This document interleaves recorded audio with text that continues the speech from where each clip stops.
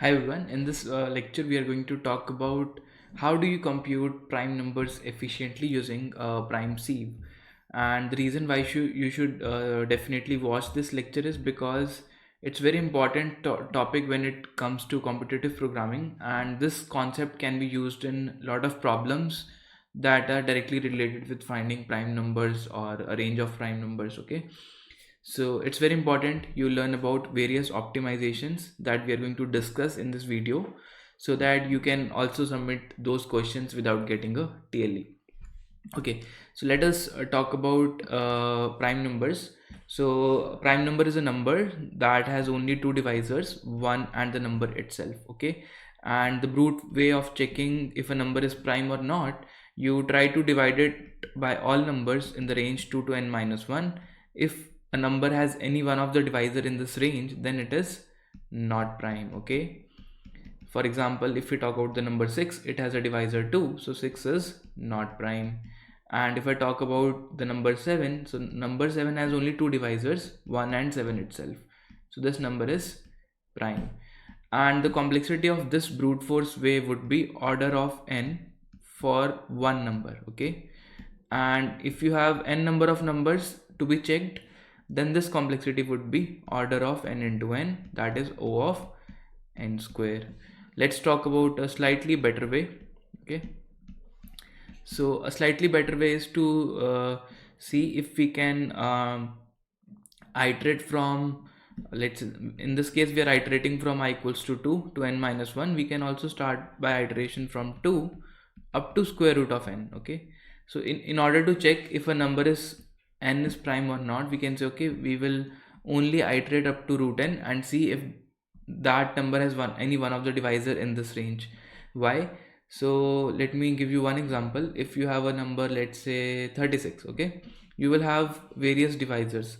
So one of the divisor will be 1 and one divisor will be 36, and we are not worried about 1 and 36, so we are worried about divisors which are in the range 2 to 35. Okay, so we have 2, we have 3, we have 4, we have 6, we have 9, we have 12. Okay, so clearly you can see these are the divisors of 36.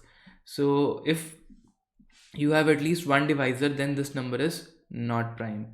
And also these divisors occur in pairs. Okay, so there is one more divisor, 18. So these divisors occur in pairs. So if you have 2, then you also have 18. If you have 3, you also have 9 or 12. If you have 4, you also have 9, and you also have 6 in this case, and 6 can be paired with itself. So clearly you can see under root of n is 6, so this is root n. So there are some divisors which are greater than root n, and there are some divisors which are less than root n. So if you have going to have a divisor which is going to be greater than root n, you will also have a corresponding divisor which is less than root n. So it is sufficient to check if a number has a divisor in the range 2 to root n. Okay, so this is one optimization we can do, and this is going to do significant reduction in the complexity. But again, this is not enough.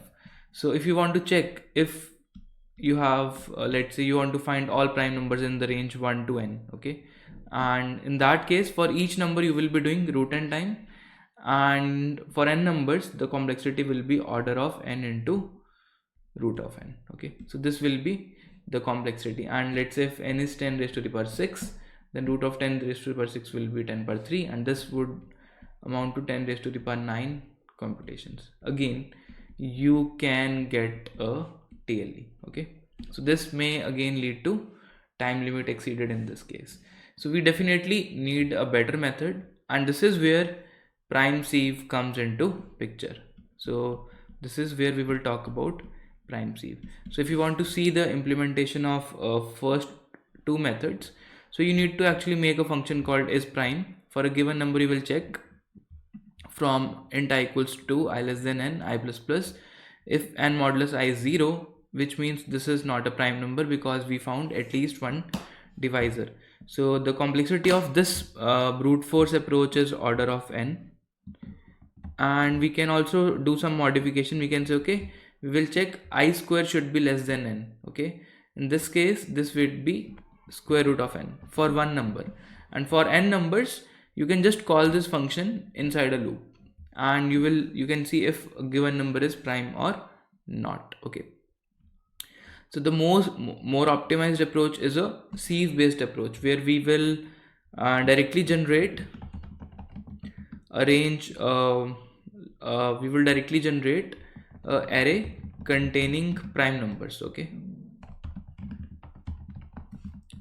so let's see how we can create a prime sieve. So let me give you one example now. Okay, so let's say you have an array like this, and let's say we want to find all prime numbers up to n equals to, let's say, 20 or something like that. Okay, so 2 3 4 5 6 7 8 9 10 12 13.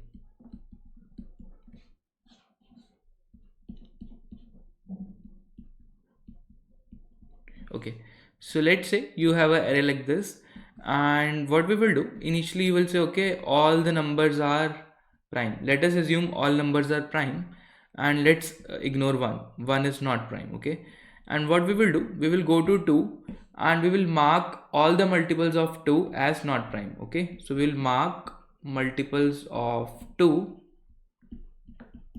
as not prime, and this we will do for all the numbers. So multiples of 2 are 4, so not prime, 6 8 10 12 14 16 18 20. So these numbers are gone.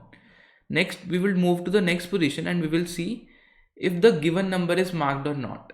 So if the given number is not marked, it means we could not find a number which was less than 3, and that could be a divisor of 3. Okay, so which means 3 is also a prime. So what we will do, we will mark the multiples of 3 as not prime. So multiples of 3 are 6, it's already marked. 9, so we will mark 9 in this case, and then we have 15, we will mark 15, and that's it. Okay, so if we had 21, we would also mark it. So next we will go to 4. So 4 is not a prime number, so we will just skip this. From 2 we go to 3, and from 3 we will go to 5. And what we will do now is, we will mark those numbers as not prime which are multiples of 5. Okay, so mark multiples of 5 in this case. Now one thing to see here is, we can mark these multiples from 5. The very first multiple is 10, next multiple is 15, next multiple is 20, next multiple is 25, next multiple is 30, and so on. Okay, so we are going to go to these positions, and we are going to mark them as not prime. Okay, so 10 is already marked, 15 is already marked, 20 is already marked. So the very first multiple that is not marked is actually 25. Okay, so the very first multiple that is not marked is actually 25.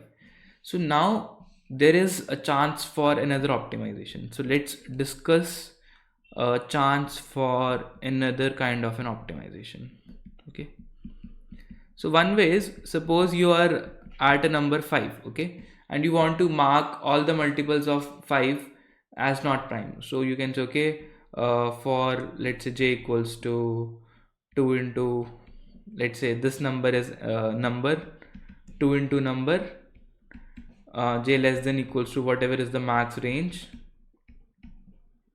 and I can say, okay, j plus equals to whatever is my number. Okay, so this loop, if you carefully see, okay, suppose we are currently at this particular number. So what I'm saying, okay, 2 into number, that means I'm going to 10, and whatever is my max range, let's say max range is 100 or 10 per 6, something like that. J plus equals to number. So every time I'm adding number to my j, so j will start from 10, it will go to 15, it will go to 20, it will go to 25, it will go to 30, and I can say, okay, primes of j is equal to false. So the jth number is not prime. This is one thing I can do. Okay, but we can further optimize this loop. Okay, so instead of starting from 2 into number, we can start from number into number. So that means we are starting from number square. Okay, so that means when I come to 5 or when I come to 7, I will directly start from 5 square. Okay, I will directly start from 25. So I will just skip this much part, and this will help me to reduce the number of iteration. And why this is true? Because if you talk about some number, let's say, which is just 1 less than 25. Okay, let's talk about a number 24. Let's talk about a number 25. And let's say you have a number 5. And just we saw that if you talk about divisors of 25, so you will have divisors which are, let's say, less than equal to 5, and there will be divisors which will be greater than equal to 5. Okay, and for 24 also, if this number is n, you will have at least some divisors which are less than equal to root n. Okay, and for 24 also, if you see, okay, you will have some divisors which are at least less than equal to 4. Okay, because we have already traversed this array, we have already traversed this part, so it means all the numbers in this range will have at least one divisor which is less than equal to 4. This is because of this property. Okay, let's say this number is n and this is root n. So for any given number n, there is at least one divisor possible which is less than equal to root n, if that number is not prime. So similarly for 24, okay, or all numbers which are less than 24, for example number 10, number 15, number 20, so these numbers will have at least one divisor which is less than 5. This is what I'm trying to say here.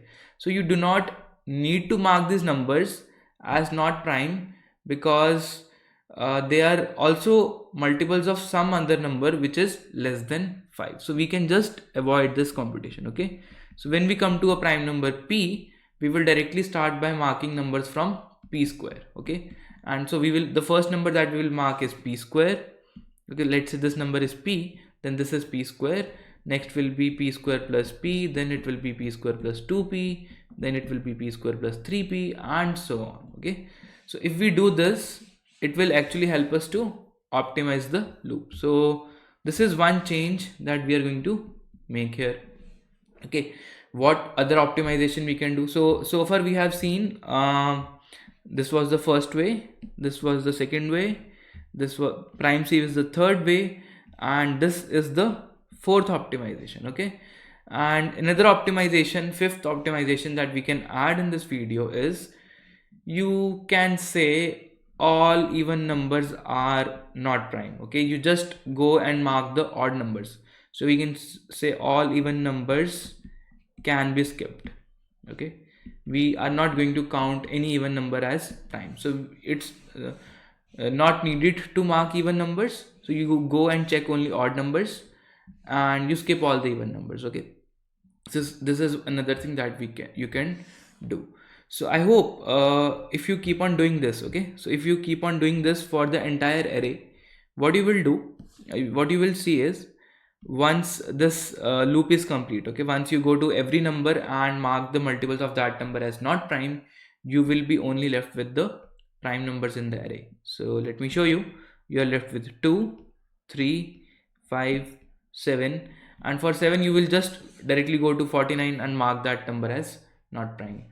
11, 13, 17, 19. Okay, so I have done this part for this array and I'm only left with the prime numbers. So 2, 3, 5, 7, 11, 13, 17 and 19. Okay, let's talk little bit about complexity also.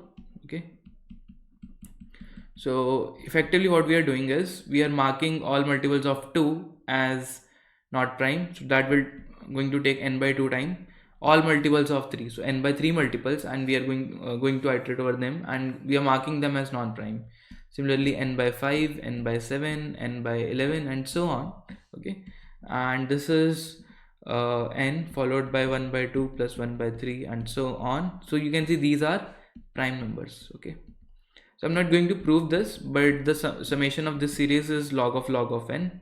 So this comes out to be order of log of n. Okay, so this is the complexity of prime sieve, and you can see if n is a large number, let's say 10 raised to the power 18, then log of 10 raised to the power 18 is 60, and log of 60 is somewhere around 7. So it's just like order of n into 7. Okay, so this is approximately linear. Okay, so this is approximately linear. So you can see we have reduced our complexity from n square to order of n, roughly. Okay, and to be more precise, this is order of log of n.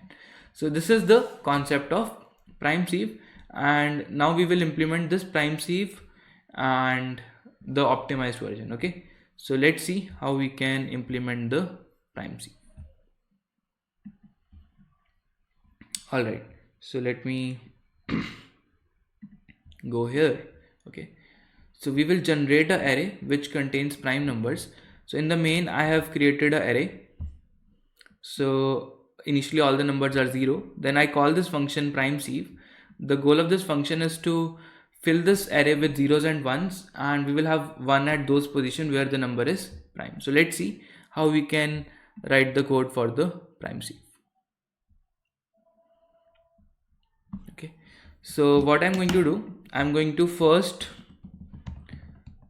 so as I said, I will just skip all even numbers. So I will first mark all odd numbers as prime because they can be the potential prime numbers. Okay, so possibly some of the odd numbers can be prime numbers. So I less than 10 power 6. So this is my maximum value of n. Okay, I can say, okay, let's assume all odd numbers are primes. So I mark them as 1. So this is kind of an initialization. And this is where the sieve code is going to be. Okay, so for LL I equals to 3, I less than equals to 10 power 6. Okay, and I plus equals to 2. So clearly I'm just jumping over all odd numbers. Okay, and if I see if the current number is not marked, okay, is not marked, which means it is prime. So if the current number is prime, what we will do, we will mark all the multiples of this number as not prime. So if p of I is 1, which means the current number is prime, mark all the multiples of I as not prime. Okay, so you can say, okay, for LLJ equals to, now this is the loop I was talking about. So you can start from 2i. Okay, you can start from 2i, and then you can say, okay, j is less than equal to whatever is the maximum limit, and you can say j equals to j plus I, or j plus equals to I, and you can say, okay, p of j equals to 0. So here instead of doing 2i, you can also do I into I, because that is going to save more number of iterations for you without actually changing the answer. And that's it. Okay, so finally when you return this array, you will have only the prime numbers which are left in this array. And there are some special cases that we need to handle. So all even numbers are not prime except 2. So we have to say, okay, 2 is always prime, and we have to also say p of 1 is equal to p of 0, and this is equal to 0 because these numbers are not prime. Okay, so 1 and 0 will be 0. So that's it. And what I'm going to do is, now let's print primes up to, let's say, some range n. Okay, so one thing you can do is you can make this constant as n, and for this can be defined in the question. So I've just hard coded for 10 power 6, and what I'm going to do is I'm taking input n and I'm just printing primes up to n, although we have computed all the primes up to 10 raised to the power 6. So let me just show you.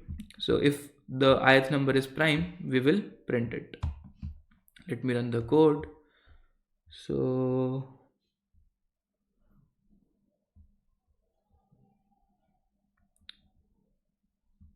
okay, so p of I, oh, this should be I equals to 3. Okay, that's it. So let me,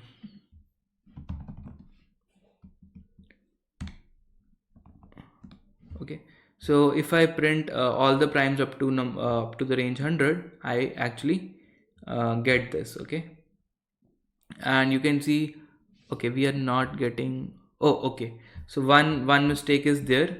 We have to skip for the,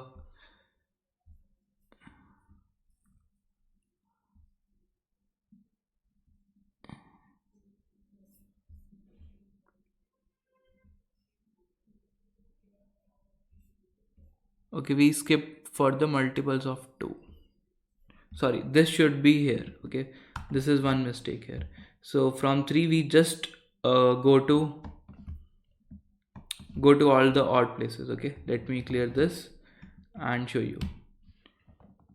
Okay, so if I want all the prime numbers in the range up to 100, I'm getting all the prime numbers. Okay, although we are computing up to 10 raised to the power 6, so accordingly you can change this value, and this is how prime sieve works. Okay, so I hope this idea of prime save is clear, and you will definitely find it useful in many of the problems in competitive coding, and we will also make use of it to solve some hacker blocks problems.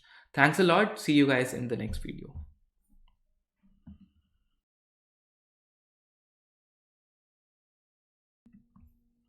Hi everyone. So we will be discussing this problem, prime visits, and as you can see, the success rate is little lesser than other problems. So let's see what this problem is. And basically, this problem is about finding prime numbers, and basically we want to count number of prime numbers in a given range A to B. Okay, so we have to count how many prime numbers are in the range A to B, and what makes this problem more difficult is you have number of queries. Okay, so you are given 1000 queries, up to 1000 queries, and in each query you will be given two numbers A and B, and you have to print the count of numbers in the range A to B. So for example, in the first test case you can see between 1 to 10 you have four prime numbers, you have 2, 3, 5 and 7, and in the second test case you again have four prime numbers, so you have 11, 13, 17 and 19. So you have these four prime numbers. So what is a possible mistake that people are doing in this question is they are trying to find the numbers in the range A to B for every query. Okay, for every query. So if you have 1000 queries, and let's say you are still using very efficient methods such as prime sieve to compute number of numbers in the range A to B, so this will approximately take, let's say, linear time, let's say b minus a time. Okay, and if you have 1000 queries, let's say this is q number of queries, and you're taking, let's say, linear time, so this will take a complexity of order of q into n. Okay, so let's say q is 1000 and n is 10 raised to the power 6, so that makes this as 10 raised to the power 9. So clearly you are going to get a TLA in this problem. The trick that we have to use to solve this problem is we actually need to avoid computing prime numbers for different queries. So we have to compute prime numbers only once. Okay, so what we will do, we can make a prime sieve and we can just run the sieve code once to pre-compute an array of primes. So the idea is to pre-compute the array of primes. For example, if you have 2, 3, 5, 7, so you put 1 at those indices where you have prime numbers and all other indices are 0. So this you can do using prime sieve, and this takes a time of order of n into log of n. So it is approximately linear. So let's say this is approximately order of n, and for every query what you can do, you can build one more array that basically denotes what is the count of prime numbers up to 7, what is the prime number count of prime numbers up to a particular position I. So you just take a cumulative sum of all of these. Okay, so up to 2 you have one prime number, up to 3 you have two prime numbers, up to 5 you have three prime numbers, up to 7 you can say you have four prime numbers, up to 10 you have again four prime numbers. Okay, so you maintain a cumulative sum of prime numbers up to a index I, and once you get an query, what you do, you subtract number of primes you have seen till 11 minus number of yeah, number of primes you have till 20, so cumulative sum of 20, that basically denotes up to the number 20 how many primes you have, minus cumulative sum of 10. So that basically subtracts how many prime numbers you have up to 10. Okay, so up to 20 you will have 8 primes, up to 10 you will have 4 primes. So this will give you 8 minus 4, 4. So basically you will be doing each query in O1 time once you have computed a prefix sum array, okay, or the cumulative sum array. So that will reduce the complexity from q into n into order of q plus n. Okay, so this is the complexity to pre-compute the primes, and this is the complexity for q queries, and each query runs in order 1 time. Okay, so this is what we are going to do. So for this part I'm going to use the PrimeSieve code. If you have not seen my tutorial on PrimeSieve, please go and watch it, and I'm just going to show you how do you run queries and do the pre-computation of number of primes. Okay, so I hope this logic is clear, and so let's quickly discuss how we can solve this problem. Okay, let me jump to the code. Okay, so I have written the code for PrimeSieve, as you can see here, and what I will do now, I will make a array of cumulative sum that is of this order, and this actually is a boolean array. Okay, so it contains 0 and 1s. So ones at those positions where you have a prime number. Okay, so this function basically fills this array.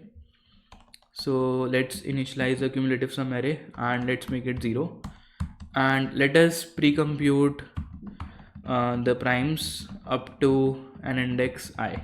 Okay, so what you can do for int I equals to 0, I less than the maximum range, so maximum is 10 per 6, I plus plus, I can say okay, let's start from 1. Okay, so cumulative sum of I equals to cumulative sum of I minus 1, whatever is the number of primes till the previous index, plus 1 or 0 depending upon the current I. Okay, so if I number is prime, then p of I will be 1, otherwise it will be 0. Okay, so plus p of I. So this p array contains 0 or 1s depending the number is prime or not. Okay, so this completes the pre-computation part. Next is I will take input the number of queries from the user, so scene queries, and I can say okay, while q minus minus, I will take input the range a and b, so int ab, scene ab, and what I can do, I can just do cout csum of b minus csum of a minus 1 and l. Okay, for every query I'm just going to give the output. So you can see this doing this operation is a order 1 operation, and this loop runs in order of q time, and this runs in approximately linear time. Okay, so this is linear plus linear, so order of n plus q. So let's see if we can get the test cases right. So this is prime visits. Okay, so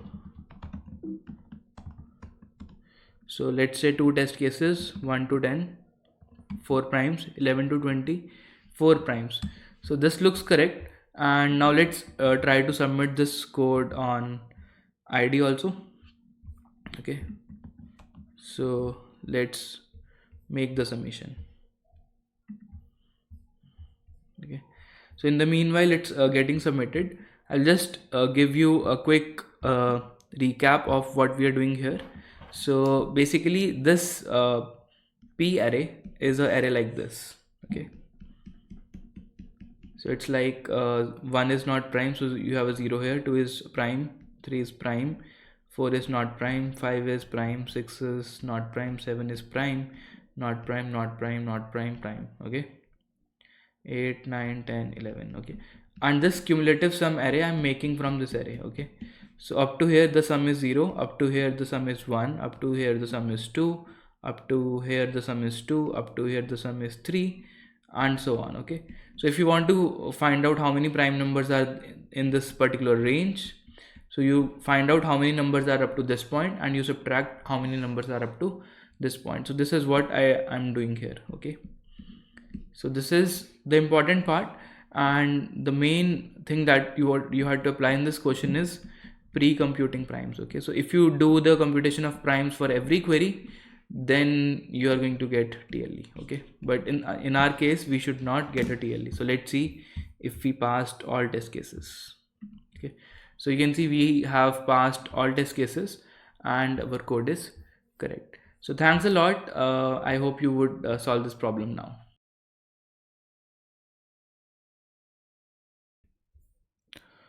Hi everyone. So in this lecture, what we will do, we will discuss about another kind of sieve that's called as bitset sieve. It's a space optimized version of sieve of Eratosthenes. Okay. So to build this sieve, we will use bitset array. Okay, so bitset is a special class in C++. For example, if you want to build an array containing 100 bits, so you can make it like this. And if you do it using a boolean array, for example, if you do bool b100, then this array will actually occupy 100 bytes. Okay, and 100 bytes would mean 800 bits, because boolean takes 1 byte.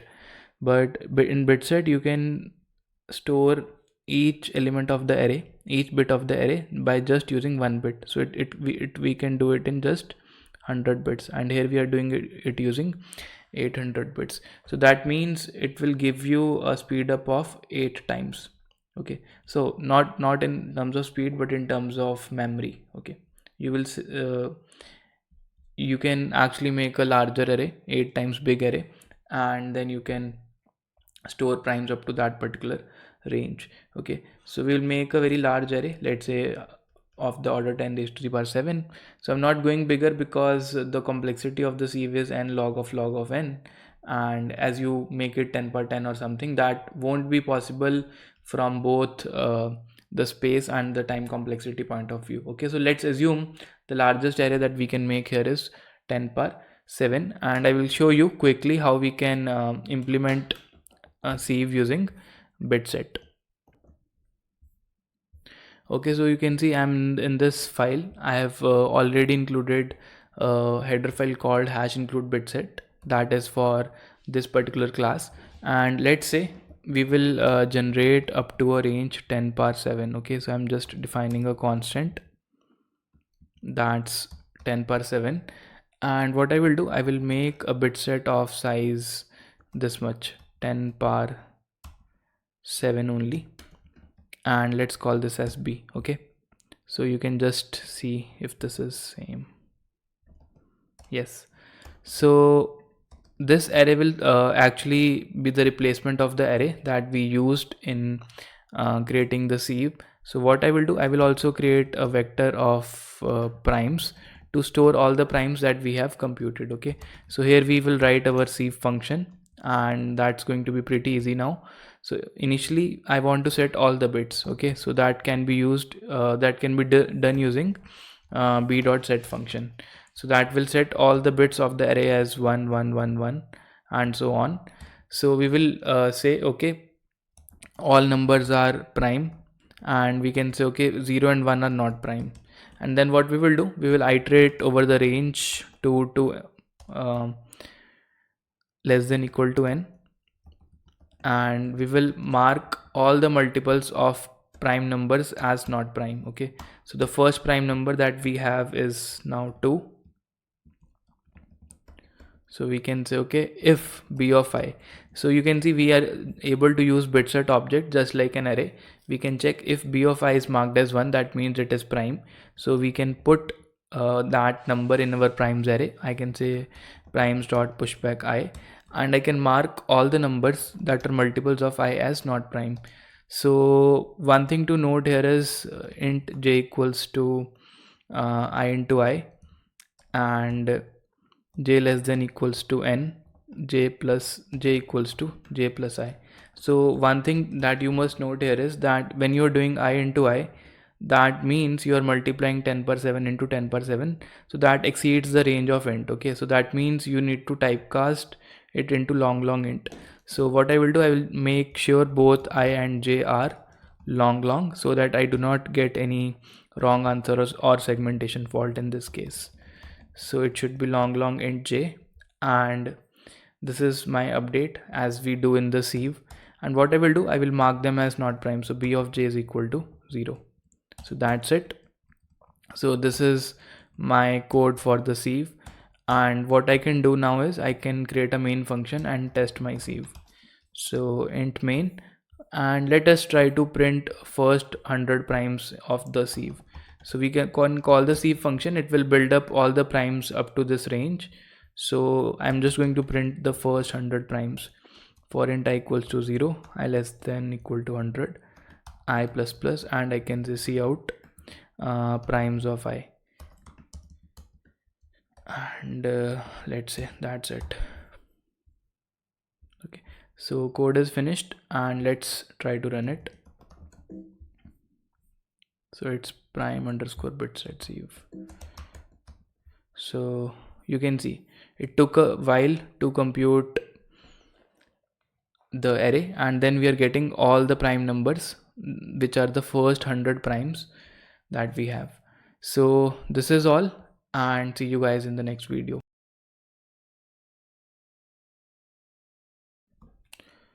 Hi everyone. So now in this video I'm going to discuss a problem in which you have to check if a given large number is prime or not. Okay, let's say number is of the order 10 power 12 or 10 power 13 or 10 power 14. Okay, or maybe any number. Okay, let's say between 0 to 10 power 14, and we want to check if this number I is prime or not.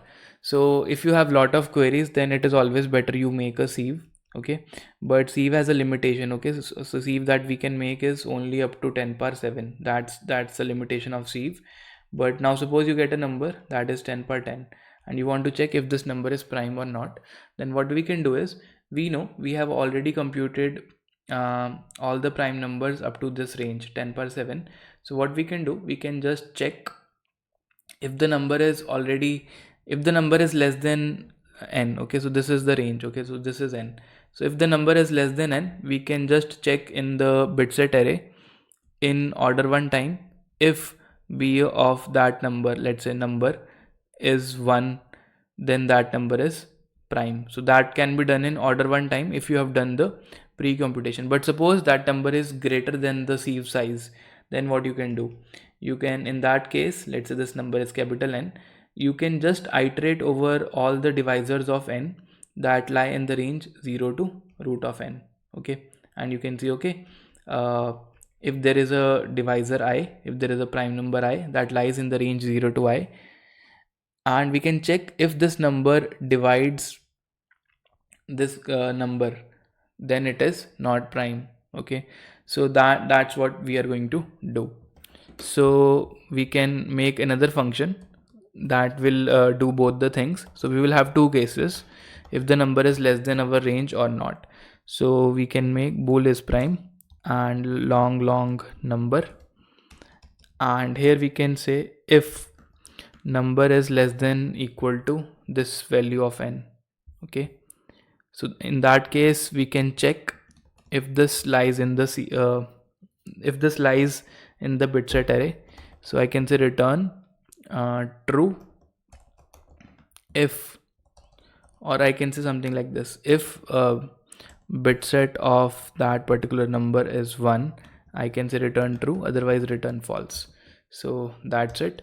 Otherwise we are in the else case, and in that case we have to put a loop. Okay, for int I equals to 0, I less than primes dot size I plus plus, and here I can say if that number modulus primes of I equals 0, then I can say return false. So as soon as I get a number that is or you can also put it as I star I should make it as long int. Okay, so long int I star I is less than equal to number. Okay, so basically we are checking it in root of number time, and we are checking if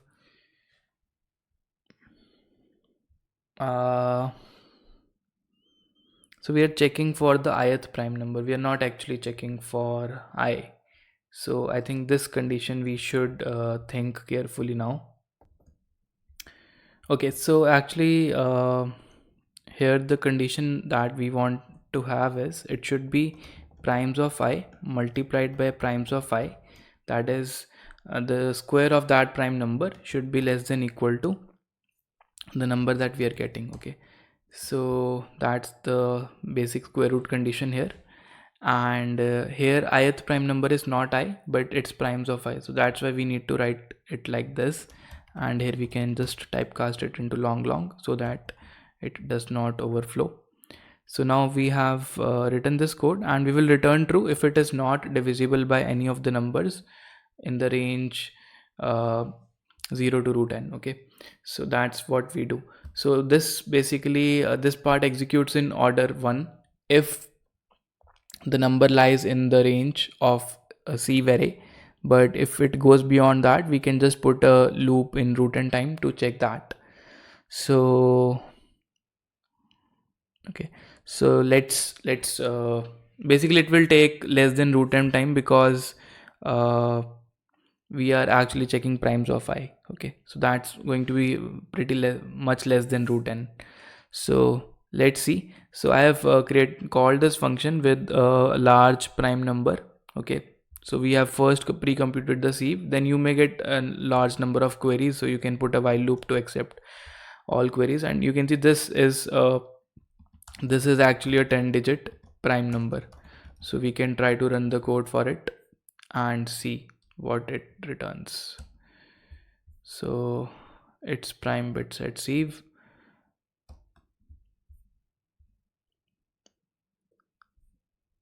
and you can see yes, it is a prime number. That's what we get. So you can try to modify, maybe make it something like 12 or 18, then it won't be a prime number.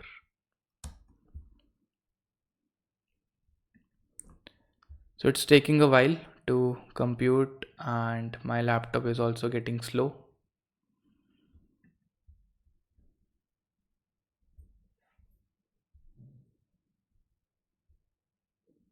Okay, so that's all for this video guys, and thanks a lot.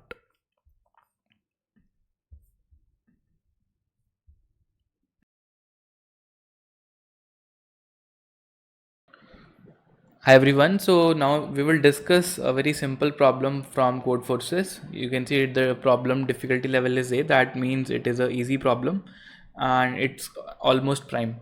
So it says a number is called almost prime if it has exactly two distinct prime divisors. Okay, for example the number 6, it has two divisors 2 and 3, so it's called almost prime. 18 has two divisors 9 and 2, so it's an almost prime. So you need to find out the number of almost prime numbers which are in the range 1 to n. Okay, and n is small, so constraint is also small, it's only up to 3000. So you have to output how many prime numbers, how many almost prime numbers you have in the range 1 to n.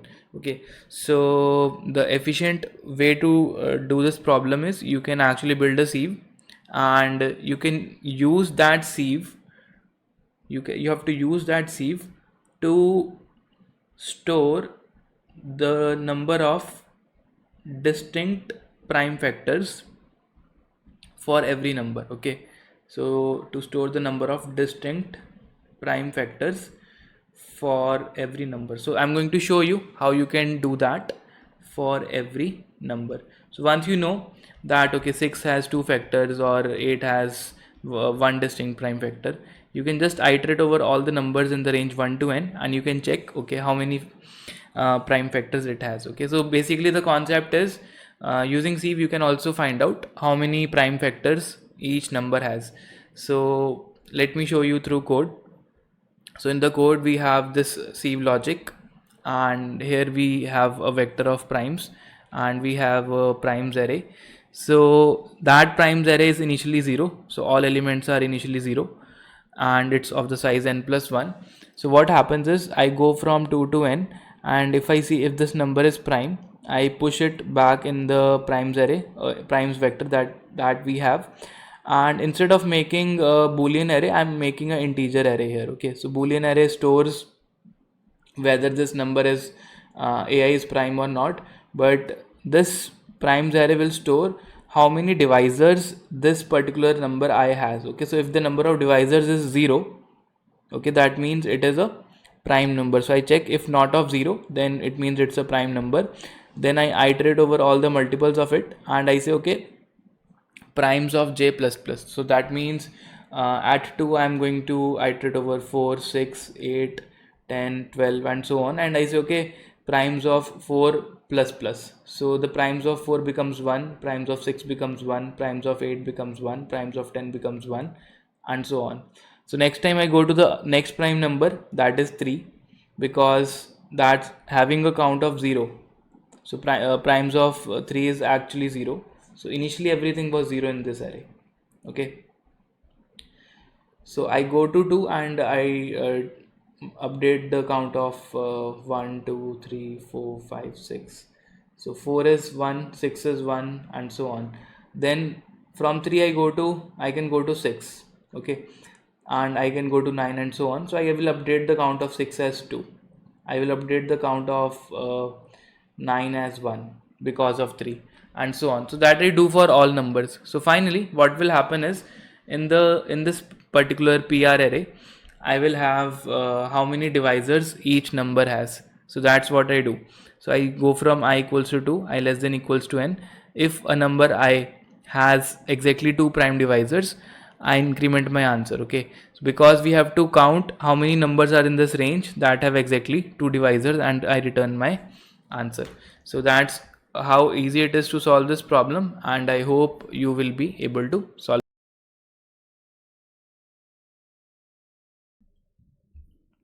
Hi everyone, so in this video we will discuss what is segmented prime sieve, and it's a very popular concept in number theory problems as well.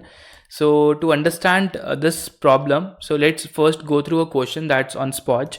It says you want to generate prime numbers, and your task is to generate all prime numbers between two numbers. Okay, for example, you will be given a lot of test cases, and each test case will contain two numbers, m and n, and you can see the constraints are pretty big. So both m and n can be of the order 10 raised to the power 9, and it's also given n minus m is less than equal to 10 power 5. Now you may ask why we cannot use prime sieve directly to solve this problem, because when you create a sieve array, the largest array that you can create is of the size 10 raised to the power 8. You cannot build a greater array than this particular size. So clearly your constraint is here it is bigger than 10 raised to the power 8. So you cannot make a primes array, and you cannot make a sieve array like this, and you can't do your work. So let's see one example. So for example, in this case you are given you have to compute all primes in the range 1 to 10, so you get all these primes. You want to compute all the primes in the range 3 to 5, you get all these primes. Okay, and the special thing about this problem is you are also given this property, which is generally not there in the sieve array. Okay, now this basically says the range, okay, the range m to n will be a smaller range. It will be of the size, maximum size, it will be 10 raised to the power 5. And you also know that maybe if you need to create an array of the size 10 per 5, you can easily do it.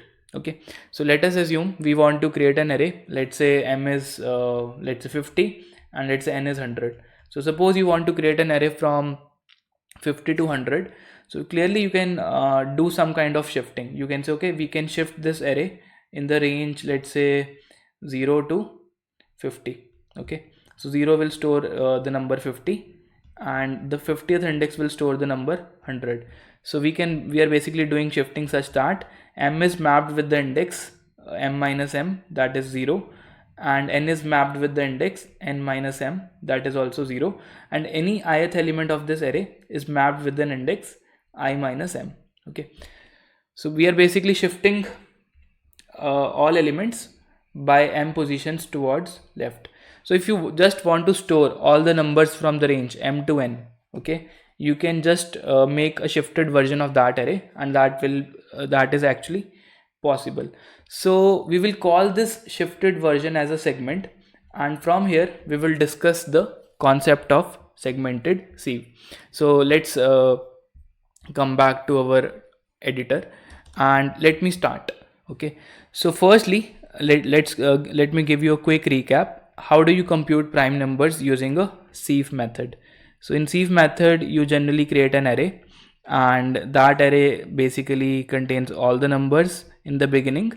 And let's say you have 2 3 4 5 6 7 8 9 10 11 12 13 and so on. So what you do, you basically pick a number and you mark all the multiples of that number as not prime. So you pick 2, you mark 4 6 8 10 12 as not prime. Then you go to 3 and you mark all multiples of 3 as not prime. So you go to 6 9 12 and so on. And finally whatever is left in the array is a prime number. Okay, so this is what you do in the general sieve method. So you pick a prime p, you pick a number p, and that's actually a prime number, and you mark all multiples of p as not prime. So this is generally what we do in the sieve method. Now in our segmented sieve, what we have another array that basically represents all the numbers from the range m to n. Okay, so let's call this array as a segment. Okay, and in actual these numbers are mapped from the index 0 to n minus m. Okay, so this is my 0th index and this is my n minus mth index. So this is the mapped indexes. Okay, and this is what it represents. Okay, so what you need to do, so suppose if you have some numbers in this array, let's say you have some number x, okay, some number n. So to check if a number is prime or not, what do you do? For example, if you want to check 36 is prime or not, so let's say this number is n, so you basically iterate in the range 0 to root n and you check if there are any divisors which lie in this range and they divide 36. So if you find a number I such that 36 mod I is 0, you say I is a divisor of 36 and 36 is not a prime number. That's what you do. So basically for any number n, you basically find out the prime numbers in the range 0 to root n. So similar concept can be applied here. So you have n that is pretty large. You have it, this is of the order 10 raised to the power 9. So that means you want to store all the primes up to root n. Okay, so what we will do, we will first store all primes up to root of n. So root of n is going to be greater than 10 raised to the power 4. So a good approximation can be 10 raised to the power 5.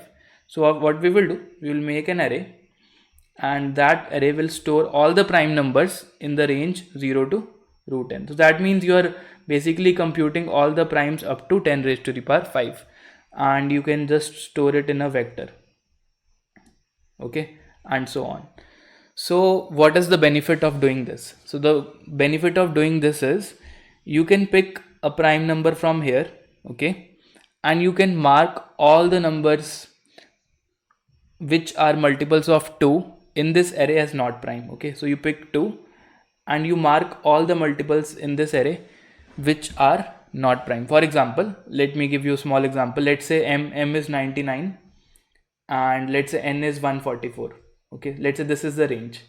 Okay, so what you need to do, you need to pick multiples of 2 in the range 99 to 144 and mark them as not prime. For example, you will have 99 here, you will have 100 here, you have 101 here, 102 here, 103 here, 104 here and so on, and let's say this is 144.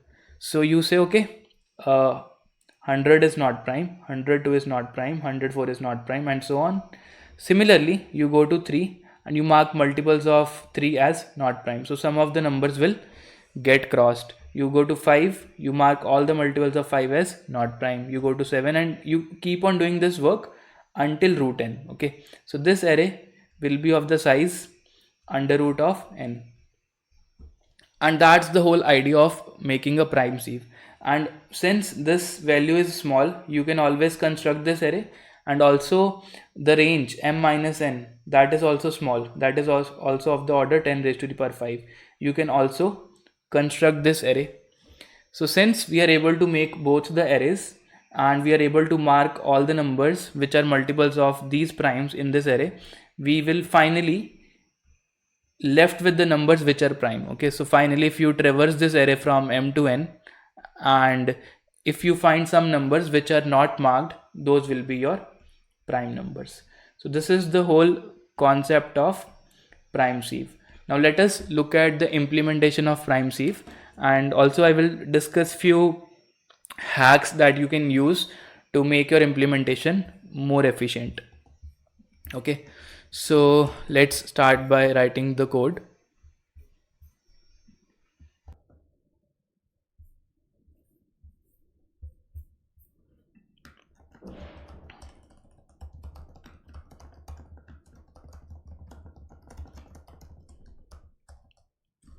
So I will include vector because I will store all the primes in a vector. Okay, so let me define some particular range.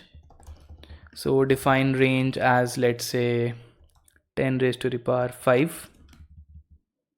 That's it. And I will create a vector of primes. Okay, and I'm also going to make another array. Okay, and let's say p of range, and I'm going to initialize it with 0. So this array will be useful. So what is range? So range is basically 10 per 5. That is the size of my primes array. Okay, so this is 10 raised to the power 5. So I've choose this value according to the constraints given in the question. So n is given as 10 raised to the power 9. So under root of n I have approximated as 10 raised to the power 5. Okay, so if it is confusing, you can just call it as n also. Okay, so that's basically under root of the small n. So constant n, that is 10 per 5. And there is another array in which I will mark a number as prime or not.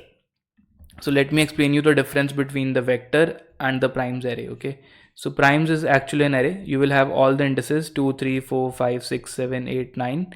But when you are iterating to mark all the numbers in this segment array as not prime, so we just need to iterate over the numbers which are prime. Okay, so in order to store all the prime numbers, I have created a number called primes, and in order to mark the numbers as not prime, I have created a array called p. That's what I have done. So let's first implement our sieve, and then we will write the code for the segmented sieve. Okay, so what I need to do, I need to iterate over the range for int I equals to 2, I less than equals to n, I plus plus.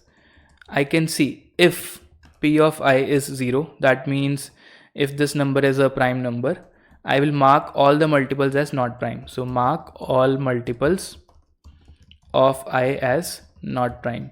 So I can say, okay, for int j equals to I, j less than equals to n, j plus equals to I can say p of j equals to 1. So that means that number is not prime.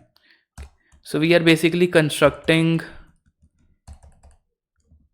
the primes array. Okay, so we are saying, okay, if you have a number 2, then in the range 2 to 10 raised to the power 5, you mark all the multiples, that is 4, 6, 8 and so on, as not prime. So you mark multiples of 3 as not prime and so on. Okay, so that's what we do. And also you need to store the prime number. Okay, store I in the primes vector. So I can say primes dot pushback I. So that will be useful because later on when we need to iterate on just prime numbers, so we can just iterate over this primes vector while implementing our segmented sieve. So this is sieve of Eratosthenes code, very short code. And now we will write the main function where we will take input from the user. Okay, so one thing to note is I will just build this sieve once for all prime numbers. Okay, so that's important to same time because you have lot many queries. So build this sieve once for all. Okay, and you can see the constraint is big enough that will handle all values of n. Okay, for example, if n is 100, I just need prime still up to 10. Okay, if n is 1000, or n is let's say 10 per 4, that means I just need primes only up to 100. But I have already computed primes up to 10 raised to the power 5, because in the worst case the value of n can be 10 raised to the power 9. So we have built this sieve once for every test case. And now we will have multiple test cases that we need to take input. So we have int t, cin t, and we can say while t minus minus. So for each test case we will get queries n and m, so we take input those. Okay, and I need to create a smaller array, that's my segment array. So I can say bool segment of n minus m plus 1. Okay, and I need to initialize it with all zeros. So I can say for int I equals to 0, I less than n minus m plus 1, I plus plus, segment of I equals 0. So initially you have to mark all numbers as not prime. Okay, and here we go with our segmented sieve logic. Okay, so now what we do now, so we have an array of size n minus m plus 1. So that the last index is actually n minus m and the first index is actually 0. Okay, and this represents the mth number and this represents the nth number. So what we need to do, we need to iterate over this array of primes. So we have a vector of primes that stores all the prime numbers in the range 2 to root n. Okay, and what we do, we pick a prime number 2 and we mark all the multiples of 2 which are there in this array as not prime. Now here we can have to do some optimizations. So let us look at what we can do. So now 2 has lot of multiples. Let's say 2 has a multiple 4, it has a multiple 6, it has a multiple 8, 10 and so on. But let us assume this m starts from 99 and let's say n is 144. Now what you need is that you need the first multiple of 2 that is just less than m. Okay, so how do you get that? Okay, so what we are trying to look is multiple of prime number p that is closest to m. That's what I need to see. So clearly 2 has a multiple which is 98. So how do we get that? We can say 99 divided by 2 multiplied by 2. This gives us 98. So we basically say, okay, let's start by marking all the numbers from 98 as not prime. But clearly 98 does not exist in this array because this array starts from index 99. That's what it does. So what we can do is we can say, okay, we will go at 98. If this index does not lie in the array, we will go to the next index. So that is 100. So 100 is there in this array. We mark it as not prime. We go to the next index, that is 102. Okay, so this jump, while implementing the loop, you can see this jump will be of 2. Okay, so we will say our increment will be by that particular prime number. So let's see how we can do it. Okay, so how do we find multiple of p that is closest to m? So the logic to do that is you have to do m upon p into p. So that will give you a starting point. Okay, and you can check if the start is less than m, you go to the next number and surely you will find that number inside the array. So that's the first thing that we are going to do. So what I can do, for auto x that is there in prime numbers, so we pick a prime number that is, let's say 2, and we will try to mark all multiples of the 2. Okay, so we first need to find a starting point. So we can say the starting point is nothing but m by x into x. Okay, and also then what we do for int I equals to start I less than equals to n, I plus equals to x. So now this is what we are going to do. We are going to mark all multiples in the range start to n as not prime. Okay, so mark all multiples of x. So that's why this increment will be by that particular prime number. Okay, so that prime number p is here x. So what I can do, I can say segment of what? So index is mapped at this particular location. So if the number is I, it is stored at this index I minus m, and that should be marked as 1, because we are saying if everything is we are using the zeroth value for not prime. So if something is 1, that means it is not prime, and we are using 0 for something that is prime. Okay, so we have this thing. Now here are few things which I need to add here. Okay, so one thing is, when do we stop? So let's say you have this primes array. Okay, so this primes is a very large vector. Okay, for example, if you have this value of m as 99 and this value of n as, let's say, 144. Okay, but we already know that primes vector is a very large vector. We have computed up to 10 raised to the power 5 in our implementation. Okay, so what we can do is, suppose you pick a prime, let's say you go from 2, 3, 5, 7, 11, and then let's say your number x, this number x is equal to 13. Okay, so the first number that 13 will mark as not prime will be 13 square.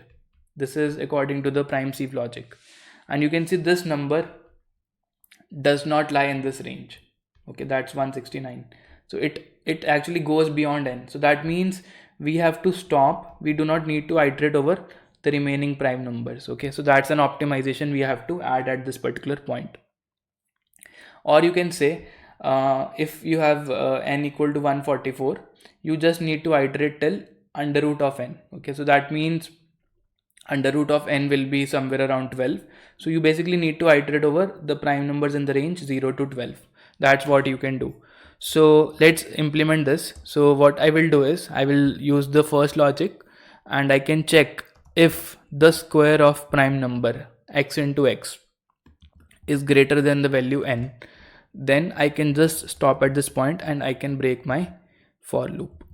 Okay, so this can be done even before starting at this particular point. Okay, so stop the loop if remaining prime numbers are not needed. That's what we do at this particular point. Okay, and now we have one corner case that we are yet to handle. So this is the case when you can have an overlapping between the two arrays. For example, let's say again you have an array from, let's say, 100 to, let's say, 10,000. Okay, let me give you a smaller example. Let's say you have to compute prime numbers in the range, let's say, 50 to 200, or let's say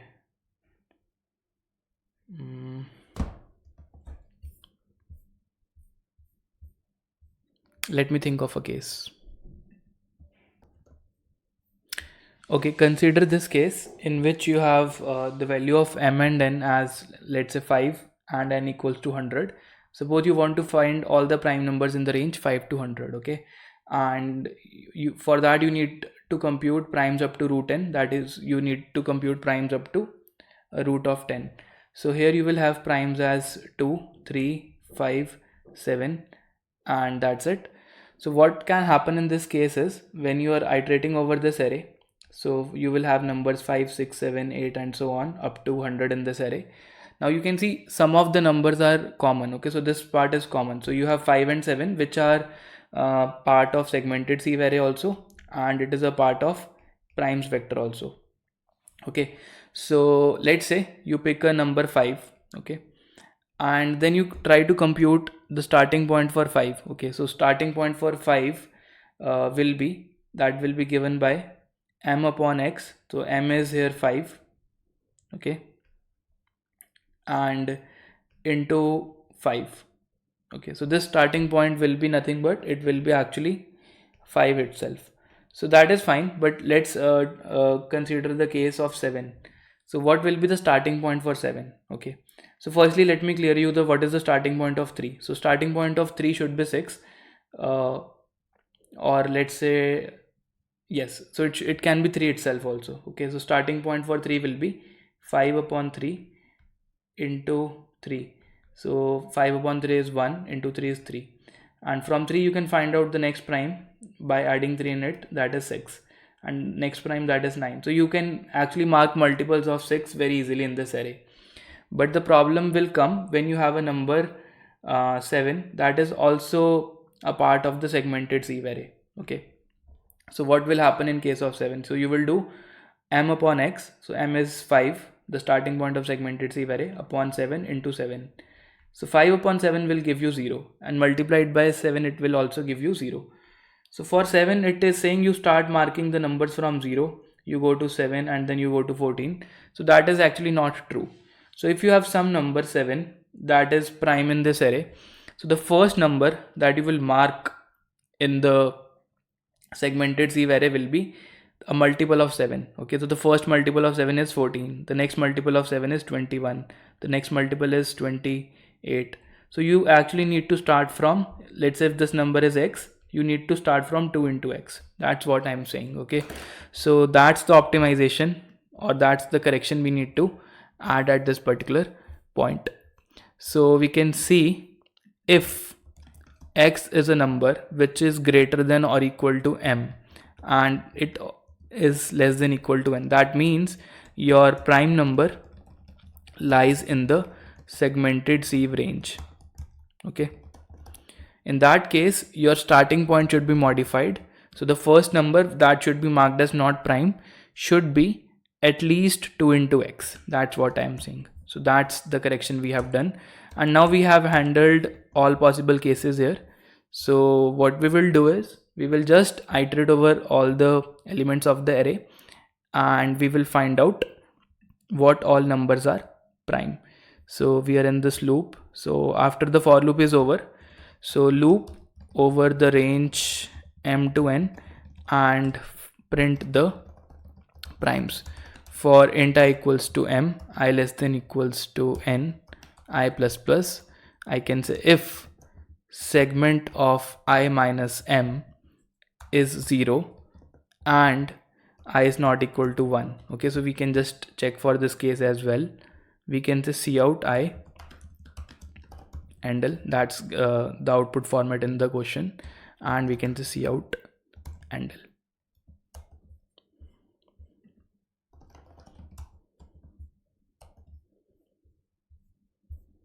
Okay, so we have okay, this should be n equal to this. Okay, so this is a warning that we can ignore. So let's try to run our code on the input.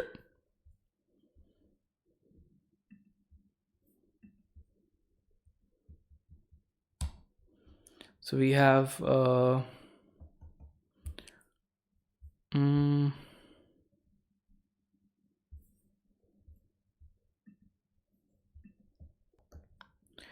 okay, so you can see I got a small error, segmentation fault, that is a memory related error. So there is a small mistake here. So I'm doing scene n followed by m. So m is a small value, so I should take input m, and then I should take input n, and hopefully that should fix the issue. And let's see and run our code. So let's say there are two test cases. I want to print all the primes in the range, let's say 1 to 10. So we are getting those. Let's say we want to generate all the primes, let's say from 150 to 200, and we are getting those as well. So I think this should work well. So let's submit this code on Spodge in the problem prime 1. Okay, so let's submit this and see.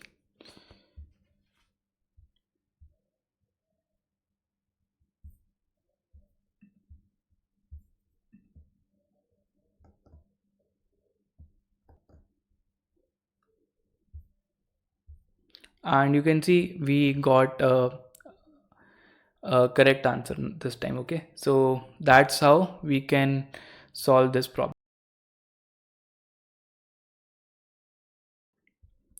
Hi everyone, so in this video we will discuss how do you compute prime factors of a given number. Okay, for example, you're given a number, let's say 24, you want to factorize it. So clearly 24 can be written as 2 into 2 into 2 into 3. So or you can say it's 2 cube into 3. So 2 and 3 are the prime factors of 24. So we need to come up with an algorithm. So we will discuss three approaches. First is the naive approach. So let's say in the very brute force approach, what you can do, you can let's say start with 24, and you can say, okay, I will try to divide it with the smallest number, that is 2. So you divide it by 2. So what you get? You get 12. Now 12 is a smaller sub problem. You need to find the prime factors of 12. Okay, so 24 can be written as 2 into 12. So we got one prime factor. So to find the prime factors of 12, we can again start with 2, and we can say, okay, 2 6 are 12, and now this 12 can be written as 6 into 2. So this becomes 2 into 2 into 6.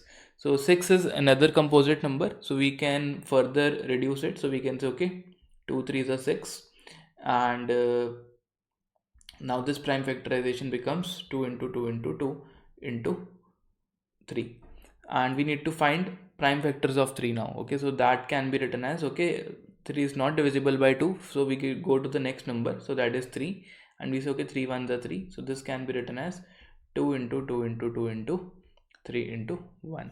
So this is how you can compute prime factorization. Okay, so what you can do is you can simply go from let's say I equals to 2, you can go till I equals to n.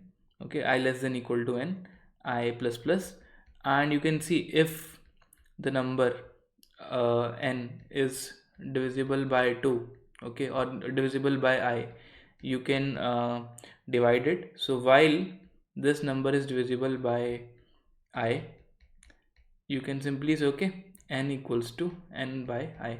So you keep on reducing the number. Okay, so for example, again, if you have 24, it's divisible by 2, you reduce it to 12. It is divisible by 2, you reduce it to 6. It's divisible by 2, you reduce it to 3.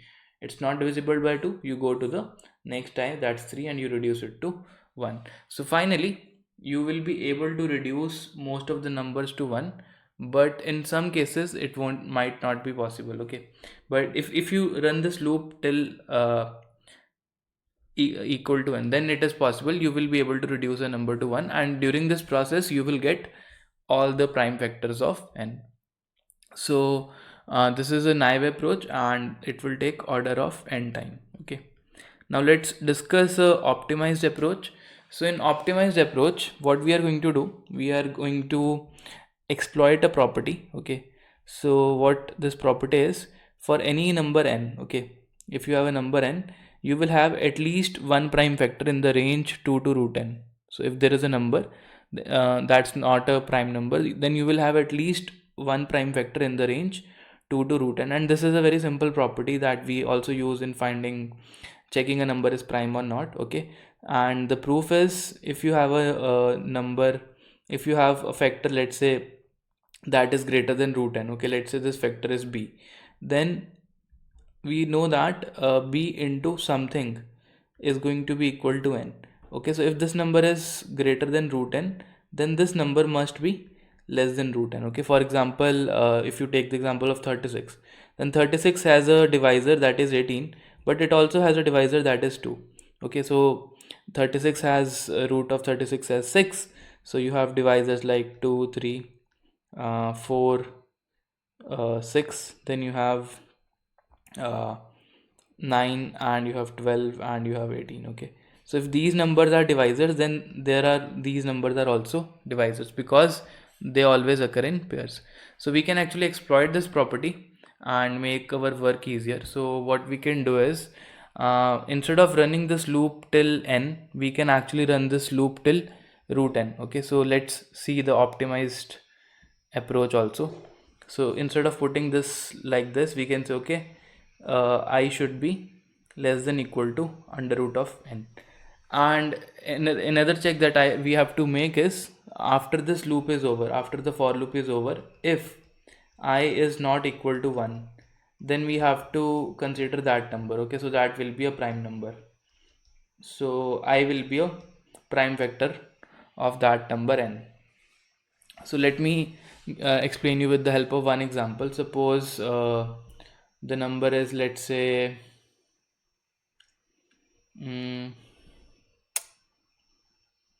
66. Let's say the number is 66. Okay, so what will happen in this case?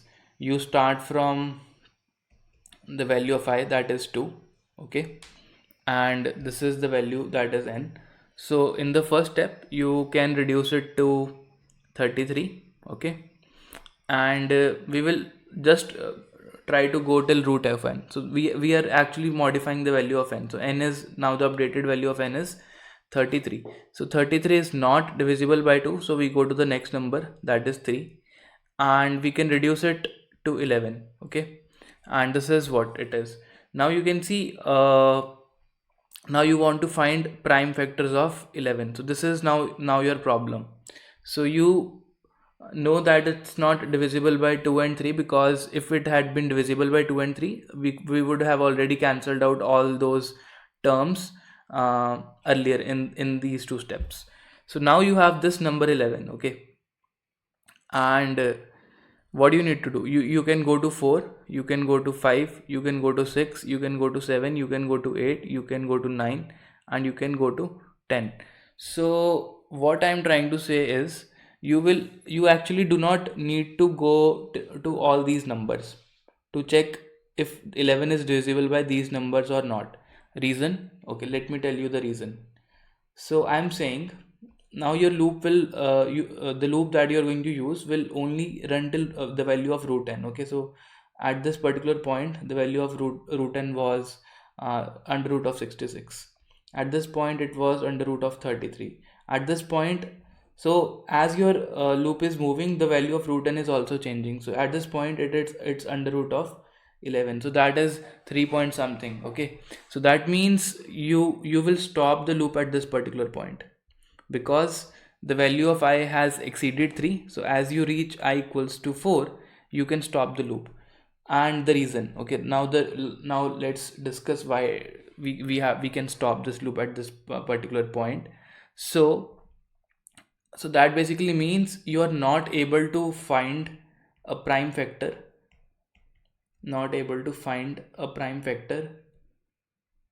that is less than root n. Okay, so that is less than root n. Okay, so we have a root of 11, that is 3 point something, and we are at I equal to 4. So we are not able to find a prime factor that is less than root n. In such a case, whatever number is left, so this number is left, so this number will be prime number in itself. Okay, so this number will be prime number in itself because of this property. So if you do not have a factor that is less than equal to root n, so that means you do not have any factor that is greater than equal to root n. So we can directly discard all these options. So that's why we can just check if this number is not 1, then this number is prime. So that's why I've put a condition: if I is not equal to 1, then I is a prime number, and that should be included in the prime factorization of this particular number.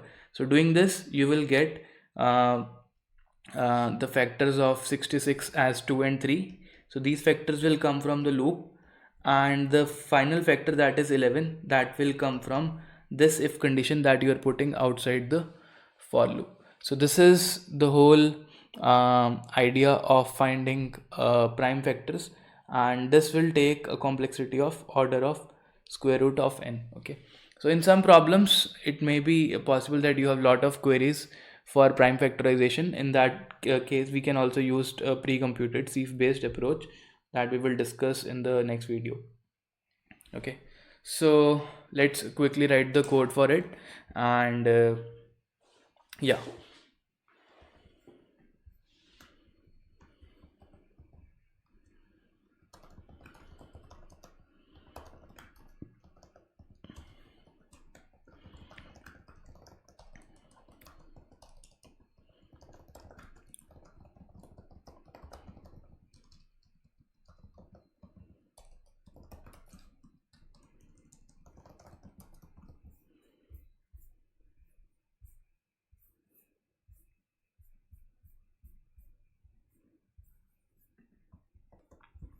Okay, so what I can do, I can accept a number n, I can say scene n, and I can say okay, print factors of n.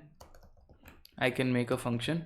So let's say there is a function called void print factors, and this accepts the number n, and here I am going to put a loop for int I equals to 2, I star I less than equals to, that is root of n, so that is this, I can say I plus plus. And here what I'm going to see if n is divisible by I. So if this is the case, I can keep on dividing it by I till it is divisible. So I can say while n modulus I is 0, I can actually create a vector to store all the prime vectors. Okay, so let's say I have a vector, and here I can say vector of pair of int. So I will store two things. I will store the prime vector and the count, how many times it divides that particular number. So let's call this as vectors, and while this divides this, so we can maintain a count. So we can say count is 0. Okay, so let me declare a variable called count, and I can say count plus plus. So that basically will tell me how many times n is divisible by I, or let's say it's like 2 cube or 3 cube, whatever is the power. So while this is divisible, I increment the count and I keep on dividing n by I, and at this particular point I can store in my vector the factors. So the factor is I, and I can use make pair, and here I can say okay, I is a divisor or I is a prime factor, and the occurrence of I is count. So that's it. And once we come out of the loop, we can check if your number n is not equal to 1. That means whatever is left is a prime number in itself. Okay, is a prime number in itself, because a prime number is not divisible by any numbers except itself.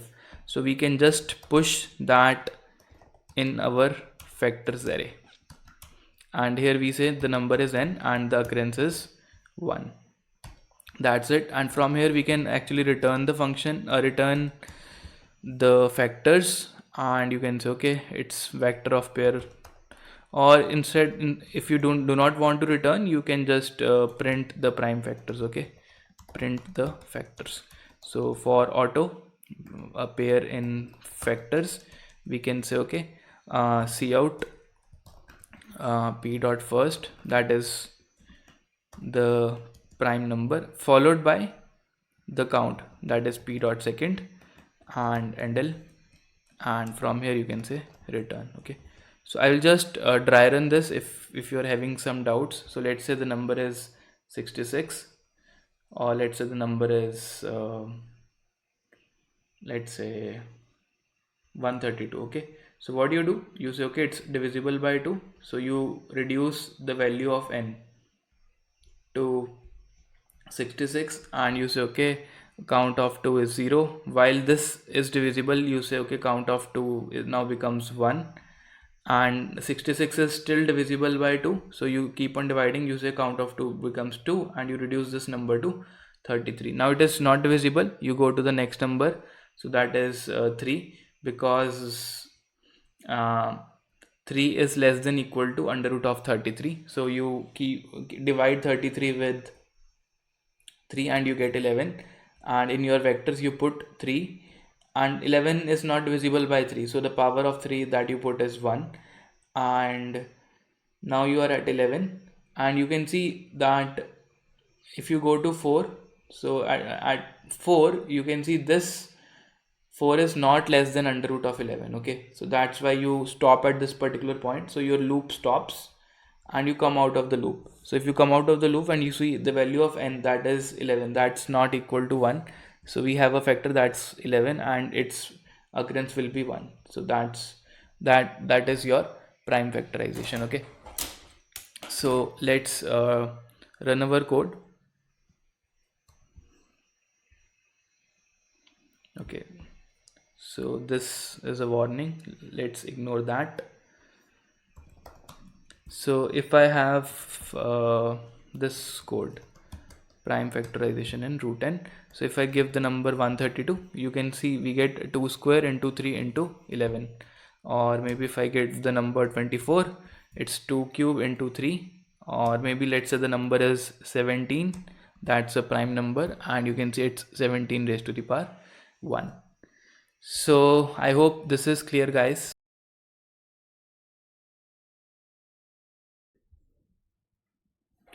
Hi everyone. So now in this video we will discuss prime sieve based approach to find prime factorization of a number. Okay. So in the optimized approach we saw that in order to prime factors we iterate over all the numbers in the range 2 to root of n. But here we will do an optimization. Okay. So what we will say, we will actually pre-compute all the primes. So this method is actually useful when you have a number of queries. Okay, so when you have to you're getting a lot of queries and you have to compute prime factors for every number. Okay, so maybe lot of values of n for which you need to compute prime factors. Okay, so in such a case what I can do is I can make a prime sieve, and that will store all the prime numbers. Okay, so we have, let's say, pre-computed all the prime numbers, and this prime sieve is sieve of iratogeneous, and it takes O of n log of n time to compute all the prime numbers in the sieve. Okay, so that is your first step. Okay, in the next step what you will do, you will actually put the same loop, but instead of dividing all the numbers you will just divide it by prime numbers. Okay, because we know that if you're putting a loop like this, 2 3 4, 4 can never be a prime factor of this number. Okay, so we will just skip over all the numbers. Okay, in this case we are going through composite numbers as well, but they are actually not needed. So if you want to find prime factorization, we can just go through uh, only through the prime numbers. Okay, for example, let's say the number is 12 or number is, let's say, 32. So what you need to do, you need to keep on dividing it with 2. So 2 16 the 32, 2 8 the 16, 2 4 the 8, 2 2 the 4, 2 1 the 2, and so on. Okay, so then you can check with 3 and so on, but we will put a similar kind of approach. So the idea is you iterate over the prime numbers that you have computed, and you do the repeated division just by only those primes. Okay, so let's see what can happen in the worst case. So in the worst case, let's say every time you will be dividing your number with some number. Okay, so maybe you divide n by 2 and then you divide n by 3, or you divide n by 7, or so on. So let us assume in the worst case you divide n by the smallest possible number to make it smaller. Okay, so how many steps you will need to make this number reach 1? Okay, so even if you're dividing this number by a factor of 2, this becomes n by 4, this becomes n by 8. So how many steps you will take to reach to a value 1? So obviously this will be order of log of n steps. So that's why this method is going to be faster than the other two methods, and pre-computation time is just this much. So the overall complexity for each query will be order of log of n if we just ignore the pre-computation time. Okay, so if we ignore the pre-computation time, each query can be solved in order of log of n time. So this is the whole idea here, and let me quickly show you with the help of code how we can do it. So I have already written the code for the prime sieve, that I'm not going to explain you again. So that's the optimized prime sieve, and here we have a function that's called as factorize. It accepts a number m, and it also gets a vector of primes. So in that vector we store all the primes which are already pre-computed. Okay, so that's what we are going to do in this case.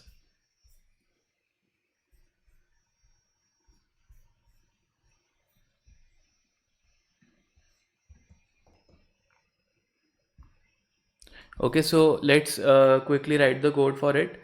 So we have this function called factorize, and here we will make a vector of factors, and we can say vectors dot clear. Okay, so that will just create an empty vector. And what I can do is, okay, so I can start from, I can pick the first prime number. Okay, so the first prime number is on the 0th index in this primes array. So this is a primes vector, so it is like this: 2 3 5 7. So I pick this prime that is at the 0th index. So what I can say is the prime number I have is going to be primes of 0, and I can say while what p square is less than equal to m. Okay, so this is the same condition we are uh, so if m is, let's say if m has a factor, then it must have one, if m is not prime, then it must have one factor that must be less than equal to uh, root of m. Okay, that's what I'm saying. Okay, so that's the stopping criteria. So what I will do is I will check if m is divisible by this prime number. So if m is divisible by 2, so if it is yes, if it is divisible, so what I can do, I can say okay, factors dot push back uh, the number. So that number is p. Okay, and I'm not storing count. If you want, you can make a pair and store the count as well. And here we will put another loop. While m is divisible by p, we will reduce m further. So we can say m equals to m by p. Same step that we have done in the other approach as well. So that's it. Now we have to go to the next position. So in order to go to the next position, what you need to do, you need to do I plus plus, and you have to update your prime. So p equals to primes of I. So you could also put a for loop, that's also fine. So we are just putting a while loop here. Okay, so while p square is less than equal to m, we reduce that number, we go to the next number. So I is now 1 and p is equal to 3, and we do the same steps for the next prime number. Okay, so p is 3, I is now 1, and similarly so on. And finally, when we come out of the loop, we can check if m is not equal to 1. Okay, so whatever number is left, if that is not equal to 1, it means that number itself is a prime number. So I can say factors dot push back m, and that's it. And from here you can return factors. Okay, so here is our main code. In the main code, we make a prime sieve. So this can be a large sieve as well. So whatever range you want to make, you can make. And then we have the test cases. For in each test case, we are getting a number, and for each number we are computing the factors, and then we are iterating over the factors vector that we get from the factorize function, and we are going to print the factors of it. Okay, so let's try to test our code.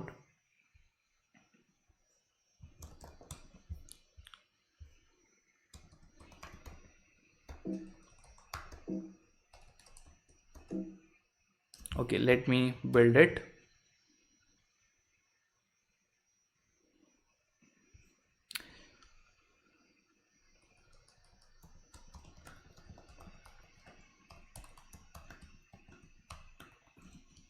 Okay, so this is actually an issue with my compiler, but it should work. Okay, so that's fine.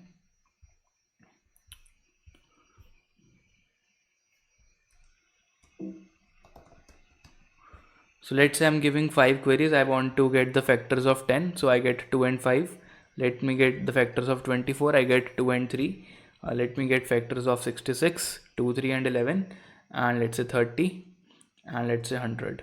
So you can see we are able to extract prime factors of all the numbers, and this method is little faster than the other methods that we have discussed. So I hope this prime factorization logic is now clear, and you will be able to solve factorization problems.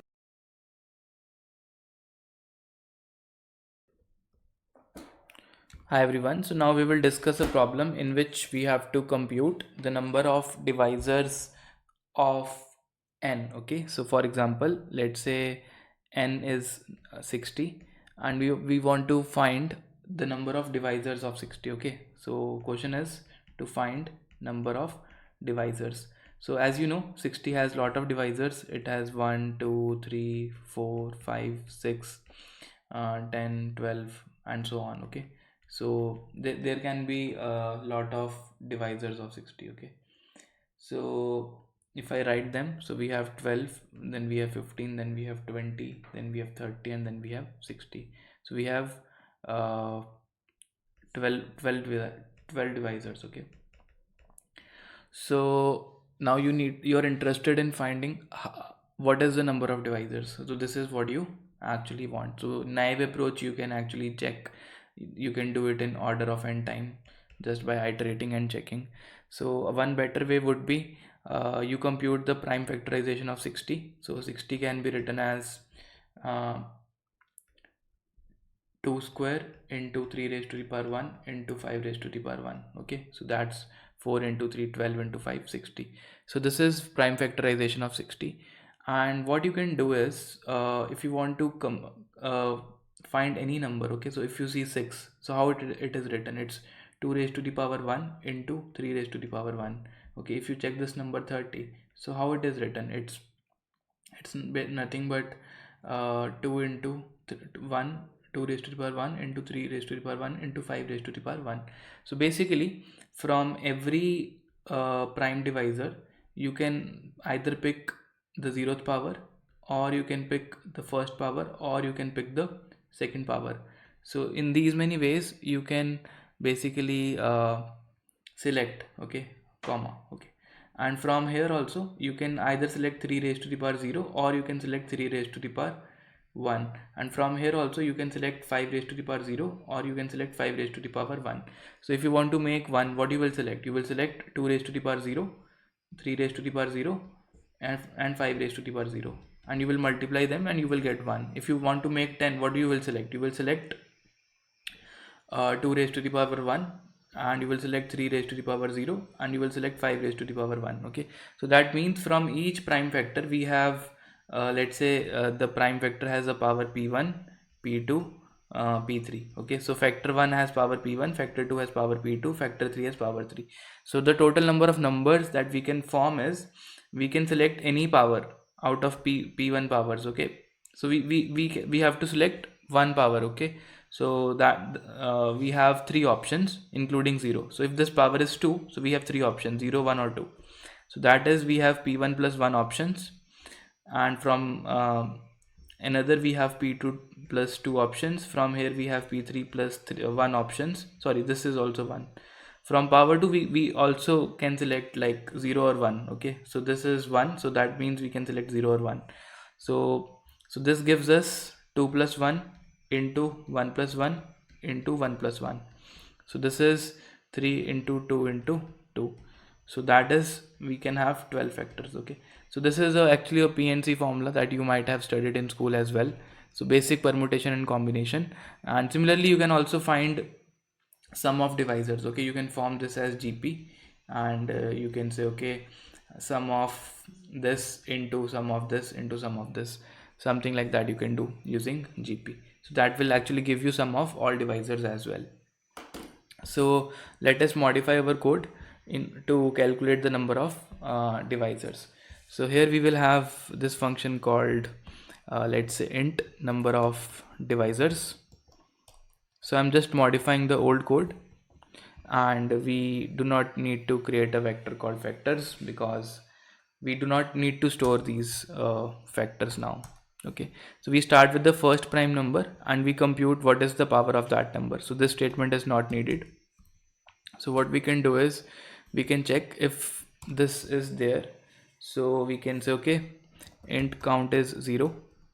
So count basically denotes what is the power, and here we can do count plus plus. Okay, and here we can say, okay, we have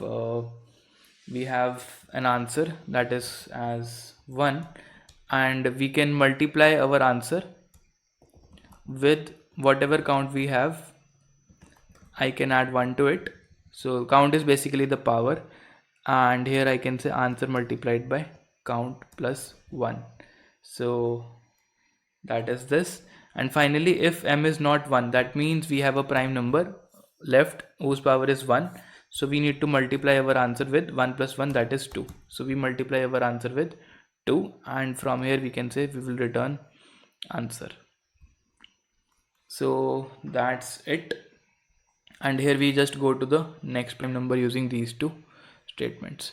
So what I can do is, now I can say, okay, int divisors equal to this, or I can say yes, int divisors equal to this, and I can say cout the number of divisors. Okay, factorize. Okay, so function is now number of divisors.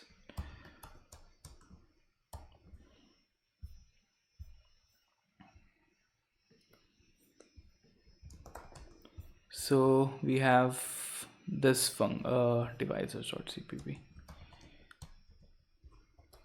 Okay, you can see 60 has 12 divisors. If I give some other number, let's say 10, so 10 has 4 divisors. So those are 1, 2 and 5 and 10. Okay, so we have 4 divisors for 10. So I hope this is clear, and you will be able to compute divisors as well as sum of divisors. That is your homework now.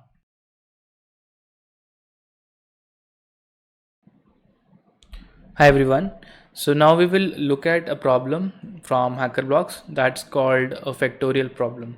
So very interesting problem statement. It says you are given two integers n and k. You need to find out the maximum value of x such that n factorial modulus k raised to the power x is 0. Okay, so this is what you need to find out. So you need to find out this x such that n factorial is completely divisible by k raised to the power x. That's what it is that you need to find out, and you are given the values of n and k. Okay, so let's see one example, one sample input. So let's say the first test case has the value of n, that is 5. Okay, and the value of k, that is 2. So n factorial, so what will be n factorial? It will be 5 into 4 into 3 into 2 into 1. And what is k? K is 2. And what is k raised to the power x? That you need to find out. Okay, so if you want that n factorial must be divisible by this, then you need to find out the highest power of 2 in n factorial. Okay, so you can say this is nothing but 5 into 3 into 1 into 2 raised to the power 3. So the highest value of x in this case, it can be 3. So you can see the output is 3 in this case. Okay, so that's that's how you have to solve this problem. So now you might think that it is related somewhere with the prime factorization. Okay, because let's say if k is 10, okay, and you want that n factorial must be divisible by k or k raised to the power x. Let's say if k is 10, then you need to factorize k in the form 5 into 2, and from the n factorial you need to find out the highest power of 5. Let's say the highest power of 5 is m, and the highest power of 2, let's say this highest power of 5 and 2 in n factorial is m and n, and maybe we have some other numbers, let's say 1 3 6, no 3 6 we cannot take, and some other prime factors. Okay, let's say p1 p2 p3 and so on. Okay, so basically we are interested in finding the powers of prime factors, only those prime factors which are there, which are also the prime factors of k. That's what you need to find out. Okay, so here we must have that x should be at least x should be at least m. Okay, if you want to, or you can say m should be greater than equal to x, and n should also be greater than equal to x. So if you have something like this, then you will say okay, x should be minimum of m comma n. But it is also possible that there are more number of prime factors. For example, suppose n factorial contains 5 raised to the power 3 and it contains 2 raised to the power 8. And then what should be the highest power of x, so that these terms cancel out. So obviously in this case the highest power of x should be 3, because if x is 8 or x is greater than 3, you won't be able to cancel this 5 out. That's what I'm trying to say here. So let us formulate the logic in a more mathematical manner, and then we can easily solve this problem. Okay, now let me say that your number k can be written as, in terms of prime factors, p1 into p2 into p3 up to p of l. Okay, and every prime factor will have some power: p1 raised to the power k1, p2 raised to the power k2, p3 raised to the power k3, and pl raised to the power kl. So this is how you can write each k. Okay, so for example, if let's say k is 24, then you can write it as 2 into 2 into 2 into 3. So this can be written as 2 cube into 3 raised to the power 1. So it is p1 raised to the power k1 into p2 raised to the power k2. So that's what I'm saying here.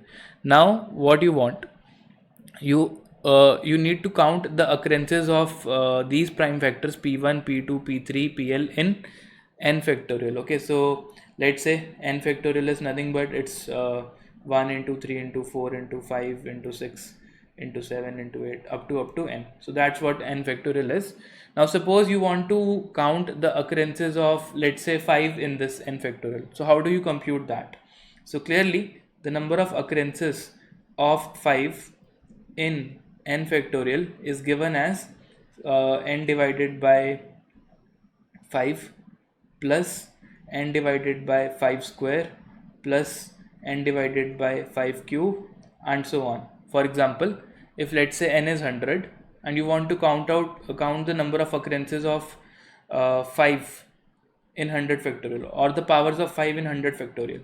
So what do you need to do? You need to do 100 by 5 plus 100 by 5 square plus 100 by 5 cube. Since this term becomes 0, so you stop. So this is 20, this is 4, so this answer comes out to be 24. Okay, and why this is correct? Because if you carefully see what is n factorial, so n factorial, 100 factorial can be written as 1 into 2 into 3 into 4 into 5, and somewhere you will have 10, then you will have 15, then you will have 20, then you will have 25, then you will have 50, 75, and so on. Okay, so you want to count out how many numbers contain a 5. Okay, so 5 contains a 5, 10 contains a 5, 15 contains a 5, 20 contains a 5, 25 contains actually 2 5s. Okay, 50 contains 2 5s, 75 contains 2 5s, 100 also contains 2 5s. So number of 5s will be 100 by 5. Okay, so that will basically give one 5 from each multiple of 5. Okay, so that is 25s, and there are some multiples like 25, 50, 75 and 100. So they contains 2 occurrences of 5. So if you need a number that contains 2 occurrences of 5, so that number will be at least 5 square and multiples of 5 square. Okay, so this is 5 square, this is 5 square into 2, this is 5 square into 3, this is 5 square into 4. Okay, so you will get 1 5 from each of these multiples. So it is 100 divided by 25. Okay, so that is 4. So this is how you will actually find out occurrences of the pth prime from the n factorial. Okay, so now let's say the occurrences of primes p1, p2, p3 up to pl in, okay, so occurrences of primes in, okay, occurrences also means counts. Okay, so counts of primes in n factorial is, let's say, c1, c2, c3, c4 up to c of l. So if there are l prime factors, then we know the count of each, and we also know that in order to completely divide this, so n factorial can be written as p1 raised to the power c1, okay, p2 raised to the power c2 up to pl raised to the power cl into some other numbers that we are not bothered about. okay, divided by p1 raised to the power k1, p2 raised to the power k2, up to pl raised to the power kl. And also this is the value of k. And what about k raised to the power x? Okay, so if you compute k raised to the power x, that means you will multiply all these terms x number of times. Okay, so that would mean this is p1 raised to the power k1 into x, p2 raised to the power k2x, k3x, klx, and so on. So that means you can actually verify. Okay, so if you do p1 raised to the power k1, and if you say raised to the power x, so this is nothing but p1 into k1 multiplied by x number of times. Okay, so that is nothing but p1 into k1 plus k1 plus k1, how many times? X times. So that is nothing but p1 into k1x. That's what it is. So now you have something of this kind, and if you want that this term should cancel out this term, okay, so we will get a condition here. So we will have that k1 into x, so we should have k1x, k2x, klx. So k1 into x must be less than equal to c1, k2 into x must be less than equal to c2.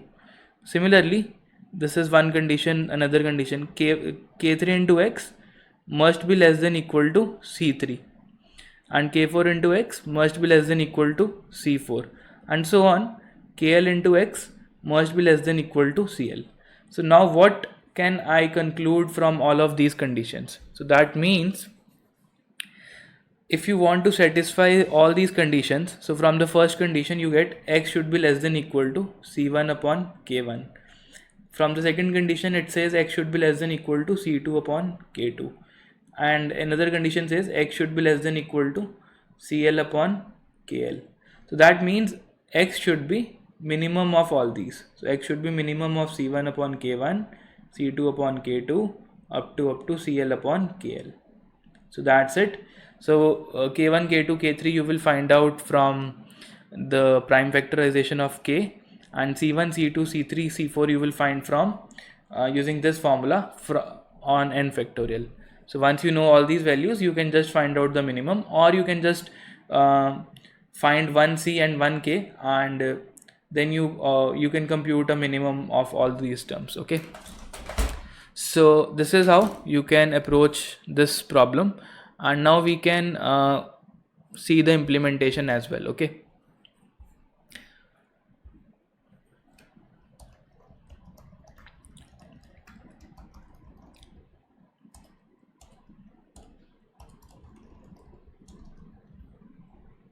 so question is a factorial problem.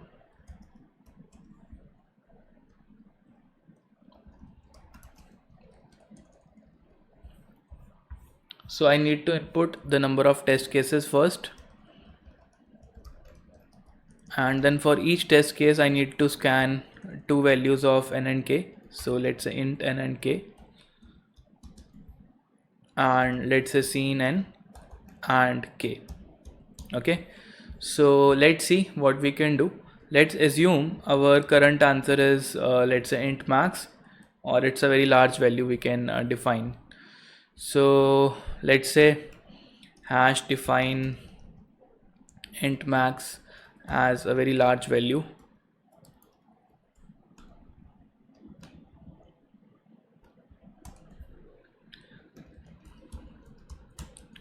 and then what I'm going to do, I'm going to first find out the factors. Okay, so let's find out the factorization of k. Okay, so we will find factors p1, p2, p3 up to pl along with their powers. Okay, so what I will do is I can put a loop from int I equals to 2 up to I star I less than equals to k I plus plus. So this is the prime factorization loop. So I will just give you a recap. How do I do it? So suppose the number is, let's say, 50. So I start from 2. I say okay, if 2 divides 50, so keep on dividing 50 unless it's not divisible. Okay, so 50 divided by 2, what I get is 25. Okay, so now what I do, I go to 3, it's not divisible. I go to 4, it's not divisible. I go to 5. So I say, okay, keep on dividing 25 unless I get till the time it is divisible. So I divide 25 by 5, I get 5. I get 5. I divide 5 by 5, I get 1. So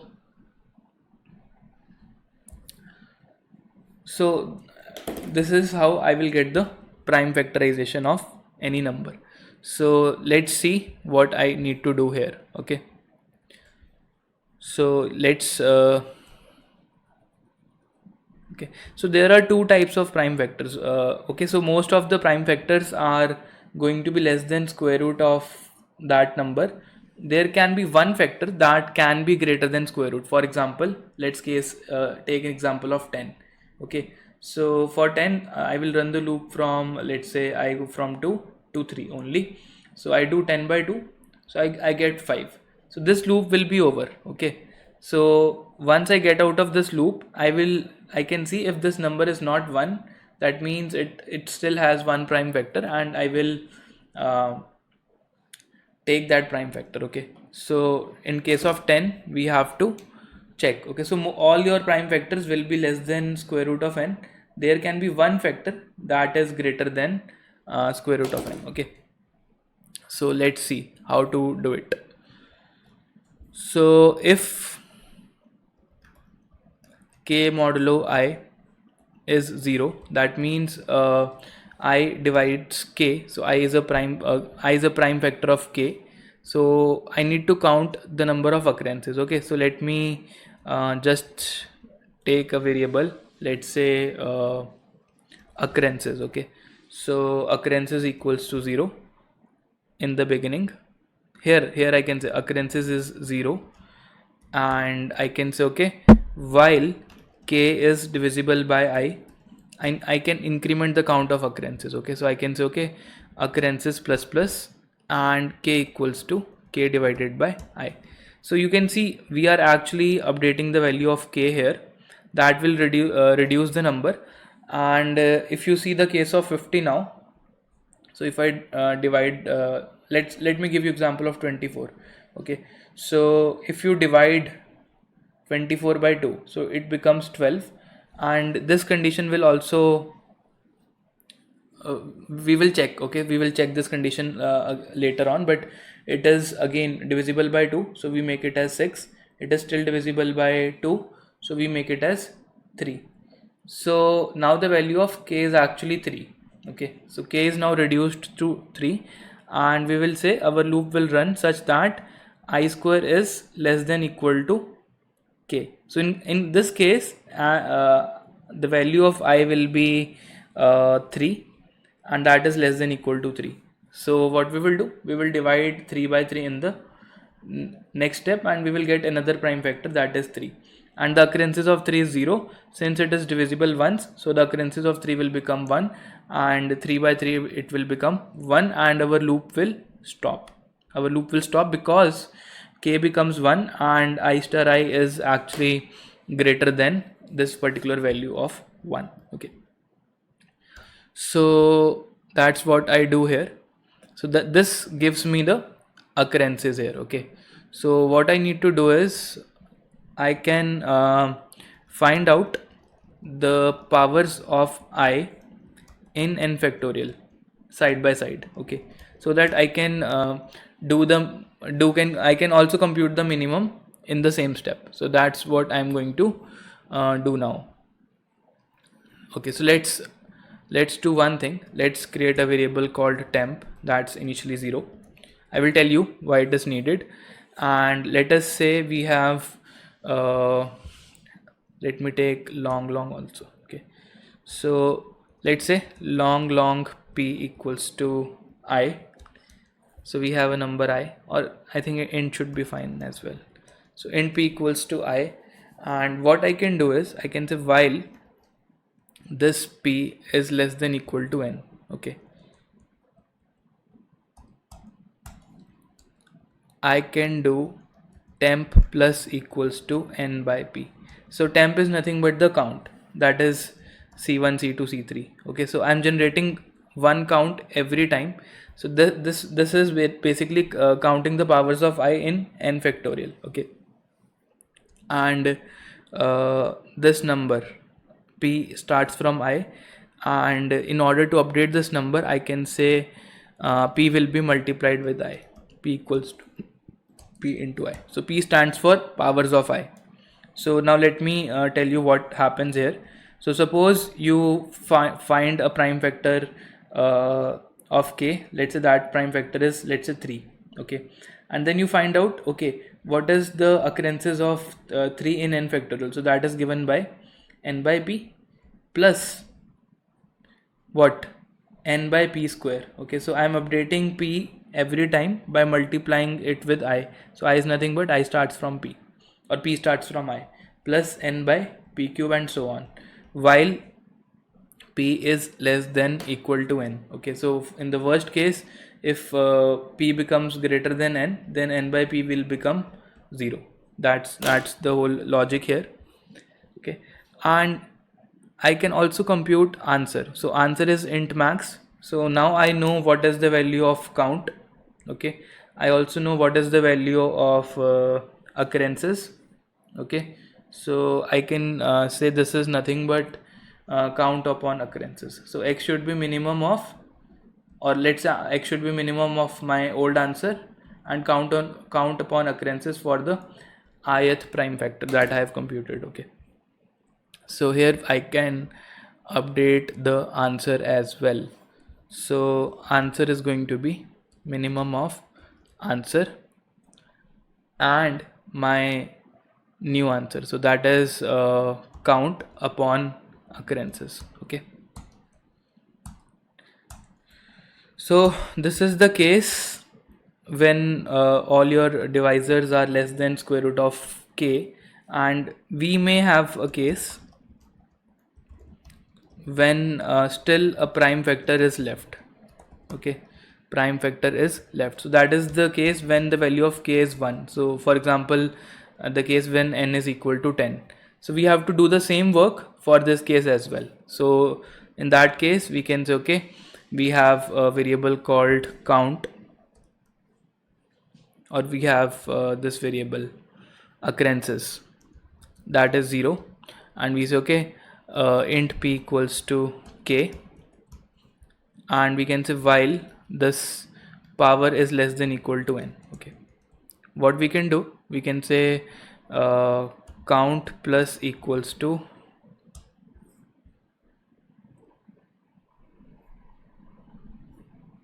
okay, let me just so basically we need to do this part again. Okay, so the prime factor that is left, so that is k. So k will be a prime number. Okay, and the occurrences of that prime number will be always 1. So the value of occurrences will be 1. We just need to find out the value of count.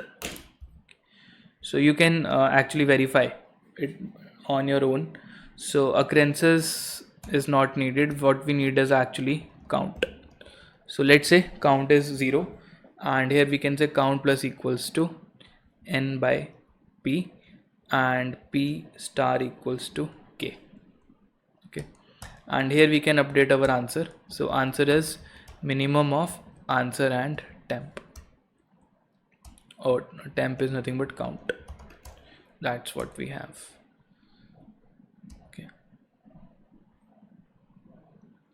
Okay, and it is also possible that n factorial does not contain all the prime factors of k, or in that case we can see if answer is not getting updated.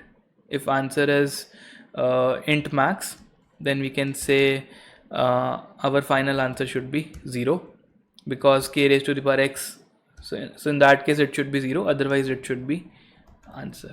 Okay, that's it. Okay, so let me give you a quick recap what we have done. So I hope this much part is clear. Okay, so here we are just finding out the minimum of c1 upon count k1, and next time we compute the count c2, and we have the count k2, and so on. Okay, but it is possible that in the end, when this loop is over, we will have one prime factor which is left in some cases, okay, and that prime factor will always have a power of 1, okay, and that prime factor is k. So we say p equals to k, and while p is less than equal to n, we say okay, what is the power of k in n factorial? So that we do by n by p plus n by p square and so on, same logic. And finally we say okay, answer is minimum of our previous answer, and the new answer is count upon occurrences, so that occurrences is 1. So that answer is updated, and we see if answer isn't max, that means we couldn't find factors of k in n factorial. In that case, the power of x should be 0, and finally we see out our answer.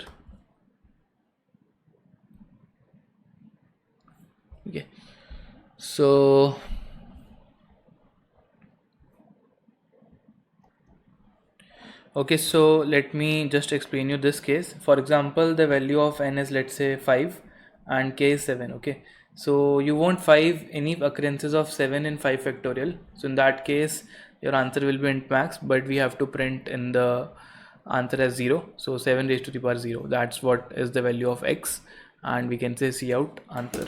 So let us test our code. Okay, so build is successful. Let's say we have 3 test cases. Let's say when we have 5 and 2, so we get 3. We have 1002, so that's 994, same as the sample output. And let's say when the n is 5 and we are looking for occurrences of 7, so that is 0. So it means this solution is correct. Okay, so I submitted it on HackerBlocks. I got a wrong answer in 2 test cases. So probably because I was using int here, so I should use long here. So let me try it again, and let's see if this goes well. Because you're doing p equals to p into I, so that might lead to overflow. So it should be actually a long value, okay, because you're multiplying a lot of numbers in p. Okay, so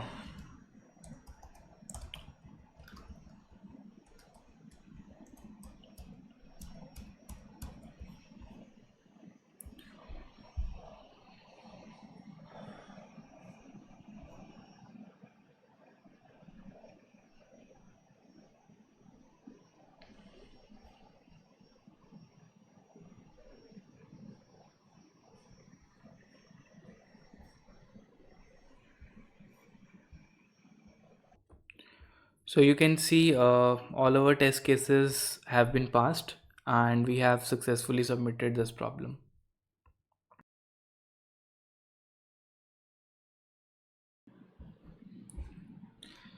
Hi everyone. So now we will discuss a problem from Spotch. It is a product of 3 numbers. You can see this is the problem, and it says you are given an integer n. You have to find 3 distinct integers a, b, and c such that a, b, c all of them are greater than equal to 2, and product of them is equal to n, okay. And if it is not possible to factorize a given number as a product of 3 numbers, then you have to um, tell it is impossible to do that, okay. And it is possible that multiple answers are possible. You can print any answer, okay, and you are given multiple test cases, and you can see the number is of the range 10 per 9, so it's a medium difficulty problem, okay. And okay, so what you can do is let's say you have a number n. So firstly what you can do is you can compute prime factors of n, okay. So you can compute prime factors of n, okay, 2 raised to the power p, 3 raised to the power p2, and 5 raised to the power p3, and so on. So if a number has, let's say, at least 3 prime factors, then the answer will be always yes, and you can make out 3 numbers out of them. But let's see one example here. So suppose the number is 64, then 64 has only single prime factor, and that is 2 raised to the power 6. And you can see the answer is still yes, because you can express 64 as 2 into 4 into 8.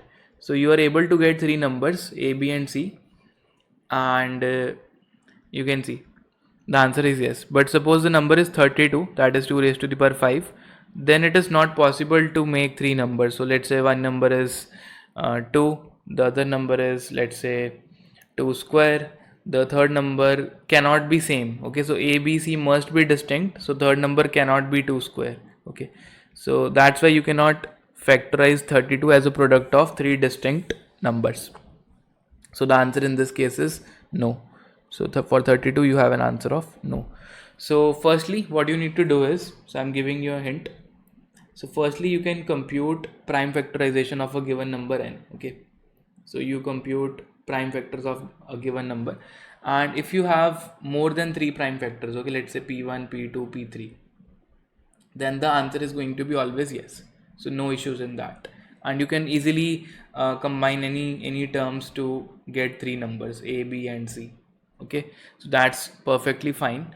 But suppose you only get a single prime factor. Okay, so if you have one prime factor, for example in this case you have a single prime factor, that is 2. So in that case, if you want to make three distinct numbers, then at least the minimum power that you should have for that prime factor is 6. Why? Because let's say you take the minimum power as 1, you first form this number a. Okay, the next number must be greater than a because it cannot be same. So next number that you can make using the same prime factor is 2 square. Okay, so let's call this number as b. The next number must be greater than b, so let's call it as 2 cube. So you can see this is c. So the minimum power, if you combine them, so it's going to be 1 plus 2 plus 3. So the minimum power of that prime factor should be at least 6. So it can be any prime factor. For example, it is 5 raised to the power 6. So then also the answer is going to be yes, and one will be 5 raised to the power 1, another factor would be 5 square, and another would be 5 cube. But if it is 5 raised to the power 5, the answer will be no. And one more case is left. In case you find prime factorization and you end up getting only two factors, let's say p1 and p2. Okay, so in that case what you need to do, let's say we have a number, let's say 24. So 24 has only two factors, it is 2 square into 3. So one factor is 2, one is 3. So you can say, okay, let's say a is 2, b is 3, and let's compute c. So in order to compute c, you can say c is nothing but number divided by a and b. This could be one possible number. So this is 24 divided by 2 and 3, that is 6. So it gives you 4. So obviously you can factorize 24 as 2 into 3 into 4. So that means the answer is going to be yes. So what you need to do, if you have two prime factors, you compute the third number c by dividing n with the product of these numbers, and you end up getting this number. And if this number is different from both a and b, then the answer is yes. But if the number is same as a and b, for example if you have 12, so 12 is sorry, this is 2 square, this is 2 cube into 3. Okay, so my mistake, so it's 2 cube into 3, so it was actually for 12. So for such a case it will be 24 divided by 6.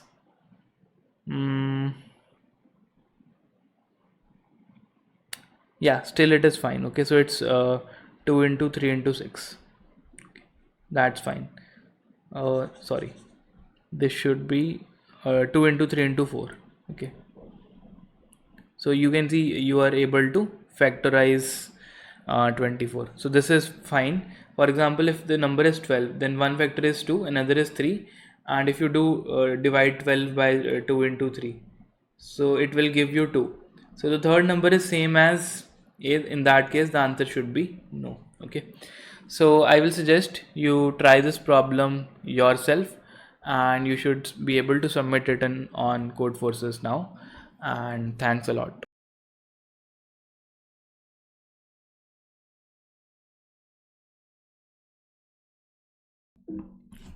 Hey guys, the problem that we are going to discuss today is GCD, and we are going to discuss the Euclid's GCD algorithm to compute greatest common divisor.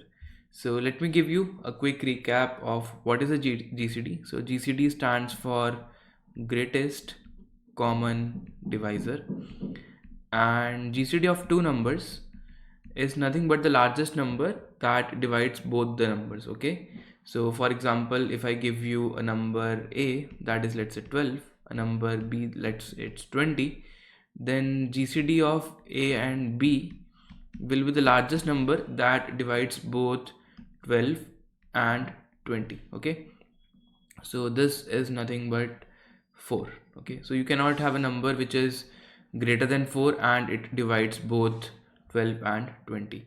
And HCF is also same as GCD. So HCF is same as GCD, and we can also find out LCM. We will see little later on. Okay, so let's focus upon how to compute GCD, and there are multiple ways. There is a brute force approach that I'm not going to discuss, so you can just keep on iterating from 1 to minimum of a and b and find out a number which divides both a and b. Okay, so this is going to be an inefficient approach, so we are not going to discuss this one.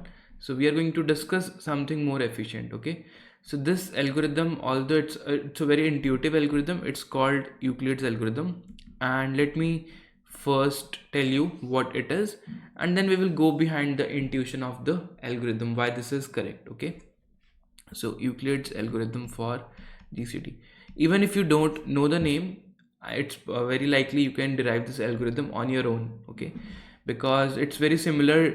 How do you compute GCD on your notebook? Okay, so let me show you. So let's say it says GCD of two numbers a and b. This is exactly same as GCD of b and a modulus b. And there is another case. Okay, so this is the recursive definition. Okay, so we are expressing GCD in terms of GCD, but we can implement this either using recursion, or we can implement this using a iterative method also. Okay, so we are basically trying to convert a bigger problem into smaller problem. Okay, because when you do a mod b, you are reducing the size of the problem. Okay, and there is another case here when the b becomes 0. So GCD of a comma 0 is nothing but a. Okay, so these are the two rules that will help you to find GCD of any two numbers a and b. And now let us see why these are correct. Okay, so I'm going to give you an intuition behind these two rules. Okay, so let us see how do you compute GCD on your notebook. So you write it like this. So you have 12, you have 20, and you do the division. So you say, okay, 12 ones are 12, and I am left with 8.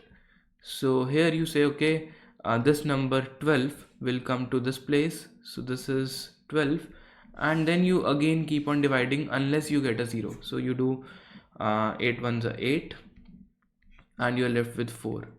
And here you copy 8 here. Okay, so this 8 comes to this place. So this is the 8, and you say, okay, 4 twos are 8, and I'm left with 0. And now maybe you copy 4 here. Okay, and but you stop at this point. Okay, you stop at this particular point, and you clearly say, okay, when I get this remainder as 0, I know this number or this number is my GCD. This number is finally my GCD because this term is becoming 0.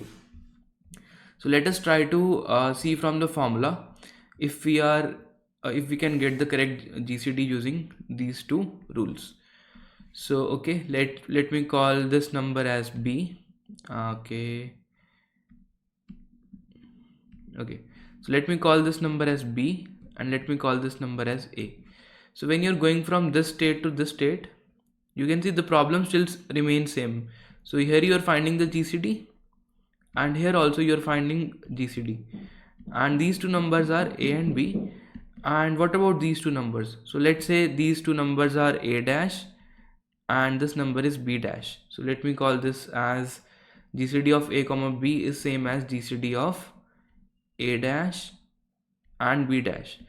And how do you express a dash in terms of a and b? So this is nothing but GCD of, if you say what is a dash, so a dash is nothing but this is the old value of b. So this is the old value of b. And what about this term?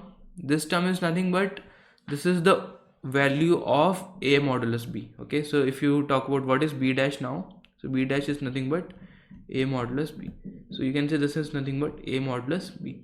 So this is how you're actually decreasing the size of the problem. You're reducing the values of a and b unless one of the value is becoming 0. So this is same as GCD of a double dash and b double dash. So this is nothing but again GCD of b and a mod b, and this is same as nothing but GCD of b and a modulus b. And at this particular point, this is the value of a and this is the value of b. So you can say when b becomes equal to 0, your GCD is nothing but the value of a. Okay, so this is nothing but the value of a. So at this point we are going to stop. So this is the second rule.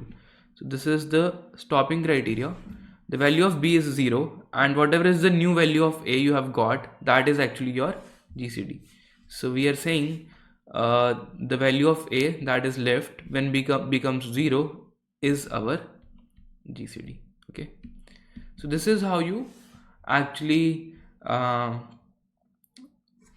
can intuitively derive this algorithm without worrying about without actually remembering what the terms are. You can derive this yourself. Okay, so this is Euclid's algorithms to compute GCD.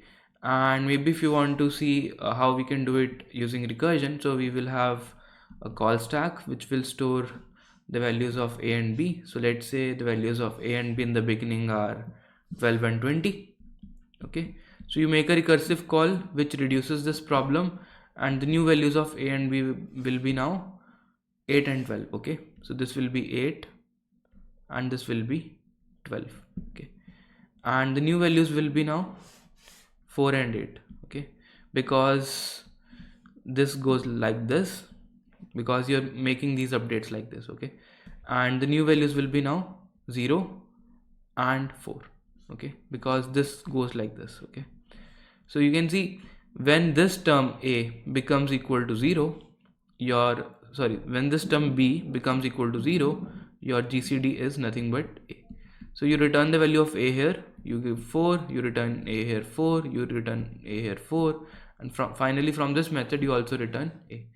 So this is your recursive case now, and this is your base case. Okay, so let us try to submit this on HackerBlocks just to make sure we are doing the right thing. Okay, so this is problem GCD from the HackerBlocks practice section, and I have to input two numbers n1 and n2, and I have to output a single integer which gives me the GCD of two numbers. Okay, so let's say GCD will be nothing but, I can say if b is 0, my answer is a, or I can use ternary operator. Okay, so I can say return if b is 0, the answer is going to be a, otherwise it is going to be GCD of b comma a modulus b.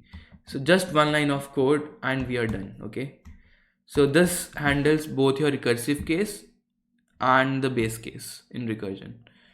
So let me try to submit this now. Okay, just one line of code.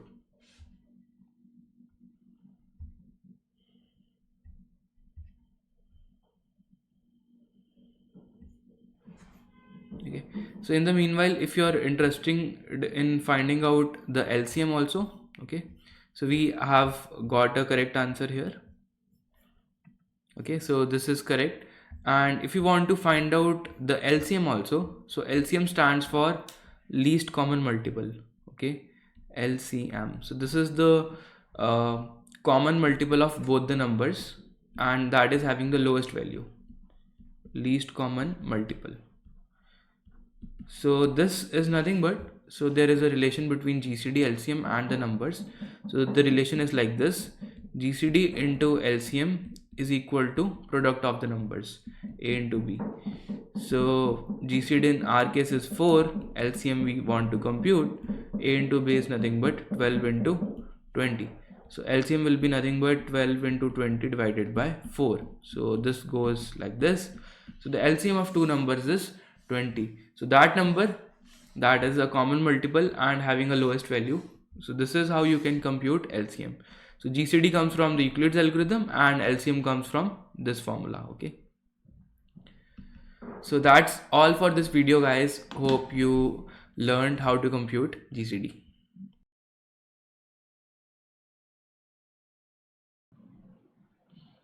Hi everyone. So now we will look at how to compute time complexity of the GCD algorithm that we have seen. Okay, so Euclid's algorithm gives us the following recursive equation where we say, okay, GCD of a comma b is written as GCD of b comma a modulus b. That's what we have seen, and now we are interested in finding out how many steps it will take before we stop at the base case. So let us say, let's call this term as x, and we also know that a modulus b will give us a number x that will lie in the range 0 to b minus 1. So this will be the range of x. So let's call this as equation 1. And also we know that if you have a modulus b, this can also be written as a minus the closest power of b, okay, or the closest multiple of b which is less than equal to a.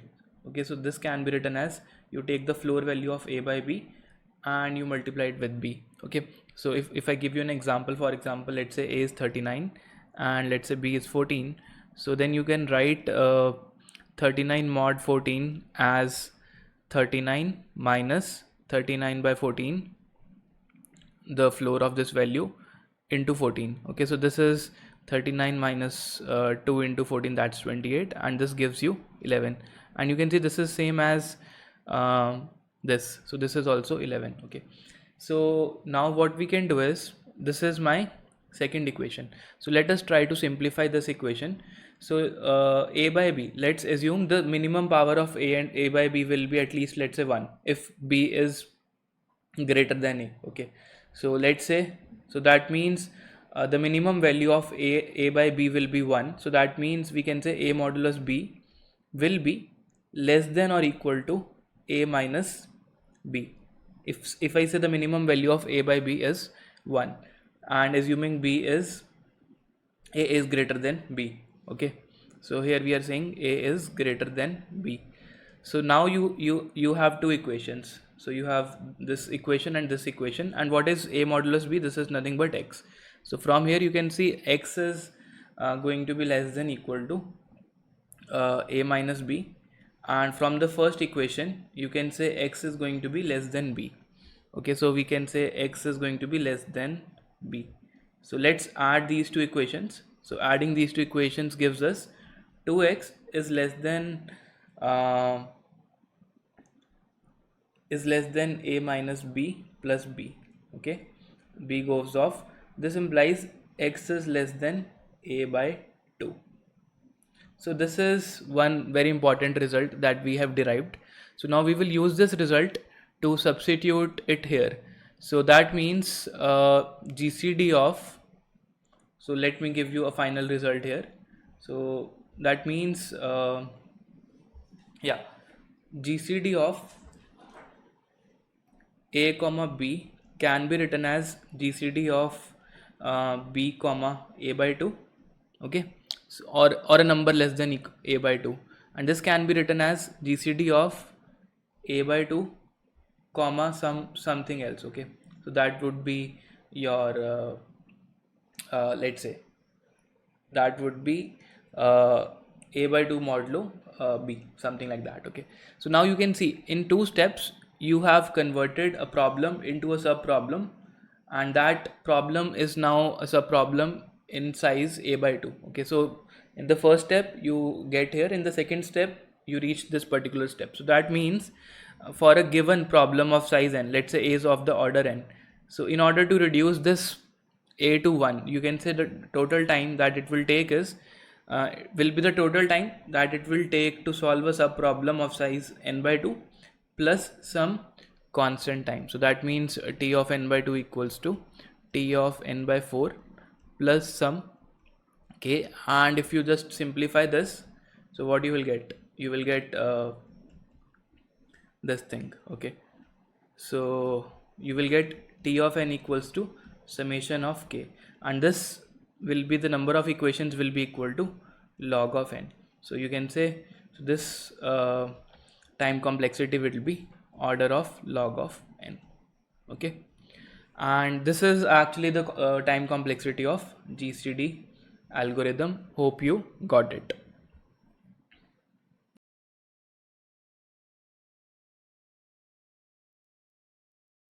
Hi friends, in this tutorial we are going to take up a very important mathematical theorem which is called extended Euclid's algorithm. Extended Euclid's algorithm. So this is a very important mathematical theorem which would be very useful for you guys, and it has two major use cases which I will discuss, right? So we know that in Euclid's method we started by writing GCD of AB is nothing but GCD of B followed by A mod B, right?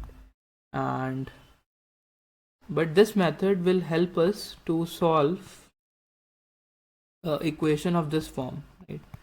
So equation of this form, which form? AX plus BY equals to GCD of AB. So you have a equation something like this.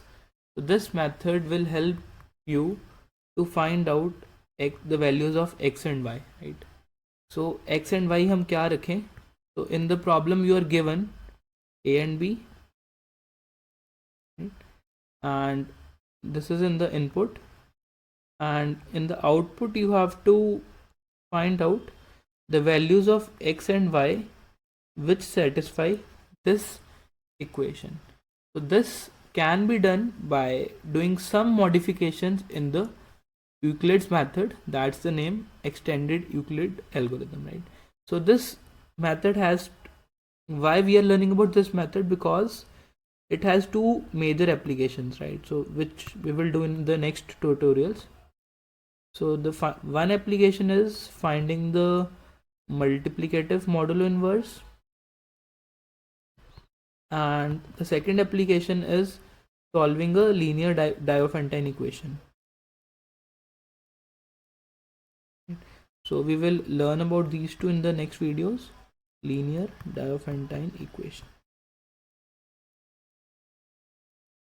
So we will come to the applications little later, but first let us focus upon the current equation, right? So let me write this again. So you're given an equation like this: ax plus by equals to GCD of AB, right? And you want to find out the values of x and y. So we already know that this can be again written like this: GCD of B, and here it can be A modulo B. And because these two are same, right? These two are same.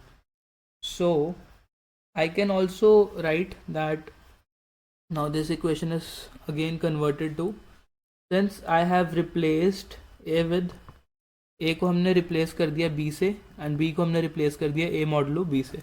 The same substitution I'm going to do in the left hand side as well, right? Because Euclid method कहता है ये दोनों equations equivalent है. So you can say that A को substitute कर दो B से. अब x की वैल्यू सेम नहीं रहेगी, it will be some x1 plus b को सब्सटीट्यूट कर दो a मॉडुलस b, y की वैल्यू सेम नहीं रहेगी, let's say it is something called y1, right? And using the substitution that a mod b is nothing but it is a minus a by b का floor into b. So this is the substitution we have already seen. So using this substitution I'm going to put the value for a modulus b, right? So this equation now becomes b x1 plus, इसको हम अगर डाल दें तो a minus a by b into b, यहाँ पे y1, right, equals to GCD of b and a mod b. Let me add few pages.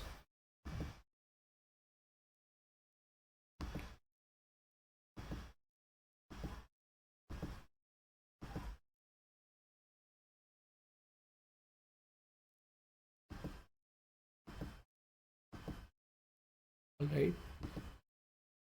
So let us try to simplify this equation. इसको थोड़ा सा simplify करते हैं and let us see what it becomes. So it becomes bx1 plus ay1 minus a by b into b by 1, right? And this is equal to again gcd of, right, ये लिख सकते हैं या फिर जो भी हमने ऊपर लिखा है वो लिख सकते हैं. It is again G C D of nothing but a and b, right. And इसको थोड़ा सा और अगर हम सिंप्लीफाई करें, so this can be written like this, b बाहर x1 minus a by b y1 और x1 को बाहर लेके जा रहा हूँ मैं, ठीक है, प्लस ए y1, राइट.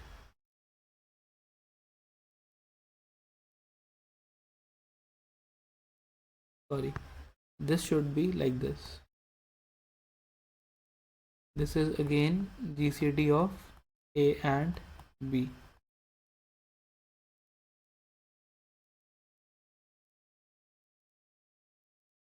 अगर हम कंपेयर करें, right, so let us say this is nothing but equation number 2 and starting में हमने यहाँ से स्टार्ट किया था, this is nothing but equation number 1, right. Sorry, let us say this is the equation number 1. तो एक बार दोबारा लिख लेते हैं दोनों इक्वेशंस को. We had a x plus b y equal to ji C D of a and b. So this was equation 1 and this was equation 2, right? So अगर हम कंपेयर करें कोफिशिएंट्स को, राइट, तो अगर हम यहाँ पे हमारे पास ए एक्स है और यहाँ पे हमारे पास ए वाई वन है, राइट. इन दोनों टर्म्स को अगर हम कंपेयर करें, राइट, तो we can clearly say that y one is nothing but x या x is nothing but y one, right.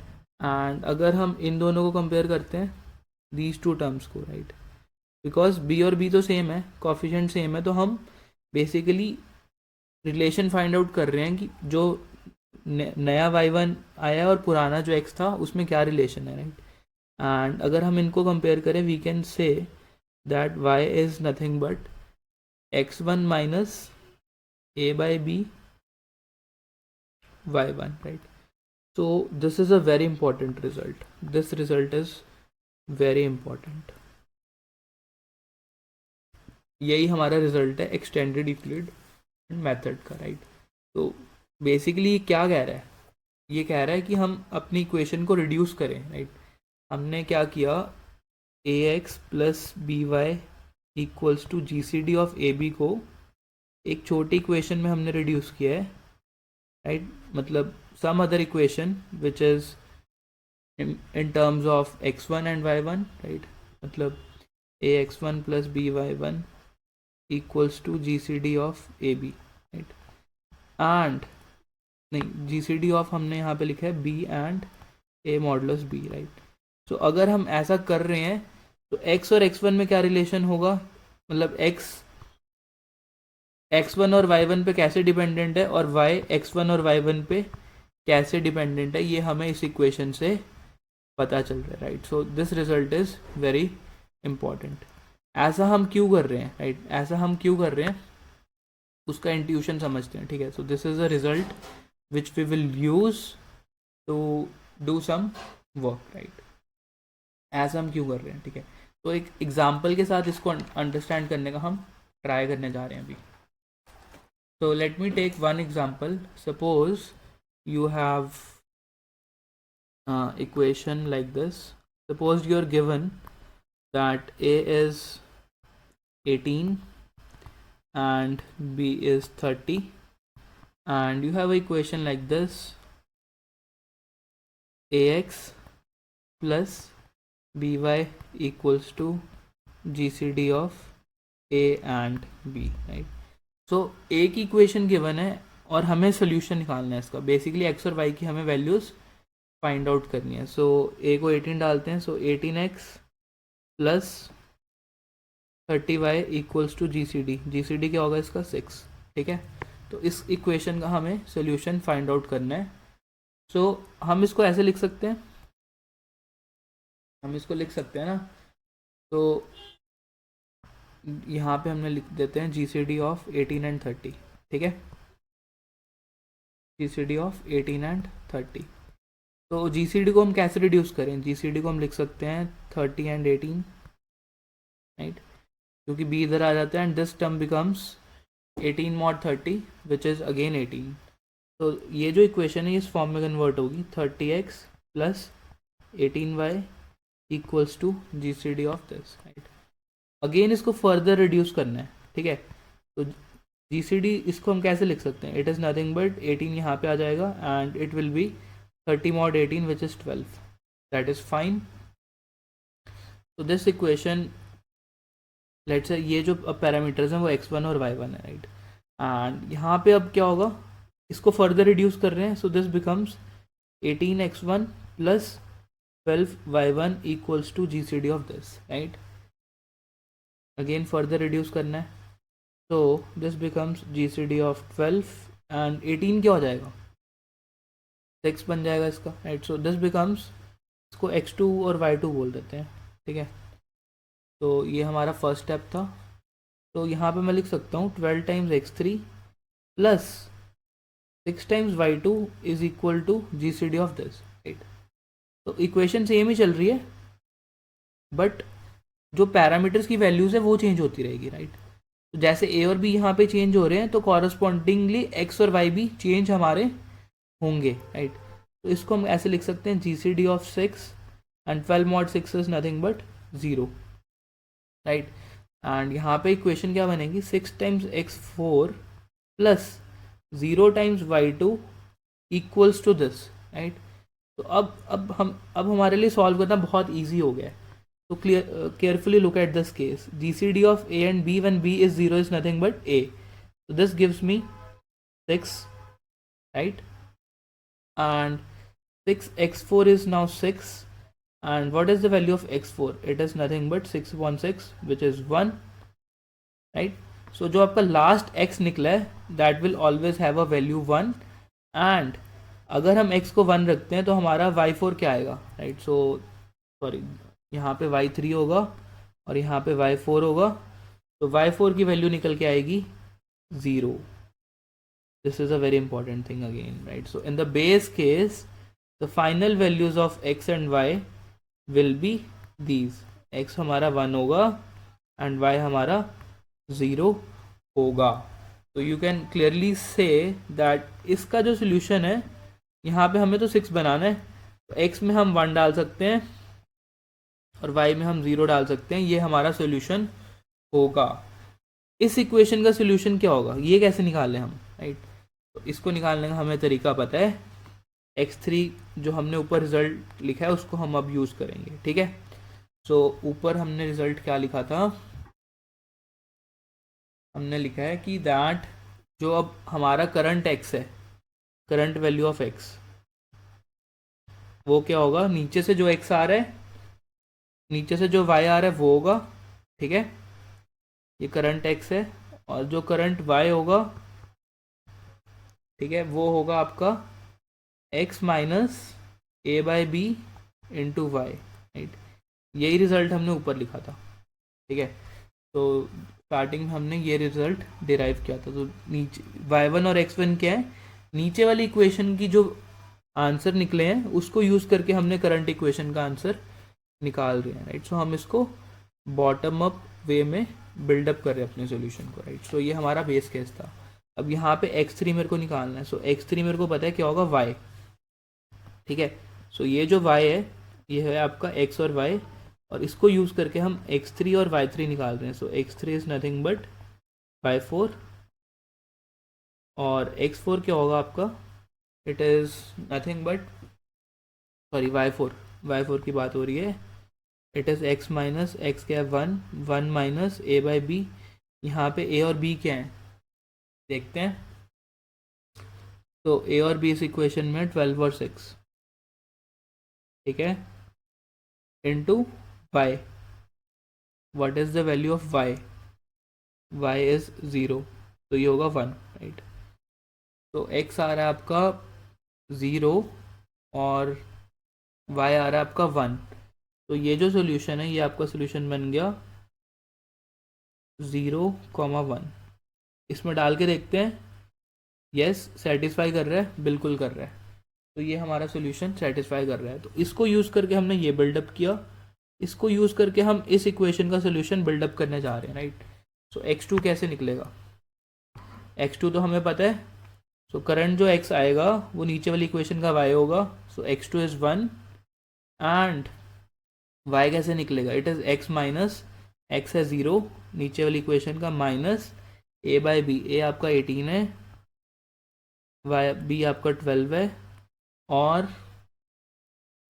y कितना है आपका? नीचे वाली इक्वेशन का y है 1। तो 18/12 इज 1, फ्लोर ले रहे हैं ना हम, इंटू 1। So this becomes -1। तो ये जो सोल्यूशन निकल के आ रहा है ये 1 और -1 है।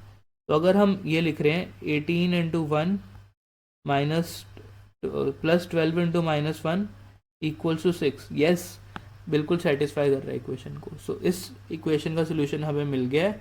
अब हम इस इक्वेशन का सोल्यूशन बिल्डअप करने जा रहे हैं। तो इसका जो x होगा वो -1 होगा, इसका जो y होगा वो निकाल लेते हैं हम। तो y का फॉर्मूला हमें पता है, x minus a by b. So x is 1 minus a by b, 30/18 is again 1 into y। What is y? It is -1। so it is going to be 2, 1 minus -1, so it is going to be 2। तो -1, 2 डाल के देखते हैं। तो -30 plus 36 is again 6, yes, GCD तो 6 है, तो ये भी सेटिस्फाई कर रहा है। एंड फाइनली हमें इस इक्वेशन का निकालना है, right. So x is going to be 2 and इसका जो y आने वाला है that is going to be -1। So हमें एक सोल्यूशन मिल गया 2, तो which is for this equation. So हमने कैसे सॉल्व किया इसको? बॉटम अप वे में, राइट। सो इसको इम्प्लीमेंट कैसे कर सकते हैं? जैसे हमने जीसीडी को छोटा किया था उसके साथ साथ अब हमें 2 पैरामीटर्स और भेजने हैं, एक्स और वाई, जिनको हर स्टेप पे हमें अपडेट करना है। सो पहले नीचे जाना है और नीचे से ऊपर आते आते बिल्ड करना है। तो पहले हम फंक्शन कॉल करेंगे एंड फिर हम अपने पैरामीटर्स को अपडेट करेंगे, right. So this is Euclid's plus some addition, that's why it is called extended Euclidean method, right. So I hope आपको एल्गोरिदम क्लियर हो गया होगा। अभी इसका इम्प्लीमेंटेशन हम देखेंगे, राइट। तो ये हमने एग्जाम्पल के साथ आपको एक्सप्लेन किया, राइट। तो अभी हम इसका इम्प्लीमेंटेशन देखेंगे, ठीक है, in the next video. Thanks for watching.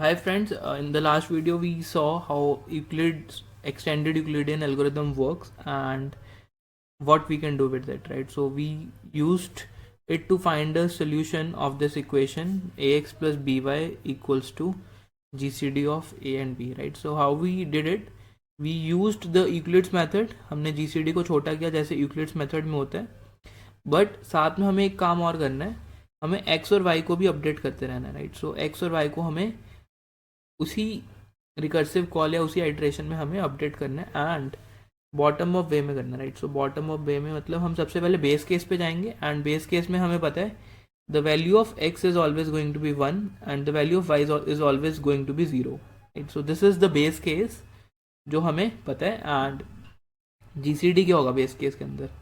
GCD में बेस केस में क्या होगा? b becomes 0, so GCD will be now a, right. So this is the base case. Base case में अब 3 चीज़ें इनिशियलाइज होंगी। पहले हमने सिर्फ रिटर्न ए कर दिया था, राइट। अब हमें GCD को a सेट करना है, x को 1 सेट करना है और y को 0 सेट करना है, राइट। एंड रिकर्सिव केस में हमें ये काम करना है, राइट। तो रिकर्सिव केस में ये हमें अपडेट्स करने हैं, बट उससे पहले हमें एक कॉल करना है, राइट। जो भी हमारा फंक्शन कॉल है वो हमें कर देना है बी और ए मॉड बी पे, उसके बाद ये काम करेंगे बिकॉज हम बॉटम अप वे में काम कर रहे हैं, राइट। तो let us try to see the implementation to make things more clear, right. तो मैं यहीं से स्टार्ट कर रहा हूँ।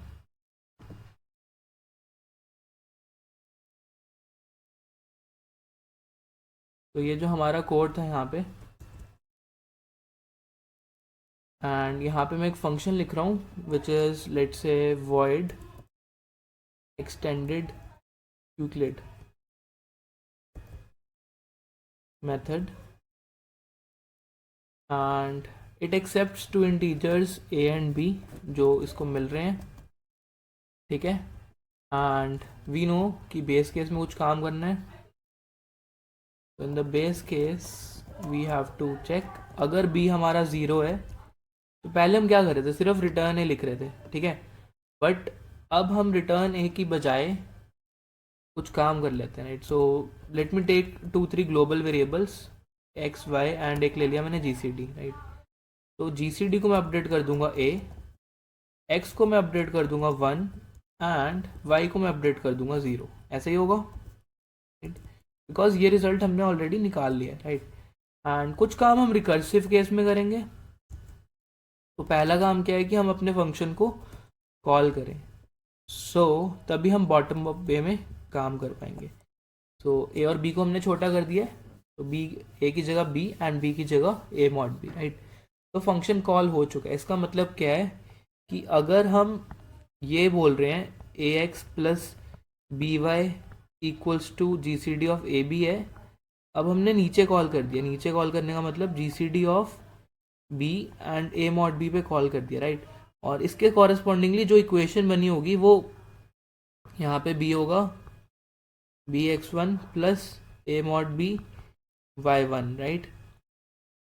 सो हमें x1 और y1 मिल चुके हैं, right, because we can assume कि रिकर्जन ने अपना काम कर लिया है, राइट। रिकर्जन ने अपना काम कर लिया है। मेरा काम सिर्फ क्या है, x और y को फिगर आउट करना, right. Late us say this is my current x, this is my current y। ये क्या होने वाले हैं, इनको फिगर आउट करना है, राइट। तो इनको फाइंड आउट करने के लिए वी हैव ऑलरेडी सीन कुछ रिलेशनशिप हमने निकाला था, राइट। सो करंट एक्स जो होता है वो आपका y1 के इक्वल होता है, एंड जो करंट y होता है वो x1 minus a by b y1 के इक्वल होता है, राइट। तो ये दो टेम्परेरी वेरिएबल्स लिए हैं मैंने, एंड जब मेरे को x और y की वैल्यू पता चल गई तो मैं यहाँ पे अपने x और y को अपडेट कर दूंगा, राइट। मैं यहाँ पे x क्यों नहीं लिख रहा हूँ, बिकॉज अगर x लिखूंगा तो ये वाला x1 अपडेट हो जाएगा, राइट। तो हम एक दो टेम्परेरी वेरिएबल्स ले रहे हैं Cx और Cy, एंड बाद में इनकी वैल्यूज x और y में कॉपी कर देंगे, right. So this is how I am going to do this.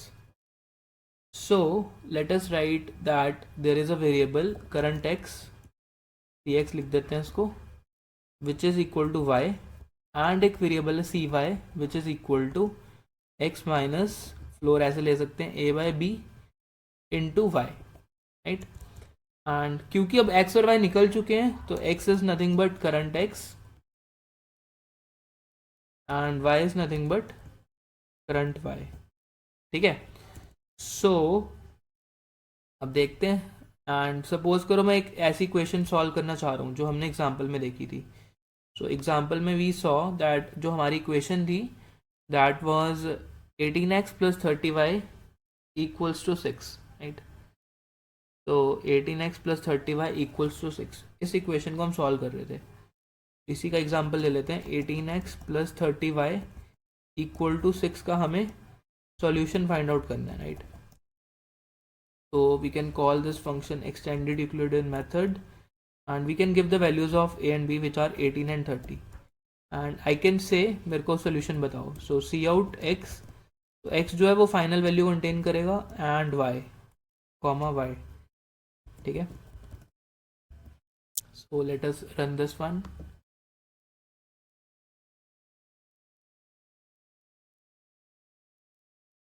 सो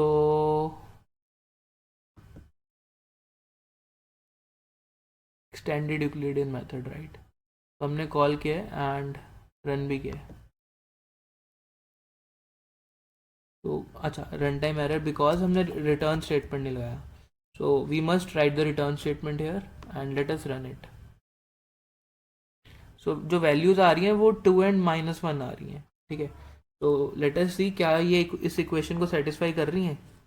तो 18 into 2 plus 30 into -1 is 36 minus 30 which is 6। Yes, so LHS आपका RHS के इक्वल हो रहा है।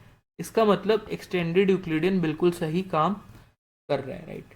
तो इफ़ यू वांट टू सी कि कैसे काम हो रहा है, ये x और y क्या वैल्यूज निकल के आ रही हैं, you can just print them, right. So cout CX कर देते हैं एंड फॉलोड बाय हम सी आउट CY भी कर देते हैं।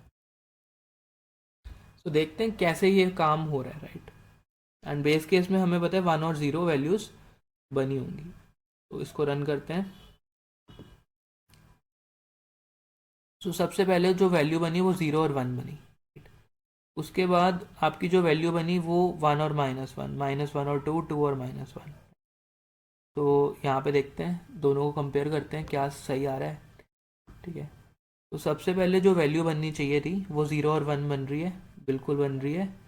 बेस केस में हमने यहाँ पे लिखा था, राइट। बेस केस हमने प्रिंट नहीं करवाया है।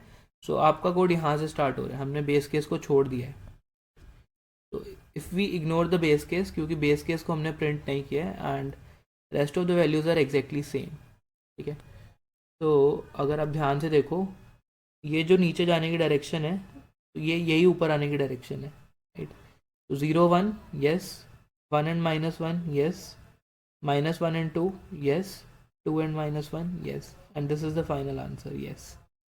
So this is how this Euclidean extended Euclidean algorithm is working. So I hope the coding part is clear. If you have any doubts, you can ask me.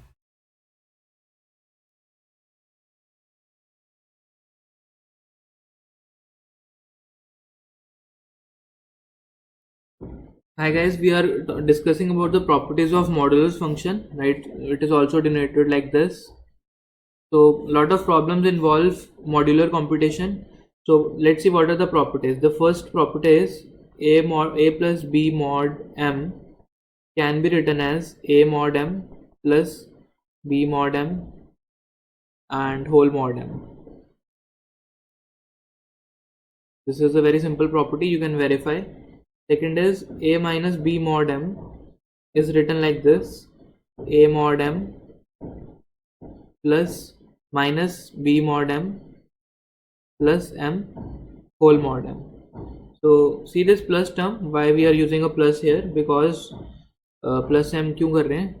Let us take one example. Suppose a is your 8, b is your 3, and let's say m is your 7. So 8 minus 3 mod 7 should be 5, right? But if you solve it using this formula, so a mod m minus b mod m अगर करोगे, so 8 mod 7 minus 3 mod 7, this will come out to be 1 minus 3. So it becomes your -2. So that's why we add a m here. So -2 plus 7 and whole mod 7. So this becomes your 5. So since we want to make this value positive, so for this positive value we add this m term here, right? So the next property is multiplication property. So in multiplication you can write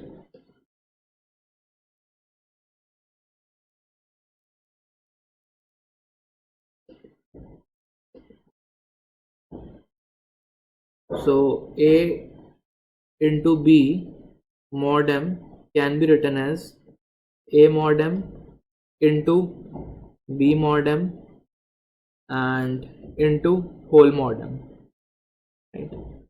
तो mod का generally use होता है problem को छोटा करने के लिए, right? मतलब हम बड़े नंबर्स को छोटा कर सकते हैं by taking mod.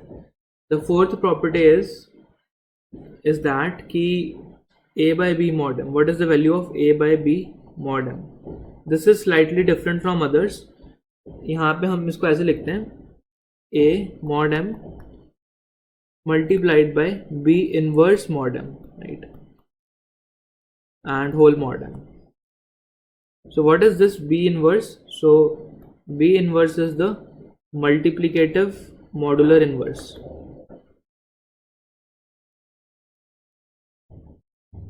Modulo inverse, right? So this is the meaning of b inverse. We will see later on इसको कैसे compute करते हैं. Suppose एक एग्जांपल की तरह बता देता हूँ कि अगर मेरे को 6 का निकालना है, मतलब let's say 6 mod 7 should be 1, मतलब ऐसा कुछ चाहिए. मतलब 6 into y mod 7 is equal to 1. ठीक है. सो हेयर y की यहाँ पे क्या वैल्यू रखें ताकि हमारा मॉडुलो 7 से 1 आ जाए, राइट. तो 6 into y mod 7. सो हम क्या बोलना चाह रहे हैं, we are computing the modulo inverse of 6 with respect to 7, ताकि 6 को हम एक ऐसे नंबर से मल्टीप्लाई करें जिसका 7 से मॉड लेने पे आंसर 1 आ जाए. तो क्लियरली यू कैन सी यहाँ पे जो y की वैल्यू होने वाली है वो 6 होगी, बिकॉज 6 6 36 mod 7 1 होने वाला है. सो यू कैन सी 6 का modulo inverse with respect to 7 is y and the value is 6. This is the meaning of your modulo inverse. These properties will be used in CRT and other problems we will see today.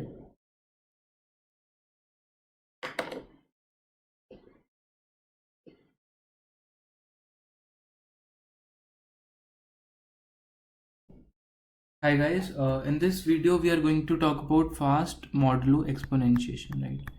And this is a concept which is used in a lot of problems, so let us see what this is. Let me first talk about exponentiation. Exponentiation basically means you want to compute a raised to the power b. This is given to you, and sometimes it is given that you have to take mod with some value m. So basically the problem is you want to compute a raised to the power b mod m, and the brute force approach is to multiply a b times, which takes linear time. But in this approach we are going to see a method which will do it in O of log of b time, and this method can be built using recursion, which we have already seen in the previous videos in the course. And this method uses bit masks, right? So I'm going to talk about the bit mask method because it does not take any extra space, right? So let us see how it is done. Suppose you want to compute 3 raised to the power 5 and let's say mod 100, right? This you want to compute. So I will first focus upon this part, 3 raised to the power 5. So the idea is to convert this 5 into binary. So let's say 5 is written like this, 101, and let us take one variable result. Let us take one variable result in which we will store the final answer, right?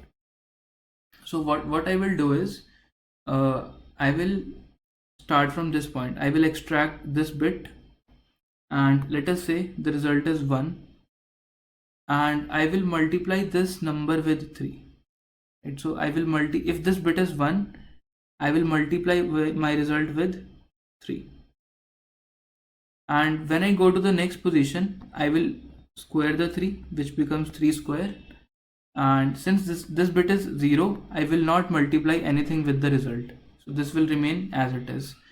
And I go to the next position, my number will become 3 raised to the power 4, right? So what I'm doing is I'm just squaring the number, right? And since this number is 1, I will multiply my result with this, so this will be multiplied with 3 raised to the power 4. So what answer you will get is 3 raised to the power 5, right? So how this is happening is, suppose you are doing a raised to the power b, right? So you write the binary of b, let's say it is something like 1010, right? Let's say b is 10, right? So what power you are generating at this point is a raised to the power 1.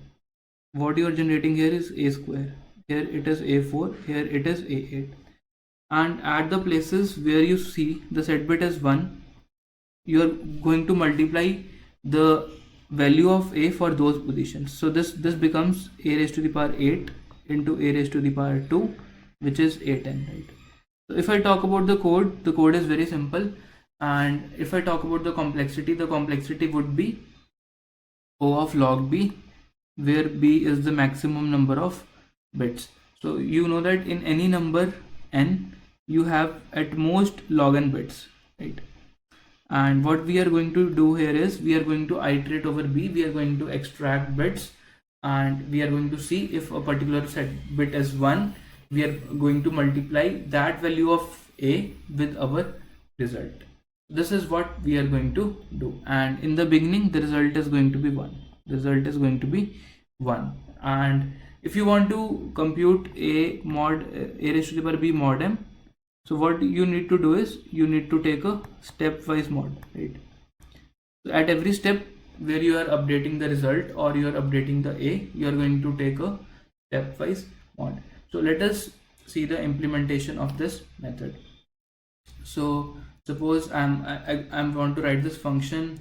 Let's say I want to do it for very big numbers, so let me take the return type as long,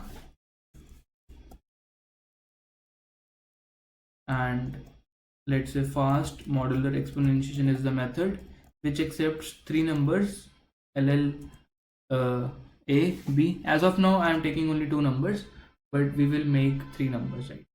So what I can start with is I will have a result which is 1, okay, and then I will iterate over b, right? So while b is greater than 0, I'm going to extract the last bit.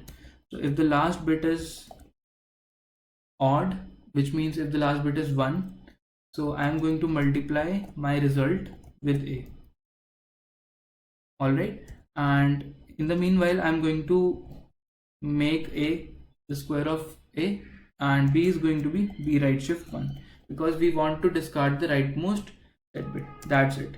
So this simple is the code of this problem. We are going to do return result, and that's it, right? And here what we are going to do is we are going to test. So let's say see out fast modular exponentiation. I give the numbers as 5 and 3. So let us see what is the answer, right? So let us run our code.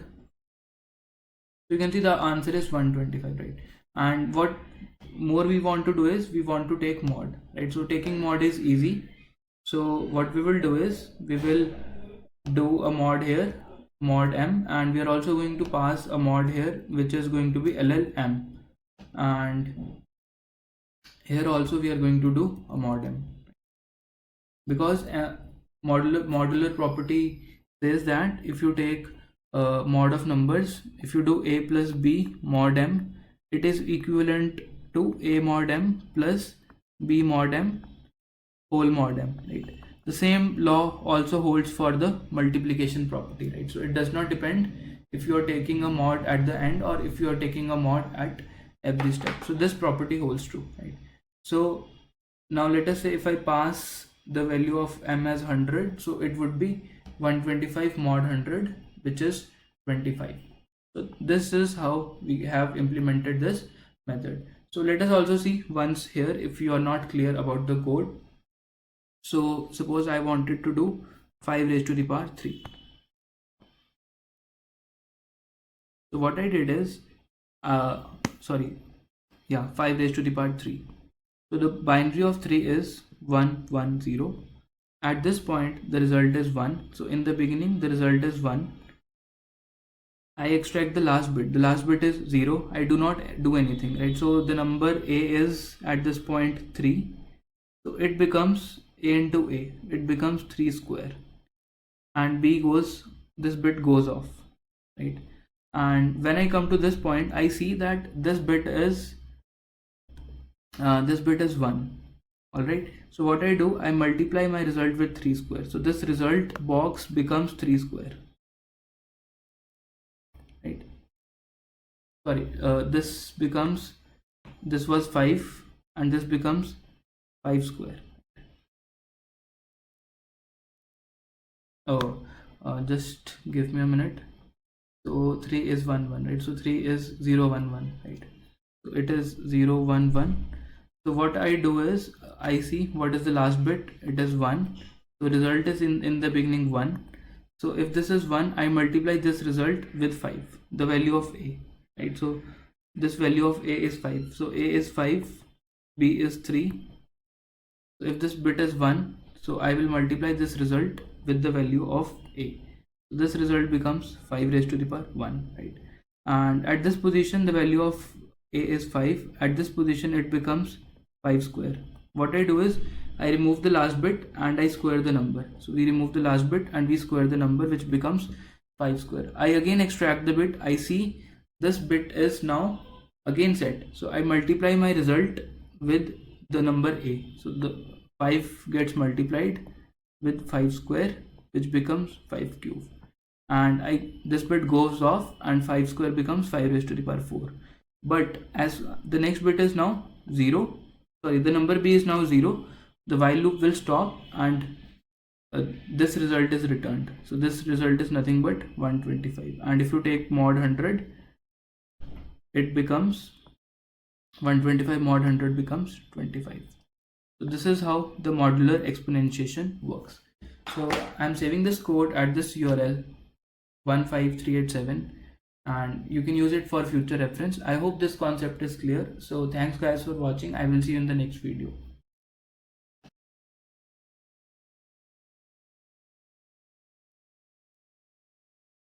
Hi friends, in this tutorial I'm going to discuss one very important application of extended Euclidean algorithm. That the first application is the finding multiplicative modulo inverse, right? Multiplicative modulo inverse, right? So let us first discuss what is multiplicative inverse, right? So multiplicative inverse, I think सबको पता है. If suppose you have a number a and you want to find a number b such that product of these numbers is 1, right? So if a is, let's say, 8, then b is going to be 1 by 8, right? So this is basically the multiplicative inverse, right? But here the concept is little different. We are talking about multiplicative modulo inverse. तो ये जो modulo word आ गया, इसका क्या मतलब है? So now the concept is that if you have a number a and a number m, ठीक है, तो इनपुट क्या है आपके पास? Input is a and m. You have to find out a number b such that ab mod m is 1, right? ये आपको b निकालना है, right? So what is b here? b is the multiplicative modulo inverse of a with respect to m. a with respect to m. So you might ask ये कहाँ पे use होगा? So ये काफ़ी ज़्यादा यूज़ होते हैं, especially in theorems like Chinese remainder theorem. वहाँ पे यूज़ हो सकता है ये, right? और भी जगह यूज़ हो सकता है, ठीक है? That's why we are learning about this application, right? So एक example देखते हैं. Let us say one example. इसका एक example क्या होगा, right? So let us say you are given a as 6 and m as, let's say, 7, right? So you have to find out a number b such that ये चीज़ हमारी satisfy हो जाए, right? So 6 को मैं किससे multiply करूँ और mod लूँ मैं 7 के साथ ताकि आंसर 1 आ जाए. क्लियरली एक तरीका है तो ब्रूट फोर्स. यहाँ पे 1 रख के देखो, नहीं. यहाँ पे 2 रख के देखो, बन रहा है? नहीं बन रहा. 12 mod 7 इज नॉट 1. 3 रख के देख लो, नहीं बन रहा. You can put 4 here, नहीं. You can put 5 here. 6 5 is 30 mod 7, not. You can put 6 here, right? So 6 6 is 36. 36 mod 7 is 1. ये सही है, right? So you can say in this case the value of b is going to be 6. And 6 का multiplicative modulo inverse with respect to 7 is 6, right? Let us see one more example, right? Let us say a is 8. First example, second example. Let us say a is 8 and b is again, sorry, m is again 1. Yeah, m is again, let us say 7, right? So clearly you do not a into b mod m हमें 1 करना है, right. So 8 into 1 mod 7 is 1, right. तो यहाँ पे b की value क्या हो जाएगी 1. सो 8 का मल्टीप्लिकेटिव मॉडुलो इन्वर्स क्या आएगा 1, राइट. तो यहाँ पे b 1 आ रहा है और यहाँ पे b आपका 6 आ रहा है, राइट. तो अभी हमने इसको थोड़ा सा ब्रूट फोर्स से निकाला, राइट. बट हम अभी देखेंगे how we can use extended Euclidean method to find out the multiplicative modulo inverse. So इसको करने के लिए let us start with little bit of maths. So हमें पता है that काम हमें क्या करना है, a into b mod m is 1, ठीक है. 1 को लेफ्ट हैंड साइड पे ले जाओ. It means ab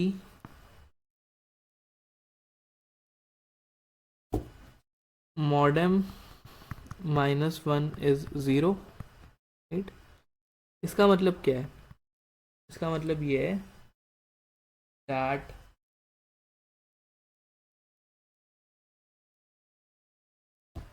जो ए बी माइनस 1 है, दिस थिंग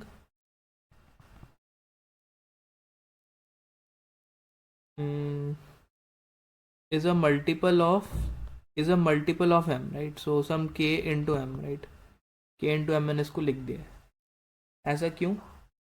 बिकॉज इसका मॉड m 0 आ रहा है, right. Whole mod m is 0, so it means ab minus 1 is a multiple of some k into m, right.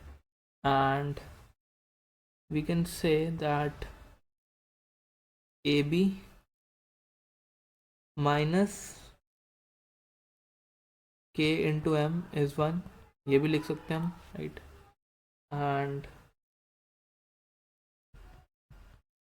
A b plus इसको ऐसे लिख दें minus k into m is 1, right. And we can also write it like a b plus m into minus k को k dash लिख देते हैं, right. Is 1, right. तो substituting minus k by k dash, ठीक है. सो अब अगर हम इसको ध्यान से देखें तो ये इक्वेशन हमारी थोड़ी जानी पहचानी लग रही है, राइट.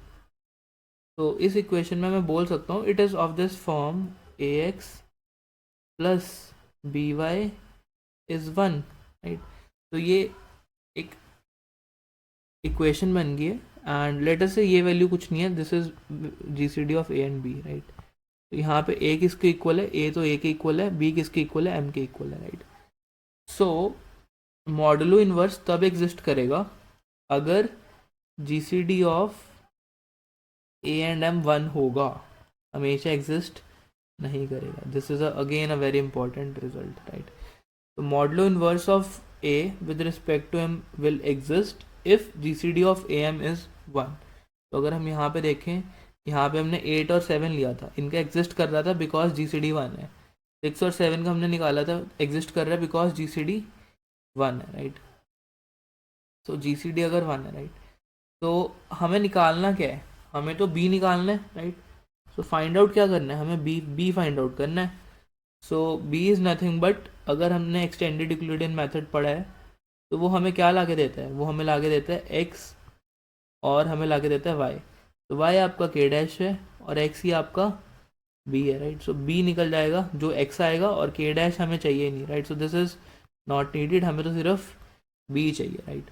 तो हमें एक इक्वेशन फॉर्म करनी है ये वाली, या फिर हमें सिंपली एक्सटेंडेड यूक्लिडियन को कॉल करना है और उसको पैरामीटर्स देने ए और एम. जो भी एक्स की वैल्यू आएगी वही हमारा मल्टीप्लिकेटिव मॉडुलो इन्वर्स होगा, right.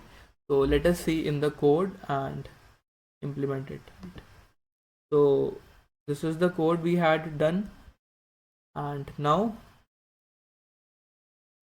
we have to write a function int get extended, get modulo inverse, right.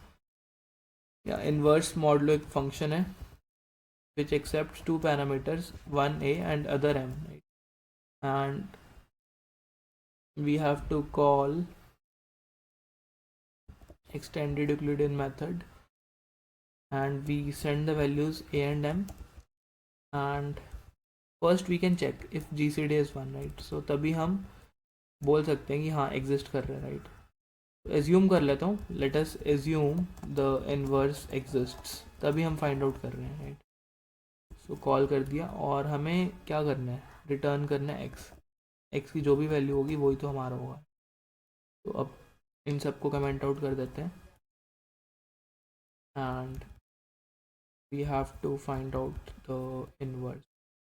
तो you can simply say cout inverse modulo किसका, लेट से 6 का निकालना है with respect to 7 handle and let us run the code.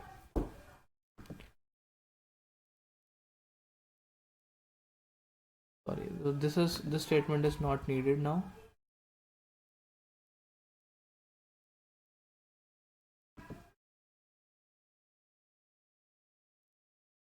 तो inverse modulo आ रहा है -1. तो -1 का मतलब क्या है, बेसिकली अगर नेगेटिव आ रहा है तो इसको आप पॉजिटिव बना सकते हो, राइट. सो पॉजिटिव बनाने का मतलब -1, ऑल राइट. सो एक सोल्यूशन -1 आ रहा होगा, right. So we can say return x plus m mod m, to make it positive because जो एक्सटेंडेड इक्विलिडियन है वो x और y की नेगेटिव वैल्यूज़ भी हमें ला के दे देता है. तो हमें नेगेटिव वैल्यू नहीं चाहिए, हमें उसको पॉजिटिव बनाना है. तो 6 आ रहा है, राइट. सो 6 का आंसर 6 आ रहा है and let us try for one more example and let's say 8 और 7 के लिए हमें निकालना है, ठीक है. सो 8 और 7 के लिए 1 आ रहा है, बिल्कुल ठीक है. लेट्स से 18 और 7 के लिए निकालना है, तो 2 आ रहा है, right. 18 into 2 is 36, mod 7 is, तो बिल्कुल ठीक है. 18 और 7 का GCD 1 है and that's why we can do it, right. So you can here check if GCD of A and M is 1, then you can do this, right. Otherwise, if you know that GCD is 1, then you can directly do it. So this is how the inverse modulo is written.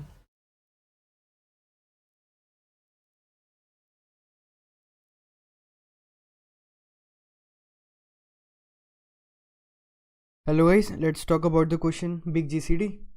In this question we have to find we are given two numbers m and n, where n is less than equals to 10 to the power 7 and m is less than equals to 10 to the power 250, right. And we need to find the GCD of these two numbers, GCD of m comma n. So what we'll do here is, it's very simple thing, that we know this, that GCD of a comma b equals to GCD of a mod b comma a also, or GCD of b mod a comma a, right. We know this rule, so now it becomes very easy. Now what I need to find is m mod n. So let's say it is x. If I find m mod n, n is already less than equals to 10 to the power 7, right. And m mod n will be less than equals to this value x, will also be less than equals to n, actually less than, not equals to. Okay, why? Because I am taking m mod n. So how will I calculate m mod n for such a big number? So the best way to calculate m mod n is, just concentrate now. Let's say I have a number 12112, okay, and I have to find mod 7, right. So what I can do is I can break this number into 1 into 10 to the power 4, 1 2 3 4, right. Yes, 2 into 10 to the power 3 plus 1 into 10 to the power 2 plus 1 into 10 to the power 1 plus 2 into 10 to the power 0, mod 7, right. And we know modulus is a distributive property.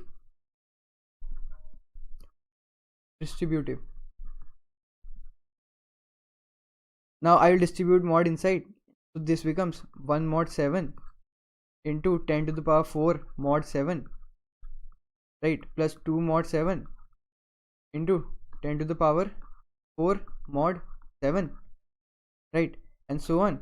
It will go till the end, right?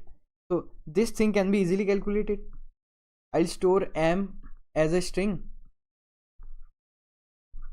and just calculate for all the characters I'll take by the particular given mod value. I will multiply. And now this thing, this point here, it is actually power of 10 comma some I, right? 10 comma I mod some prime number. So this can be easily calculated by fast modular exponentiation in log n time, right? It is already discussed in the course content videos. So now the question converts. So what I'll do is I'll find this number. Let's say it is y. Okay, I got this number y. Now the question is I have to find the GCD of y comma n, right, which can be done by using simple GCD, because now y and n are both less than equals to 10 to the power 7, right? They are both less than equals to 10 to the power 7. Yes, thank you.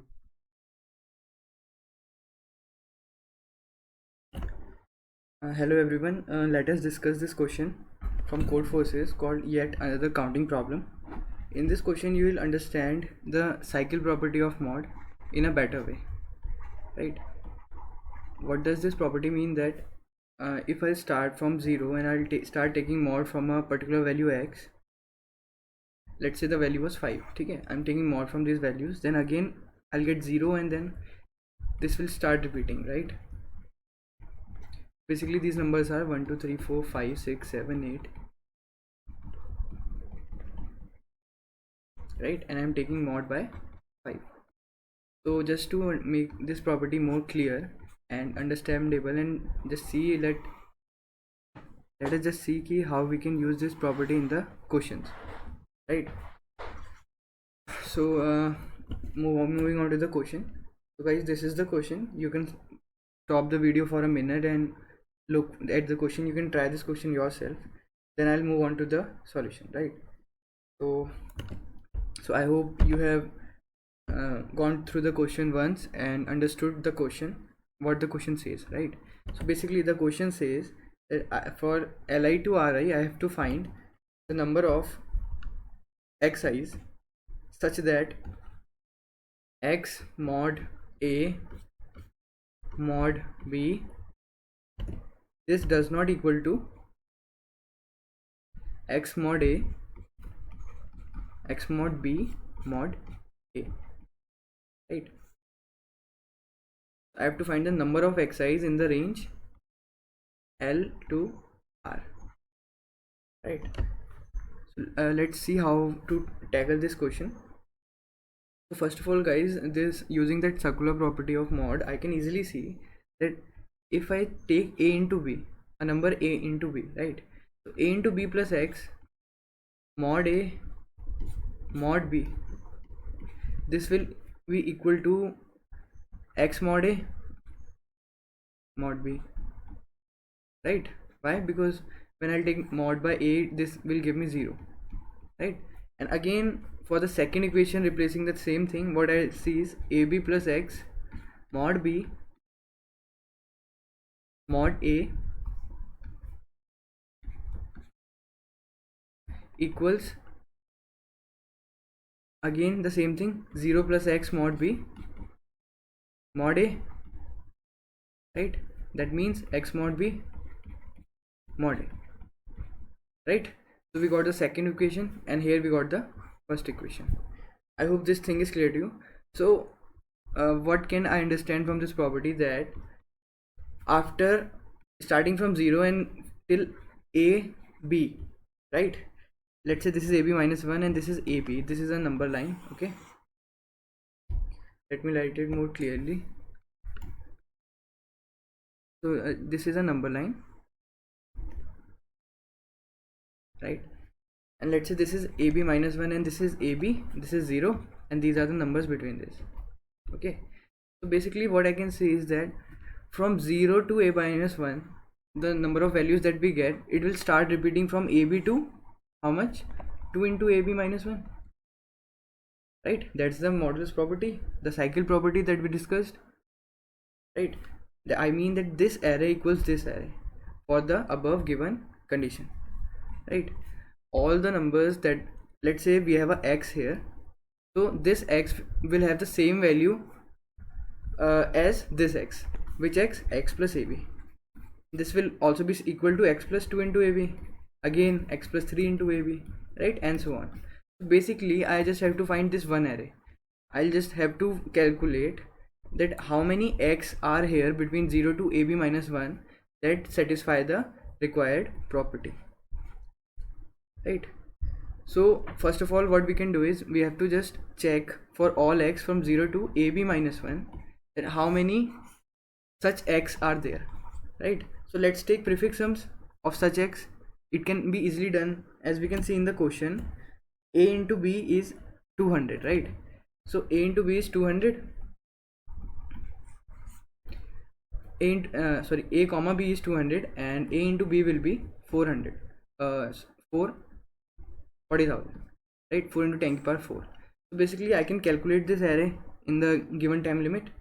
So I'll just make an array from 0 to ab minus 1, and I'll just put 1 and 0 on all those positions. Let's say this, for this particular x, the x satisfies this condition, right? Let's make a prefix array like this. Now for this array I'll calculate a prefix array so that I can easily calculate कि 0 से किसी भी position तक how many such ones are there, right? Basically I am counting the number of x that satisfy this condition from 0 to ab minus 1, right? So guys, now my question, now we can easily see that this array is repeated, है ना? The same array from 0 to ab minus 1, this will be repeated for ab to 2ab minus 1. Again this will be repeated from 2ab to 3ab minus 1, and so on, right? According to the cycle property of mod.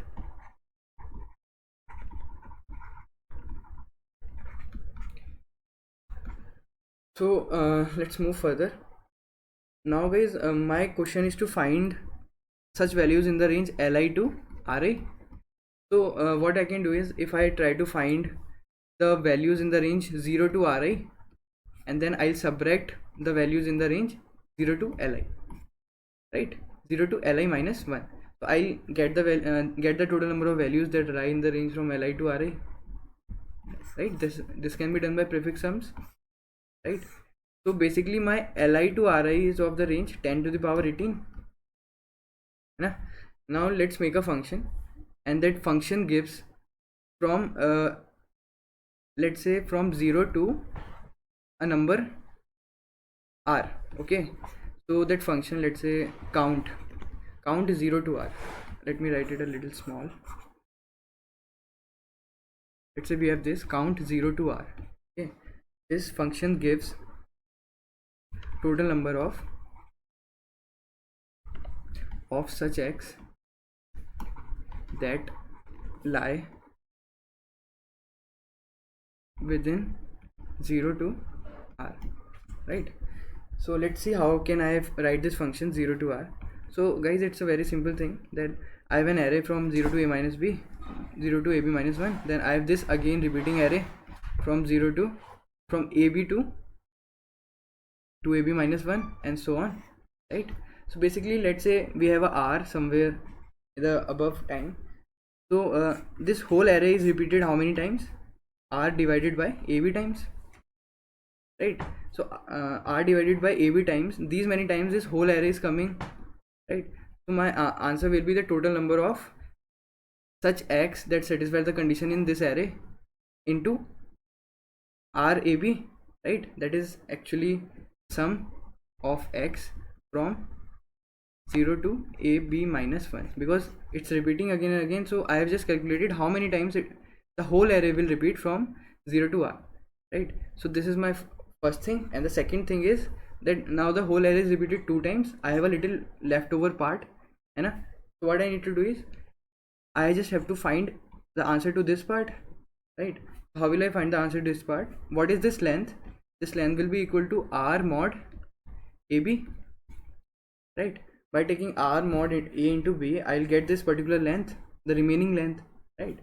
So so now what I need to do is I need to find the sum from 0 to this particular value r in r mod ab. Let's say it is q. Okay, so now I have to find sum from 0 to q, and q will be less than a into b. So basically I have this array, the first array that I have calculated from 0 to ab minus 1. I have just to count the total number of ones in 0 to q, right? I hope you got this point. So basically I have just written a function that will give me 0 to r, the value from 0 to r. So what will be my final answer? Count from 0 to r minus count from 0 to l minus 1, right? So for each test case, what I can do is I have to calculate one array a of size a into b.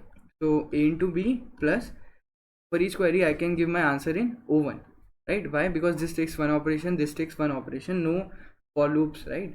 So basically constant time plus q for each query, O1 operations. So this is my total complexity of the algorithm, right, for each test case, right?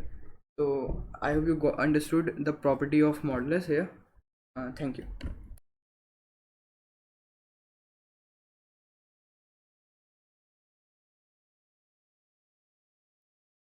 So we are talking about a concept called linear Diophantine equation. So what is a linear Diophantine equation? It is a polynomial equation in two or more variables such that the integral solutions are required. मतलब we have to check if the integral solutions of that equation exist or not, and this is one form of a linear Diophantine equation, right? So question is, given three integers a, b and c, and it is a linear equation of this form, we have to determine if this equation has a solution or not, right? So let us see this concept. So we are given this equation ax plus by equal to c, okay, where a, b, c are constants and x and y are variables. X and y are variables. So this is a linear Diophantine equation. So we have to check if the integral solution exists or not. So integral solution इसका possible है या नहीं, yes or no. So इसके लिए हमें क्या देखना पड़ेगा? So let us try to break down our problem, and I start from saying this is let us say a को हम ऐसे represent करते हैं. Let's say GCD of AB is denoted by G. अगर हम इसको G से denote करते हैं, right? So A को मैं क्या ऐसे लिख सकता हूँ? A is some G times K1, where K1 is another constant. B is G times K2, where K2 is some other constant. Example, A अगर 10 है, B अगर 15 है, तो G आएगा आपका 5, and A को हम लिख सकते हैं 5 into 2, and B को हम लिख सकते हैं 5 into 3. ये हम लिख सकते हैं. नाउ अगर हम इन वैल्यूज को इक्वेशन में रिप्लेस कर दें, अगर इनको हम इक्वेशन में रिप्लेस कर दें तो इक्वेशन क्या बन जाएगी? k1 times g x plus b को लिख देंगे k2 times g equals to c. इसका मतलब क्या है? k1x plus k2x equals to c by g. ठीक है. So since left hand side जो है that is an integer, right hand side क्या है? This must be an integer, right? So must be an integer, तभी solution exist करेगा. ठीक है. तो it means c modulus ji must be 0. तो सोल्यूशन की कंडीशन ये होगी, the answer will be yes अगर C is divisible by GCD of A and B. So this is the first step. And let us say we have figured out one solution. Let's say I know by hit and trial or maybe brute force or maybe some other method. Let us say x0 और y0 वो values हैं जो इस equation को satisfy करते हैं. x0 y0 is a possible solution. अगर ये हमें पता चल जाता है, right? सो इक्वेशन क्या बन जाएगी? अगर x0 और y0 सोल्यूशन है तो a x0 plus b y0 equals to c. ये हमारी वैल्यू, ये ट्रू होगा, राइट, बिकॉज इक्वेशन को सेटिस्फाई कर रहा है एक्स नॉट वाई नॉट इसका सोल्यूशन है, राइट. अगर एक्स नॉट वाई नॉट मिल जाते then I can say this equation is going to have infinitely many solutions.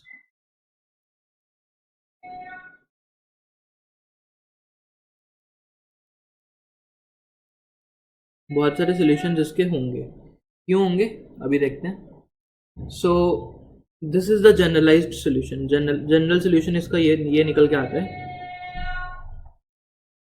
General solution x y is denoted by this thing, right. So यहाँ पे हमने लिखा हुआ है. तो x not plus b by d, where d is t. तो x की जो वैल्यू होती है that is nothing but x not plus b by g into t. G is the GCD and this is the parameter, right? And y naught is y naught minus a by g into t. Again, g is the GCD and t is the parameter. So for different values of t you will get different values of x and y. तो इसको equation में put करते हैं and check करते हैं क्या ये satisfy कर रहा है. तो equation is a x not plus a x not a x plus b y equal to c. तो एक्स को हम ये डाल देते हैं a x not plus b by g into t and y को हम ये डाल देते हैं y not minus a by g into T.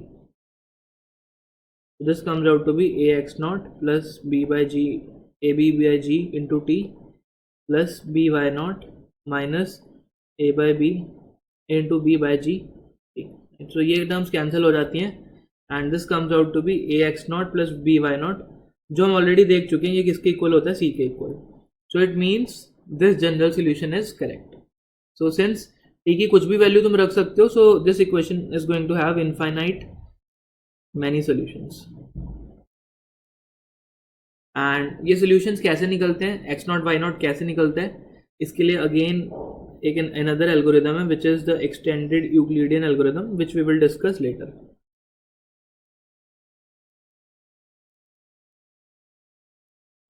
इसको हम in a different tutorial discuss करेंगे.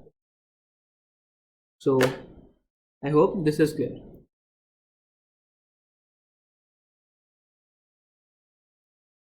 Hi friends, in this video I am going to cover one very interesting application of extended Euclidean method, which is solving a linear Diophantine equation, right? So I will tell you first what is a linear Diophantine equation. So it is an equation in two variables, let's say this form ax plus by equal to some c, right? Now it is not GCD, it is some constant c, and we want to find out if this equation has a solution or not, right? So first thing is, does it have a solution, right? If yes, then what are the solutions, right? So if yes, then what are the solutions and how we can find them. तो क्या solutions होंगे और कैसे हम find out करेंगे, right? So to figure these things out, right, so Euclidean algorithm will help us. So the first thing is solution कब exist करेगा, right? So let us say we have a number g which denotes GCD of a and b, right?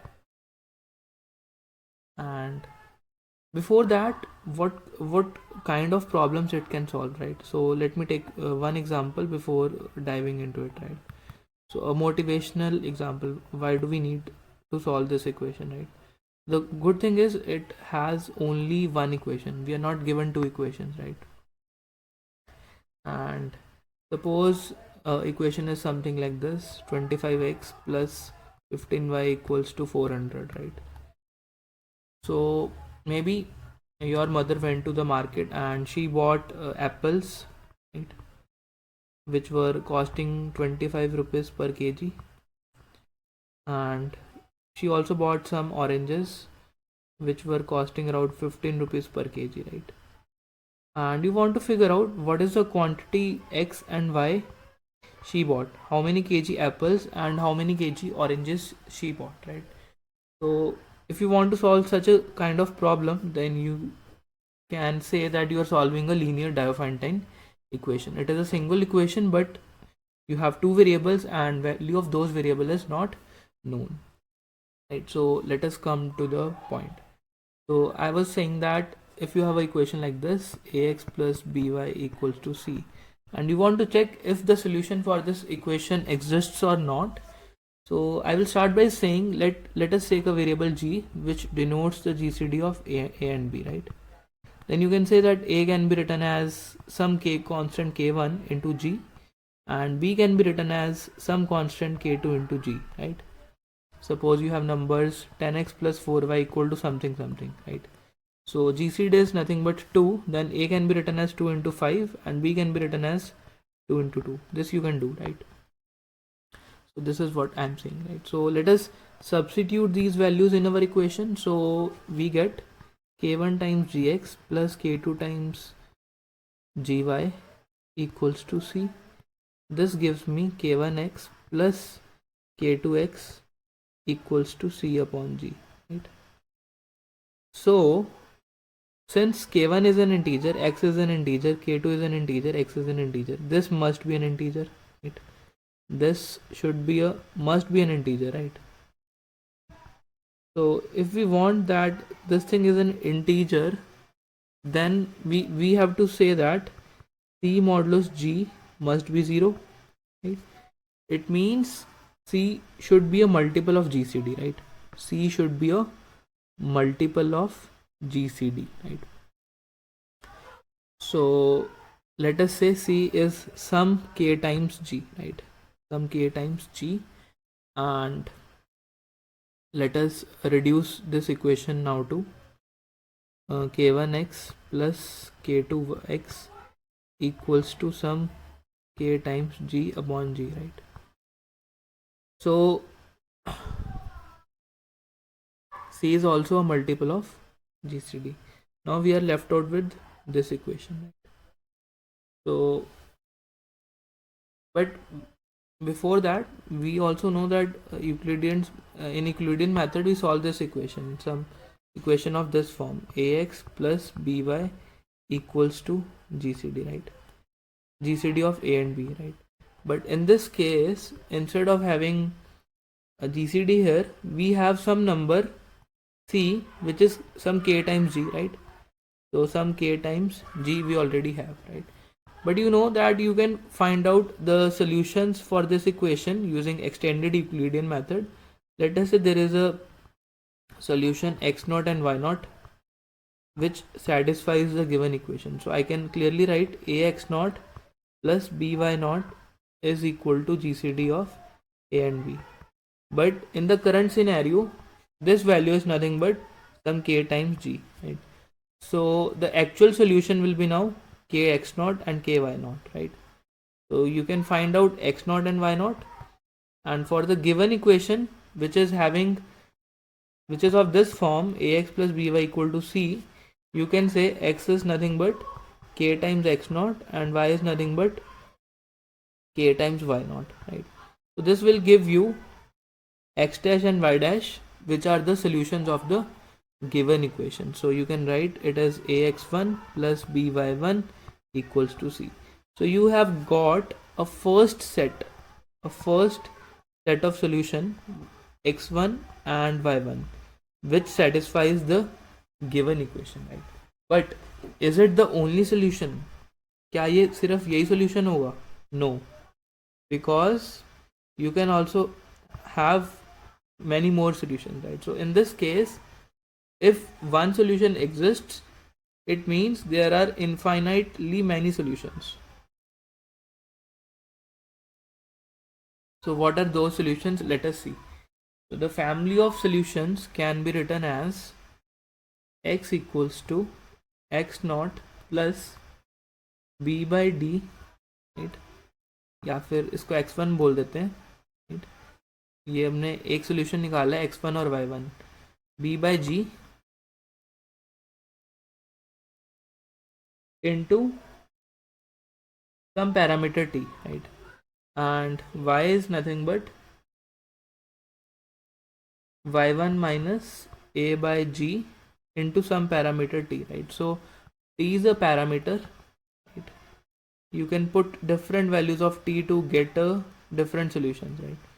So t must be an integer, so integral parameter है, and in इस x और y को अपनी equation में substitute करते हैं. सो हमारी equation थी ax plus b y equal to c, and we know that x1 और y1 तो ऑलरेडी सेटिस्फाई कर रहे हैं, ये इक्वेशन तो ठीक है, this is fine, and let us put these values of x and y. So this becomes a times x को डालना है x1 plus b by g into t, plus y को सब्सटीट्यूट करना है हमें y1 minus a by g into t, and let us see what this turns out to be. So this turns out to be ax1 plus by1 plus ab upon g into t minus this term ba by g into t. तो ये जो terms है ये cancel out हो रही है, right? तो that's why this reduces to this, and which we know that ये तो c के इक्वल है ही है, तो LHS हमारा RHS के इक्वल हो रहा है. It means we can generate entire family of solutions using this formula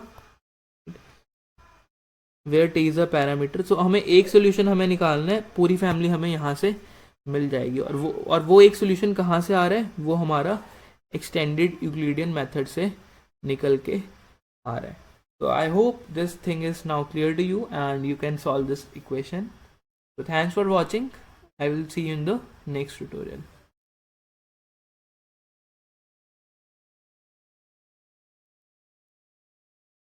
Hi friends, in this tutorial I am going to discuss one very important application of extended Euclidean algorithm. That the first application is the finding multiplicative modulo inverse, right? Multiplicative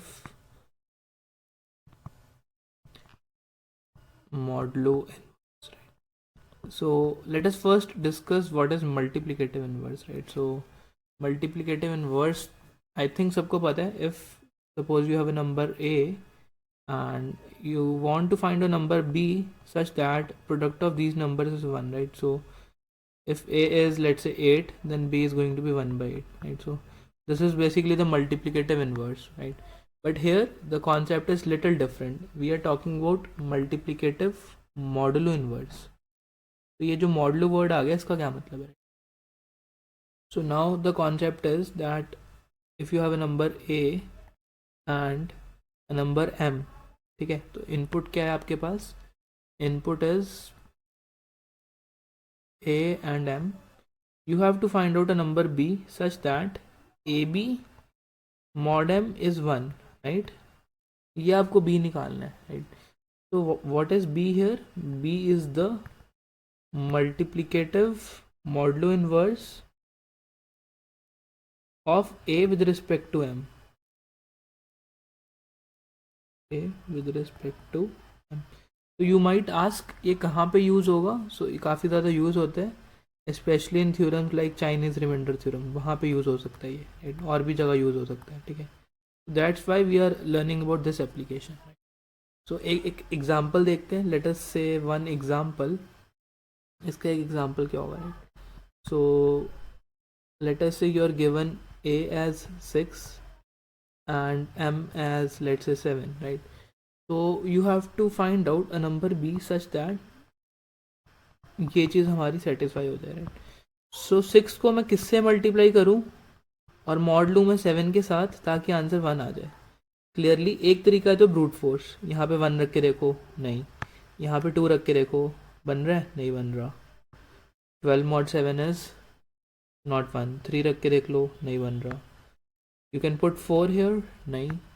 You can put 5 here. 6 5 is 30 mod 7, not. You can put 6 here, right? So 6 6 is 36. 36 mod 7 is 1. ये सही है, right? So you can say in this case the value of b is going to be 6, and 6 का multiplicative modulo inverse with respect to 7 is 6, right? Let us see one more example, right? Let us say a is 8. First example, second example. Let us say a is 8 and b is again, sorry, m is again 1. Yeah, m is again, let us say 7, right? So clearly you do not a into b mod m हमें 1 करना है, right. So 8 into 1 mod 7 is 1, right. तो यहाँ पे b की value क्या हो जाएगी 1. सो 8 का मल्टीप्लिकेटिव मॉडुलो इन्वर्स क्या आएगा 1, राइट. तो यहाँ पे b 1 आ रहा है और यहाँ पे b आपका 6 आ रहा है, राइट. तो अभी हमने इसको थोड़ा सा ब्रूट फोर्स से निकाला, राइट. बट हम अभी देखेंगे how we can use extended Euclidean method to find out the multiplicative modulo inverse. So इसको करने के लिए let us start with little bit of maths. So हमें पता है that काम हमें क्या करना है, a into b mod m is 1, ठीक है. 1 को लेफ्ट हैंड साइड पे ले जाओ. It means ab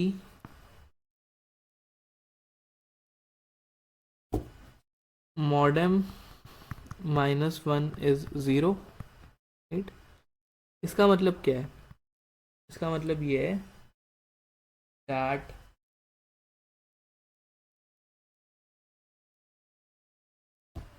जो ए बी माइनस 1 है, this thing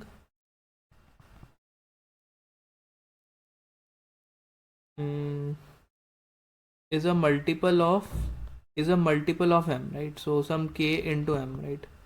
k into m मैंने इसको लिख दिया है. ऐसा क्यों?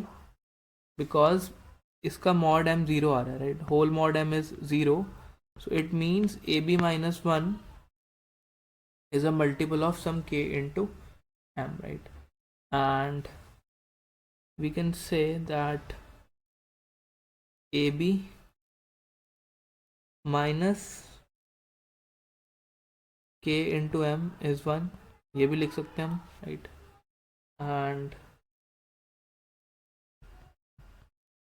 ए बी प्लस इसको ऐसे लिख दें minus k into m is 1, right.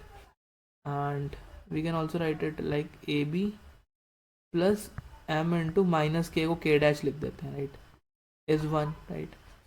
तो substituting minus k by k dash, ठीक है. सो अब अगर हम इसको ध्यान से देखें, सो ये इक्वेशन हमारी थोड़ी जानी पहचानी लग रही है, राइट. तो इस इक्वेशन में मैं बोल सकता हूँ it is of this form a x plus b y is 1, right. तो ये एक इक्वेशन बन गई है. एंड लेट अस से ये वैल्यू कुछ नहीं है, this is G C D of a and b, right. तो यहाँ पे ए किसके इक्वल है, ए तो ए के इक्वल है, बी किसके इक्वल है, एम के इक्वल है, राइट. सो मॉडुलो इन्वर्स तब एग्जिस्ट करेगा अगर G C D of a and m 1 होगा, हमेशा एग्जिस्ट नहीं करेगा. This is again a very important result, right.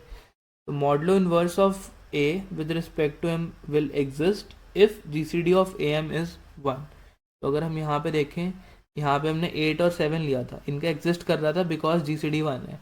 6 और 7 का हमने निकाला था, एग्जिस्ट कर रहा है बिकॉज जी सी डी 1 है, राइट. सो जी सी डी अगर 1 है, राइट, तो हमें निकालना क्या है, हमें तो बी निकालना है, राइट. सो फाइंड आउट क्या करना है, हमें बी फाइंड आउट करना है.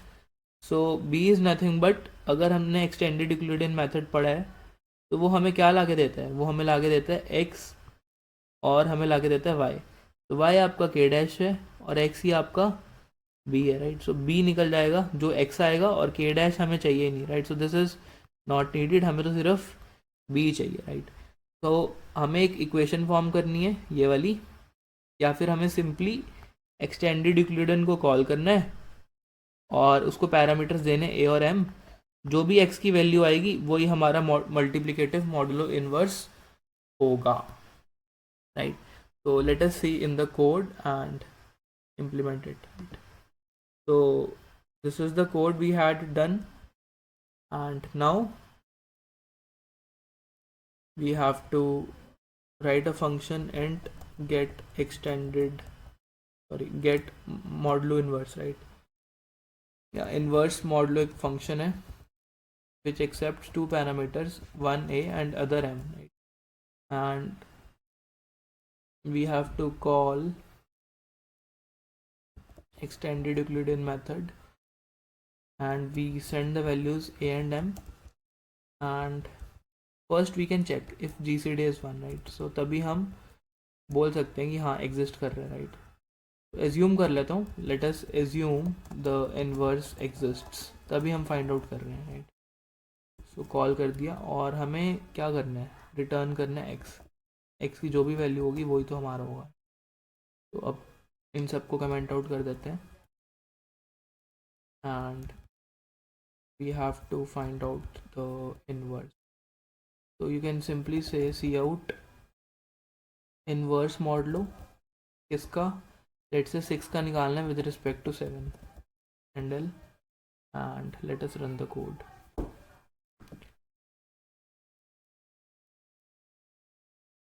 Sorry, so this statement is not needed now.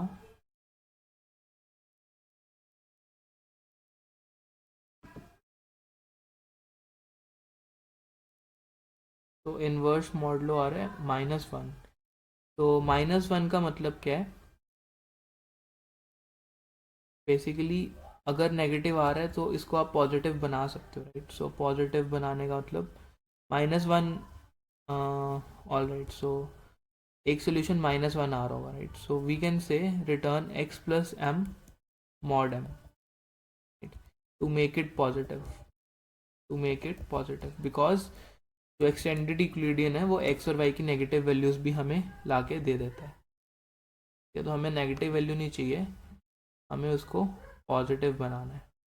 तो 6 आ रहा है, राइट. सो 6 का आंसर 6 आ रहा है and let us try for one more example and let's say 8 और 7 के लिए हमें निकालना है, ठीक है. सो 8 और 7 के लिए 1 आ रहा है, बिल्कुल ठीक है. लेट्स से 18 और 7 के लिए निकालना है, तो 2 आ रहा है, right. 18 into 2 is 36, mod 7 is, तो बिल्कुल ठीक है. 18 और 7 का GCD 1 है and that's why we can do it, right. So you can here check if GCD of A and M is 1, then you can do this, right. Otherwise, if you know that GCD is 1, then you can directly do it. So this is how the inverse modulo is written.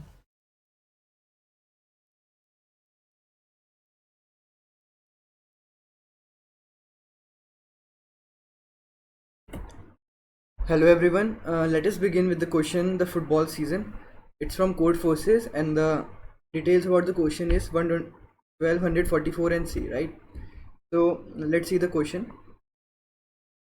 You can pause this video for a minute or you can open the question in your own browsers and try to solve it, then only continue with the solution, right? So basically in the video we are going to discuss about finding the solutions of this equation, x into w plus y into d plus p and x plus y plus z equals to n, right? So basically I hope you have gone through the questions. So here x denotes the number of wins, y denotes the number of draws and z denotes the number of loss. Okay, so we have to find, let me write this, x into w plus, we have to find one solution for this particular equation, and x plus y plus z equals to n. And what are we given? We are given the value of w, we are given the value of d, p and n, right? So guys, let's see how can we use modulus properties and multiplicative modulus inverse in this particular question, right? So guys, first of all what we'll see that if let's talk about this first equation. Okay, let's name it 1 and let's name it 2. So in the first equation, xw plus yd, I'll also code this after explaining it to you and then we'll try to submit it on Code Forces. Okay, so in the first question what I'll do is, if this equation holds true, then for some value of x and for some value of y, if this equation holds true, then we can say that if g is the GCD of w comma d, if g is the GCD of w comma d, then I can take it outside from the equation, right? Basically I can write the equation as g into x w by g plus y d by g right, equals to p. I can write this, right? So basically this p should be a multiple of g. So this is my first condition to check whether I have an answer or not. Also in the question I have to tell whether I'll make whether the answer will be possible or not, right? Otherwise I have to print -1. So my first condition to check that answer is possible or not, it is by taking the GCD of w comma d, and as we can easily see that now this p should be a multiple of g, right? Because it is g into something constant value, right? So this is my first condition to check whether I'll get an answer or not. So if if p mod g not equals to 0, then I'll print -1. I can do this, right? So let's move on to the other part of the question. Now guys, what we can do is we can convert this equation into x into, let's say, w1 and y into d1 equals to p by g. Let's say p equals to p1. Okay, now the equation converts to I'm just solving equation and trying to find out different types of values. So it is actually y into d1 x into w1 equals to p1. Okay, p dash. Now guys, let's try to find this value of y. How can I find this value of y? Let's use modulus properties, because we do not know about x. So what we can do is, let's divide this first equation by w, right? Let's take a mod. So x mod w plus y d dash mod w equals to p1 mod w, right? I just taken a modulus operation on the whole equation by w. So this results in x mod w, and okay, the w has been changed, so let's take it w dash. Okay, actually what I want is, I want this term to become 0. If this terms become 0, then I can solve this particular equation, right? So when I'll take a mod by w dash, this will become 0. Why? Because here it is x into w dash mod w dash, this will give me 0, right? So basically this converts to 0 plus y d dash mod w dash equals to p1 mod w dash. Okay, let's move on to a solution further. Now here y equals to let's name p1 mod w1 equals to p2. Okay, don't get confused, I'll code it out, right? And let's also name d1 mod w dash equals to d2. Okay,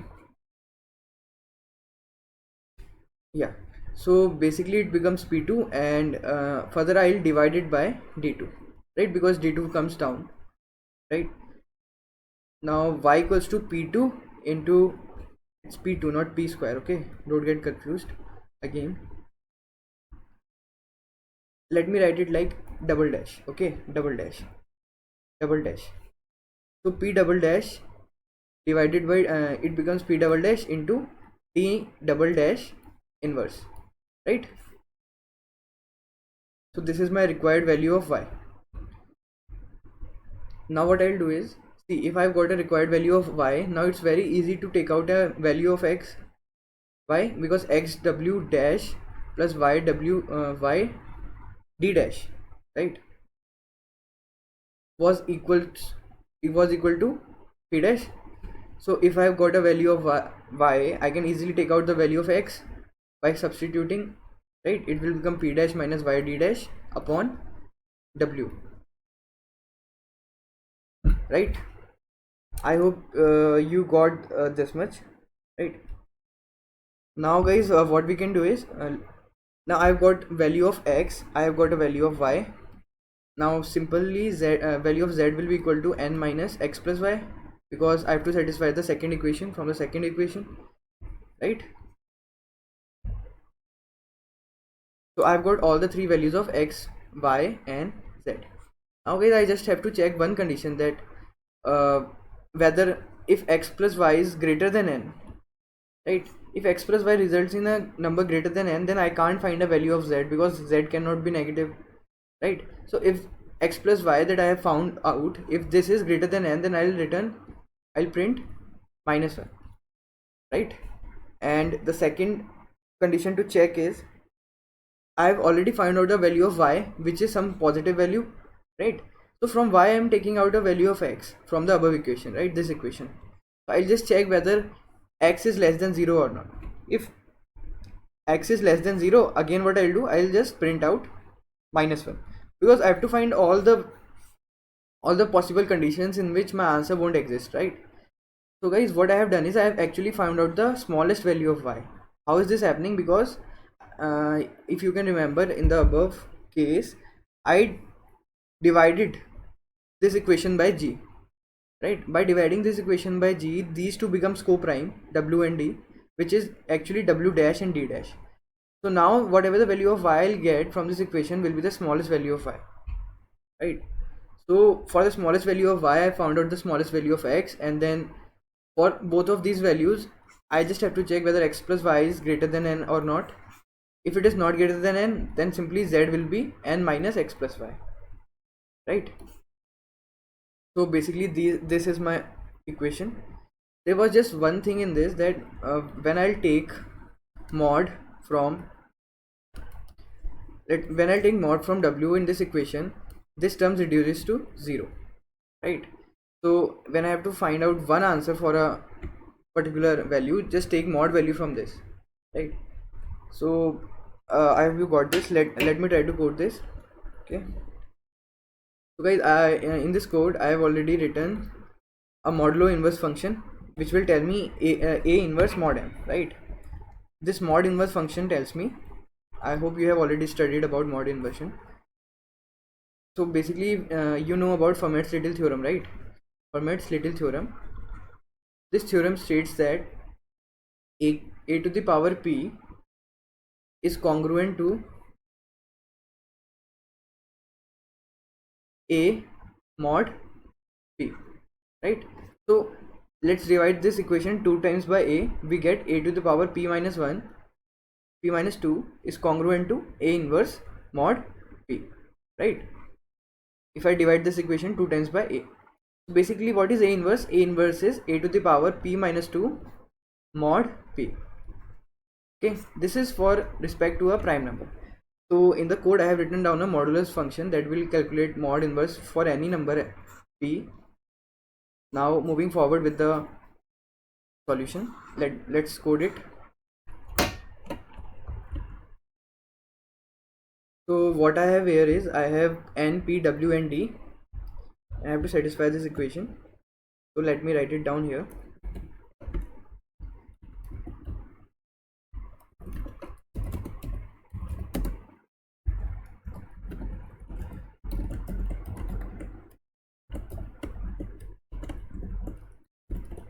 Right, so what are the values that I need to find?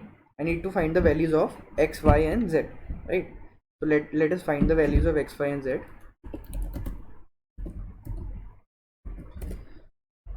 First of all, as I discussed, we need to check whether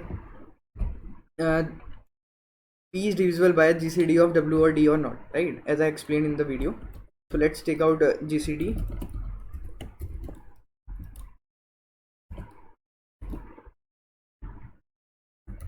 W comma d, right? I just have to check whether if p mod g not equals to 0, then I'll print out -1, right? And I'll return. After this, what I need to do is, again as I discussed above, that what can be the other case for not having a solution. The other case for not having a solution can be, let's say x plus y plus z equals to n, and x are the total number of wins. So if x into the number of wins, that is equals to the point that I'll get in a win, if n right. So basically let's move on to this equation. From this equation we'll take out one thing, that x into w plus y into d equals to p. This point should be p, right? So basically, let's say if y is 0, let's take a condition for y equals to 0. If y is 0, then x x into w should be equal to p, right? This is the condition when there are 0 losses and 0 draws. Means he won each and every match, right? So if he won each and every match, then the total number of points can be n into w, because w is the win point, right? So if n into w is less than p, means if he wins all the matches and he's not able to gather p points, then there won't be a solution, right? This is the worst case, that he wins all the matches and still he is not able to meet the condition. So if n into w is less than p, what I'll do is see out -1 and I'll return, right? I hope you got this point. It's the worst case point, right? If he wins all the matches. Okay, let me write it here.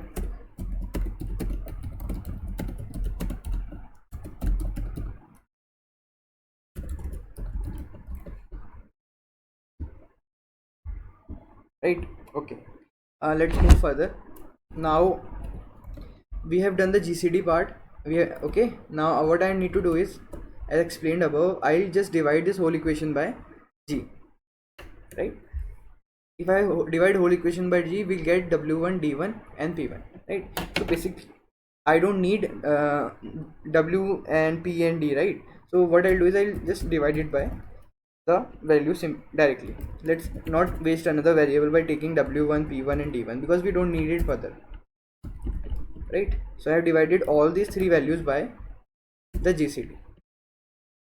Now guys, let's try to find out y is the number of draws.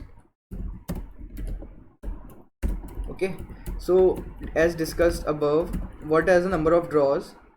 The number of draws is p double dash upon d double dash, right? Basically I'll take things on the right hand side and take modulo w, right? So basically y will be equal to p mod w, right? When I take the whole equation by one modulus into I inverse of d, right? So the function is mod inverse, right? Mod inverse d comma w, right? And after this I just have to take the modulo by w. So this will be my value of y. So for this value of y, let's try to find out value of x, that is the number of wins. Okay, so x in this question equals p minus let's take out the value of y, p minus y into d, right? How does this come? From the given equation, from the first equation, right? If I have y and d, then what I'll do is I'll just simply subtract it from p minus y into d, right? Divided by w. P minus y into d divided by w. I'm just going on with the solution as I explained above. So this I got x and y. Now I just have to check whether x plus y is greater than n. If this is the condition, then I'll just print out -1 and I'll return, right? And the second condition can be if x is less than 0, then also I have to print out -1 and I'll return. I don't have to check the condition for y, because y was already obtained by taking mod from value that is something positive, right? So I don't have to check the condition. So I have another two conditions which will give me a -1 result. Now guys, I have obtained a proper solution of x and y. Now my z will be equal to n minus x plus y, right? So what I need to print out is C out x y z. Okay, let's try to run this code and check for errors. Okay, n was initialized and I wrote m by mistake, right? So we got a solution 20, 0 and 10, right? So you can easily check the validity of the solution. Now let's try to submit it on CodeForces. So the file is new.cpp, right?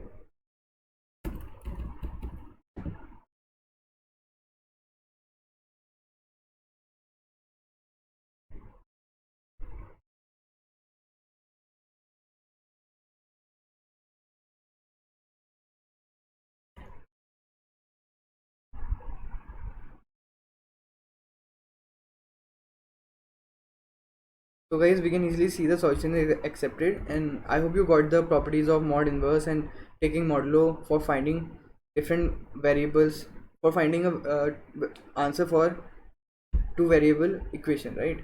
So thank you guys.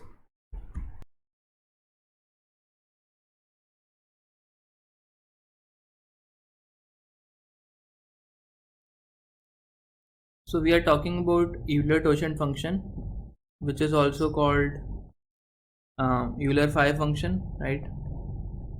And or Tauschent, right? So it is denoted by the phi symbol like this. So what is the meaning of this function? So it basically means, let's say I want to compute phi of 8, right? So phi of 8 means number of co-primes, number of numbers less than 8, right, which are co-prime with 8. So basically number of co-prime numbers with 8 and are less than 8, right, less than 8. So I can say phi of 8 will comprise of these numbers. So 1 is a number, and 3 is a number, 4 is not co-prime, 5 is there, and 7 is there. So phi of 8 is nothing but 4. What is the value of phi of 9? So it is 1 is co-prime, yes, 2 is co-prime, yes, 3 is not, 4 is yes, 5 is yes, 6 is not, 7 is yes, and 8 is yes. So the answer is 6. So there are 6 co-primes of 6 co-prime numbers with 9 and are having value less than equal to 9. So this is the brute force method. We have checked for all numbers and then we have seen, right? So what is the definition of co-prime? So co-prime means if two numbers are co-prime, then their GCD is 1. GCD of AB is 1 if A and B are co-prime, right? So this function basically gives the count.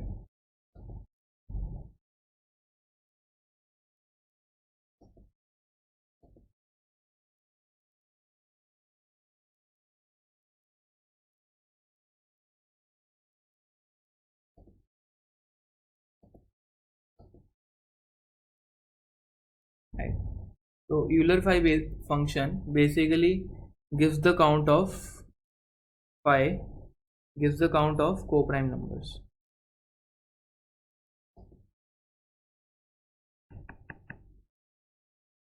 So phi gives you the count of positive integers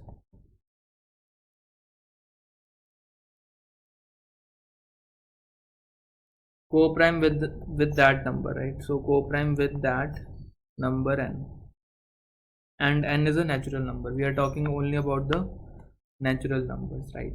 And there is a generalized formula for this. So the generalized formula for phi of n is nothing but n into 1 minus 1 upon p1, where p1 is a prime factor of n, 1 minus 1 upon p2 into 1 minus 1 upon p3, and this goes on till 1 upon 1 minus pk. So where pk is the kth prime factor of number n. Let us try to discuss this with an example. Let's say I want to compute phi of 25. So this can be written as 25 can be written as 5 square. So this is nothing but, so 5 into 1 minus 25 into 1 minus 1 by 5, right? So this is basically 25 into 25 by 5. So this comes out to be 20.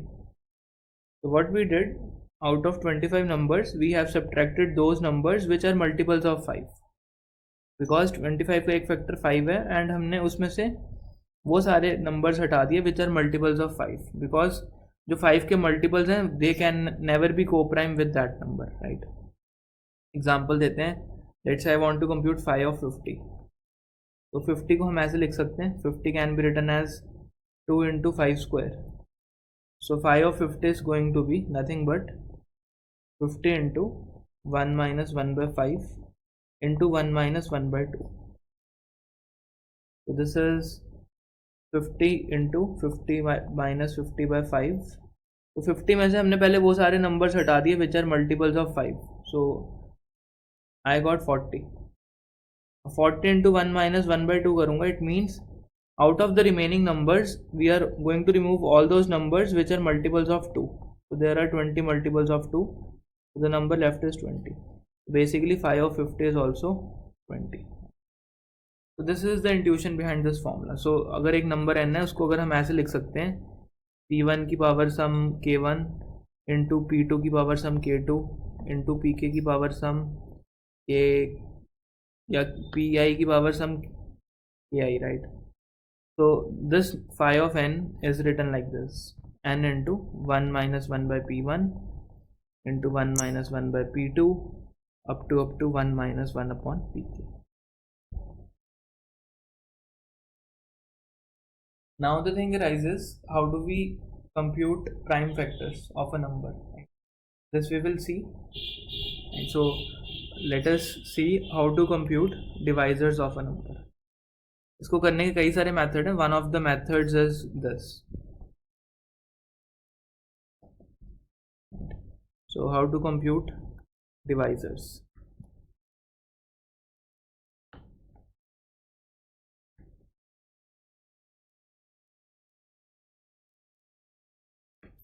Divisors निकालने हैं, prime divisors, right. और even से prime factors की बात हो रही है. So the first method is brute force. You can, then the second method is the root n method. आप root n तक जाओ और चेक करो क्या वो डिवाइड कर रहा है. मतलब for I equals to 1, I equals to 2, I star I less than equal to root n. This we have discussed already. So if n modulus I is divisible by 0, it means I is a divisor, and also n by I is also a divisor. N by I is also a divisor, right? Perfect square के लिए differently handle कर लेना. For a perfect square this value has to be counted only once, because अगर मैं बोलूँ मेरे पास 36 है, so I can iterate till only 6. So I can iterate from 2, 3, then 4 is not a divisor, 5 is not a divisor, 6 is a divisor, right?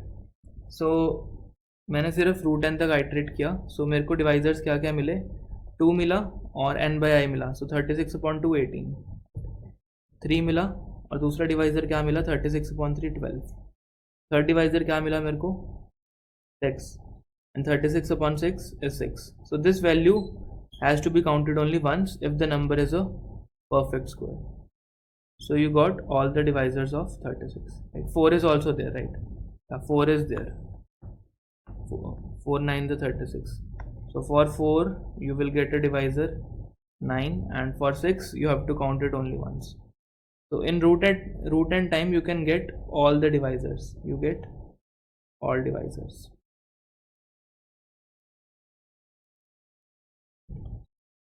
Then there is a third method. Third method is to compute all the divisors. So if you want to compute divisors of all the numbers, divisors of all numbers from 1 to n,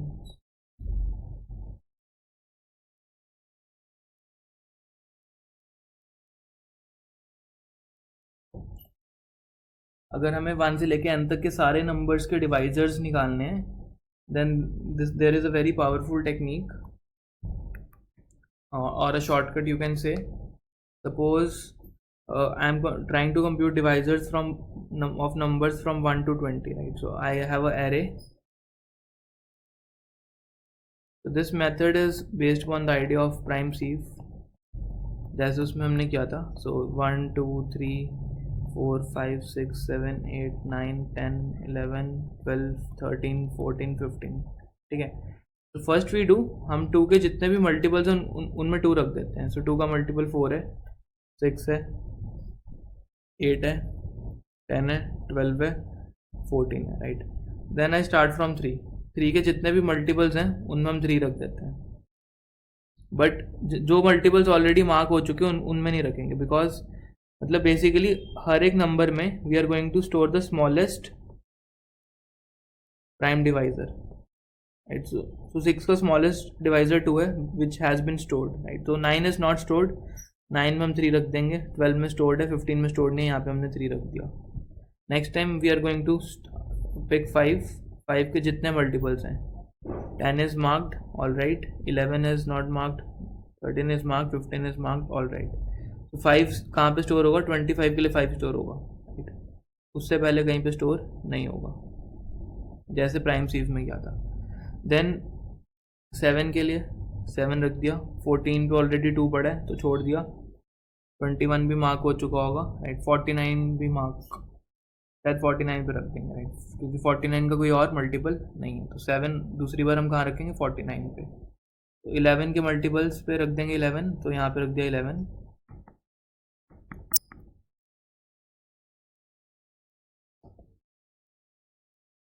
and यहाँ पे रख दिया 13, right. Now suppose करो ये हमने एक बार किया, right. So this precomputation हमने एक बार किया है, and suppose I want to compute the factors of 15। So 15 पे देखो क्या पड़ा है, 15 के कॉरेस्पॉन्डिंग क्या पड़ा है, 3। तो एक फैक्टर तो हमें मिल गया 3, दूसरा फैक्टर हमें कहाँ मिलेगा, 15 को डिवाइड करो 3 से, 15 को डिवाइड करो 3 से तो तुम कहाँ पहुँचोगे, 5 पे। 5 पे क्या पड़ा है, 5। सो 15 की प्राइम फैक्टराइजेशन मिल गया हमें, राइट। अगर ये मिल गई तो टोशेंट भी निकल जाएगा, ठीक है। एंड सपोज करो 8 के निकालने हैं। सो 8 पे क्या पड़ा है, 2, एक फैक्टर मिल गया। सो 8 को डिवाइड करो 2 से, क्या आया, 4। 4 पे क्या पड़ा है, 2, एक और फैक्टर मिल गया। तो 4 को डिवाइड करो 2 से, कहाँ पे आए, 2 पे। 2 पे आए तो एक और फैक्टर मिल गया, राइट। सो 8 की प्राइम फैक्टराइजेशन क्या आ जाएगी, 2 क्यूब। तो this works for all the examples, right. So and here हमें टाइम कितना लग रहा है फॉर एवरी क्वेरी, मतलब हम हर एक नंबर के जो फैक्टर्स हैं वो लॉगरिथमिक टाइम में निकाल पा रहे हैं after we have done the precomputation, right. तो लॉग एन टाइम में हम सारे फैक्टर्स को निकाल पा रहे हैं। So in the next video, I will discuss about the properties of the totient and some problems, right?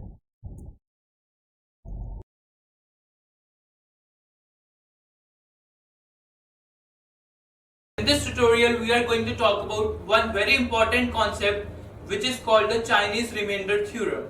We will see what this principle states and how we can apply this principle in solving various competitive coding problems. So let's get started. Hi guys, we are talking about Chinese remainder theorem or CRT in short. So it is a very powerful theorem in number theory and it is used to solve a system of linear congruences. So I will tell you what is a linear congruence. So it is used to solve a system of linear congruences. So what is the meaning of this term, linear congruence? Suppose I have a number x and I write x when divided by 2, or maybe let's x divided by 2 leaves remainder 1. तो basically x का mod 2 gives 1. तो इसको linear congruence में लिखने का एक और तरीका होता है, this can be written as x equals to 1 mod 2. So this is the meaning of a linear congruence. It means when we take mod of x with 2 it leaves the remainder 1, right? So दोनों notations almost same है, but this notation is called the linear congruence, right? So what is the meaning of a system of linear congruence? It means you have couple of such relations. So an example देखते हैं. Example is, let's find a number. So we have to find a number x such that x when divided by 2 leaves remainder 1. So it means x mod 2 is 1.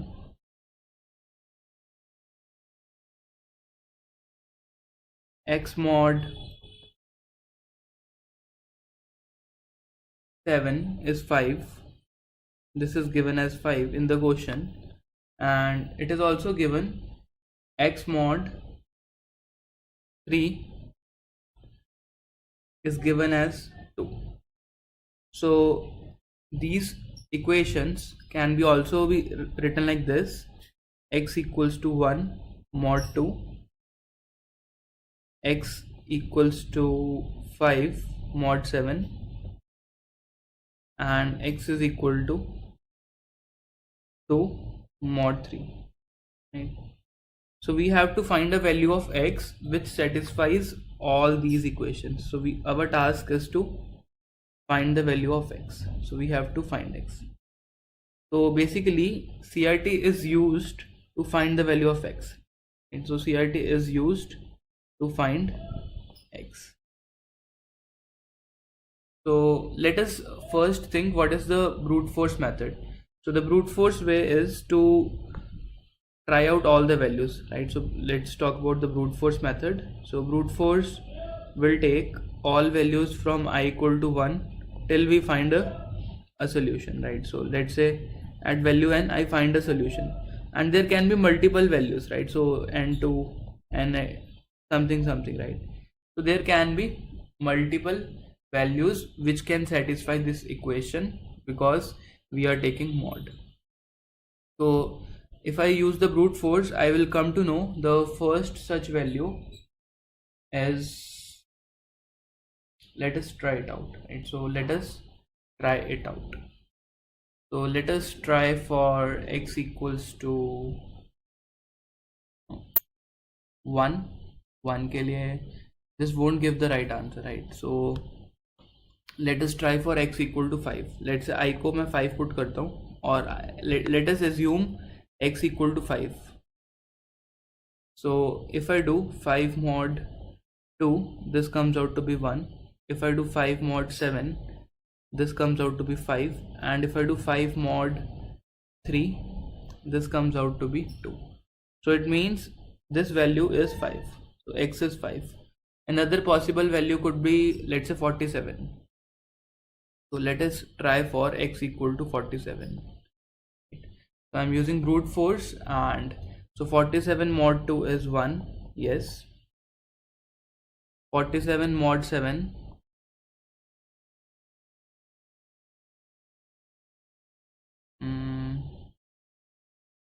47 mod 7 is not 5.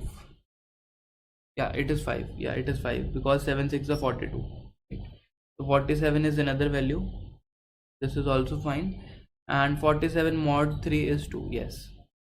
So 47 is another value. So one of the solution is x equal to 5, x equal to 47, and so on, right? So CRT helps us to find one of these values. Let's say CRT ने answer हमारा 5 दे दिया, or it could be some other answer also, right? So CRT helps us to find a value of x which satisfies these equation.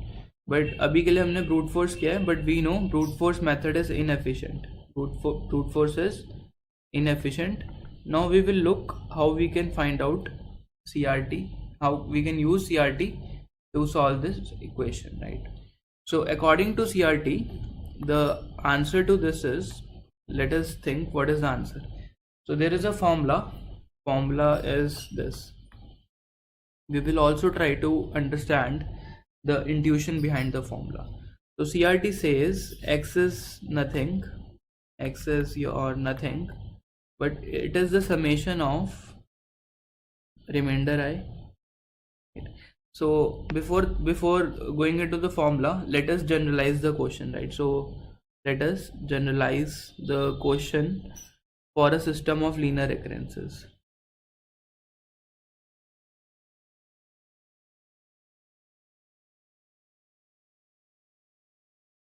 So let us say in the question you are given some equations. Suppose you are given an array of numbers.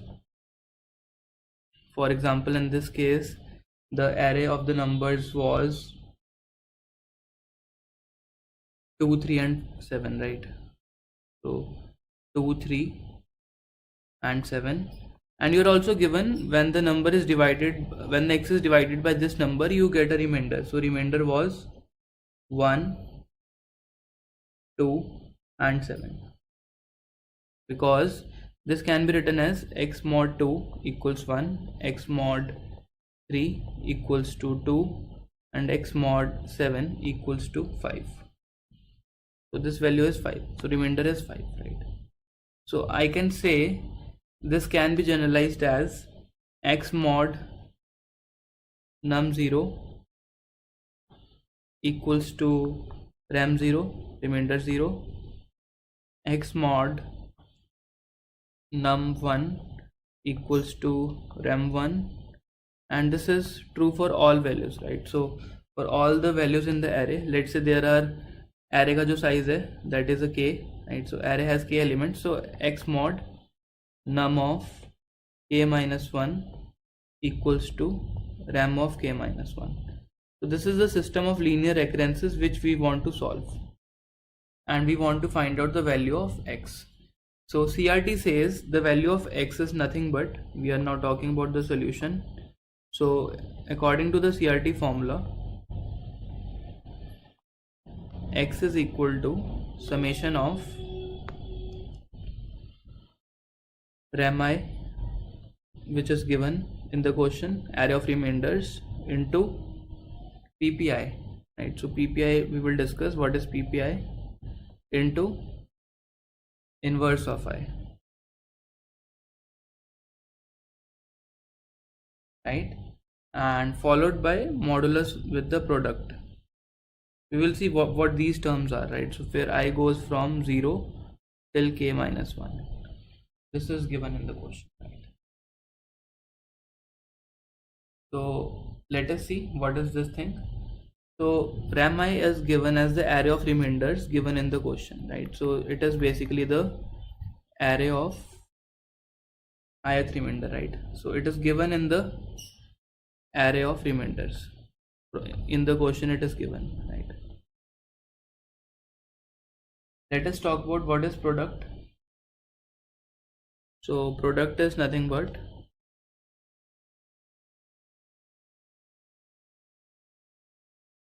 so what is product? So product is product of all numbers in num I, right? Product of all numbers in num I, right? And what is PPI, right? So product can be written as num0 into num1 till num of k minus 1.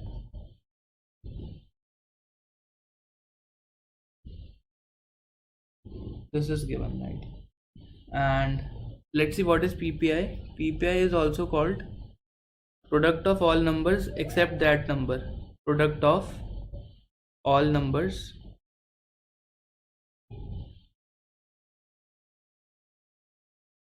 तो PPI is your product of all numbers divided by that number, right? So इसको हम ऐसे भी लिख सकते हैं, it is nothing but product divided by num of I. This is what the PPI means, right? So we will try to understand the intuition behind it. And the fourth term is inverse of I, right? So inverse of I means modular multiplicative inverse of num I of PPI with respect to num I, right? So it means modular multiplicative inverse of PPI with respect to num I. तो अभी इसका मतलब देखते हैं, मतलब क्या होता है इसका. तो let's say there is a, let's say PPI is let's say 6 and इसका हमें इन्वर्स निकालना है with respect to 7. So it means 6 into 6 का इन्वर्स करूँ, बेसिकली लेट्स से एक नंबर है y एंड इसका मॉड लूँ 7 से तो मेरा आंसर 1 आ जाए, राइट? सो इसका मॉड लूँ 7 से तो आंसर 1 आ जाए. तो this is the meaning of multiplicative modular inverse, कि अपने गिवन नंबर को किस नंबर से मल्टीप्लाई करें और गिवन नंबर से मॉड लें तो हमारा आंसर 1 आ जाए, राइट? सो फॉर एग्जांपल अगर इसकी बात करूं, सो y यहाँ पे क्या होगा, y 6 ही होगा, बिकॉज 6 इंटू 6 36 होगा, 36 मॉड 7 1 होगा, राइट? सो 6 का इन्वर्स 6 ही होगा. कुछ मल्टीपल इन्वर्सेस पॉसिबल हैं, but for 6 inverse with respect to 7 this is 6, right? With respect to 5 कुछ और होगा, right? So with respect to 5 भी 6 ही होगा, right, because 6 6 36 and 36 mod 5 is 1, right? So here y is called the multiplicative modular inverse of 6 with respect to 7. Okay, so this is the meaning of multiplicative modular inverse.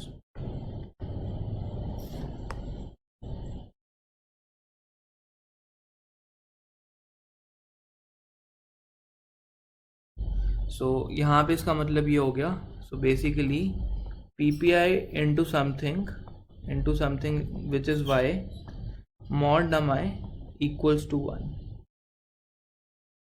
So y की जो भी यहाँ पे value आएगी वो इसका multiplicative modular inverse होगा.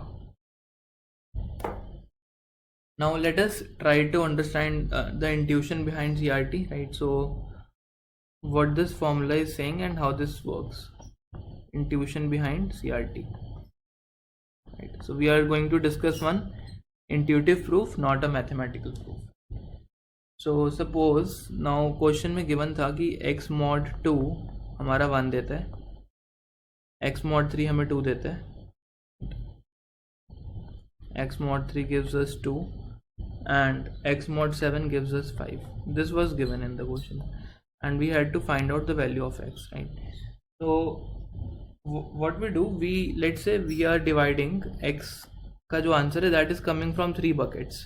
This is bucket 1, this is bucket 2 and this is bucket 3. 3 buckets में हमने divide किया. So this is bucket 1, bucket 2 and bucket 3, right? And I say कि जो 2 है, ये वाला जो 2 है, इसका जो भी रिमाइंडर आ रहा है वो सिर्फ यहीं से आ रहा है, राइट? सो इस बकेट का कंट्रीब्यूशन ये है कि this bucket gives the remainder due to 2, right?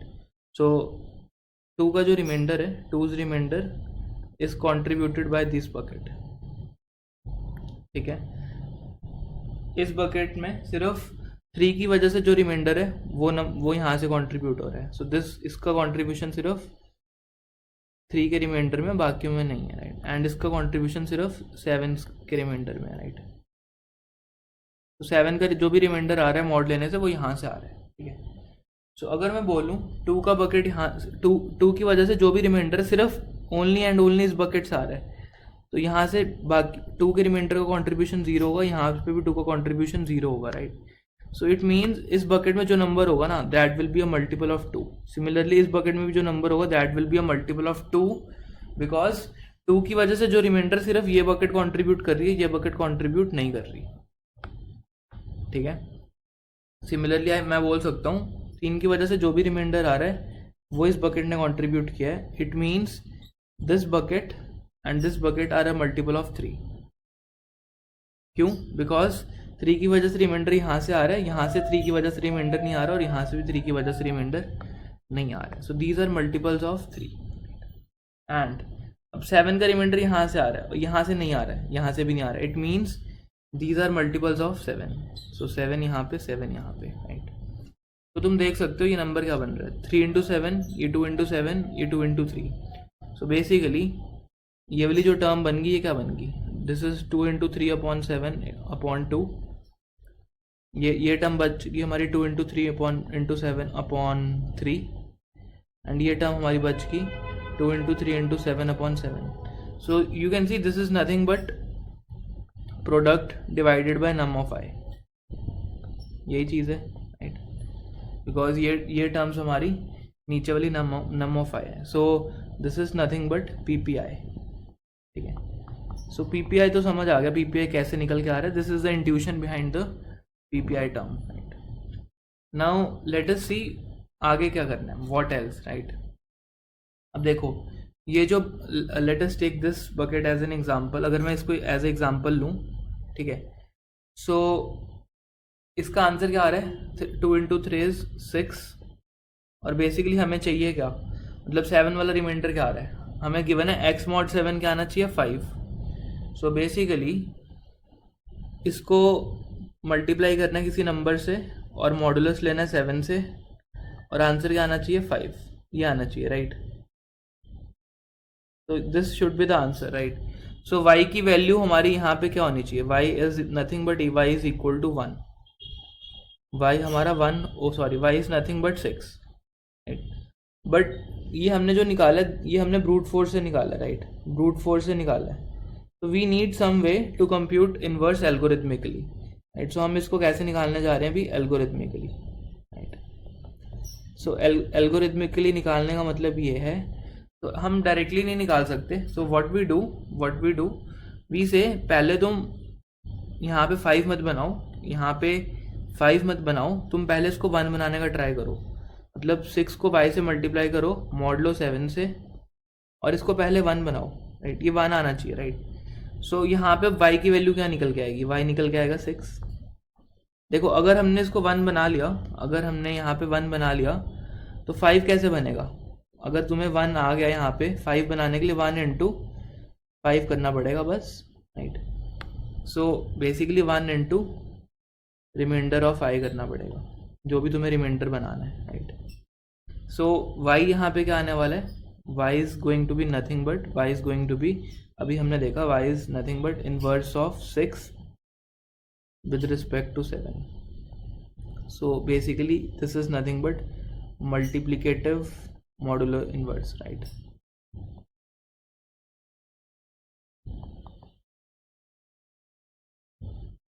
तो यहाँ पे y की वैल्यू 6 नहीं होगी, sorry, it won't be 6, but ये हो सकता है y हमारा 2 होगा, right? Because 6 into 2 is 12 mod 7 क्या आ रहा है? 5, राइट? सो y हमारा 2 आ रहा है, बट हम इसको एल्गोरिथमिकली कैसे निकालेंगे? इसको y डैश बोल देते हैं, और y डैश क्या आएगा? 6. सो हमने क्या किया, 6 को पहले मल्टीप्लाई किया इनवर्स ऑफ i से, एंड फिर उसको मल्टीप्लाई किया रिमाइंडर i से, ताकि हमारा आंसर 5 बन जाए, राइट? सो ये 6 क्या आने वाला है? This 6 is nothing but pp of i. So this is how the CRT is being derived. ये हमने इन स्टेप्स को फॉलो किया है, और ये चीज़ हमने की है हर एक के लिए. सो x is nothing but summation of this thing for all the terms, right? तो यहाँ से हमारा CRT निकल के आता है. So this is your Chinese remainder theorem. So we will see how to solve it using problem. In the power 2 problem we will see how this is being applied, right? And there is one more way to compute the inverse. So inverse को निकालने का एक तरीका है totient, which we will discuss in the next video, right?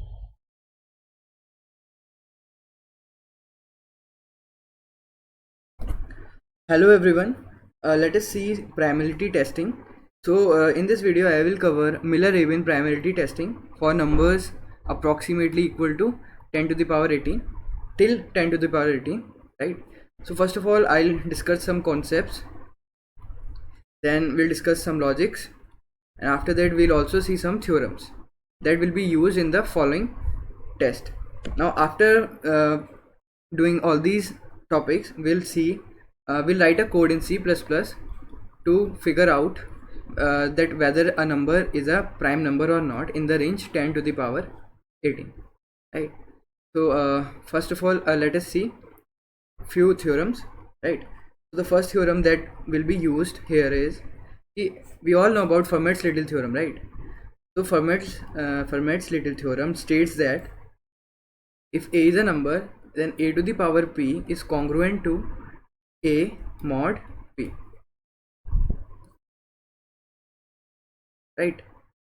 So this is Fermat's little theorem. In other words, we can write it as a to the power mod p equals to a, right?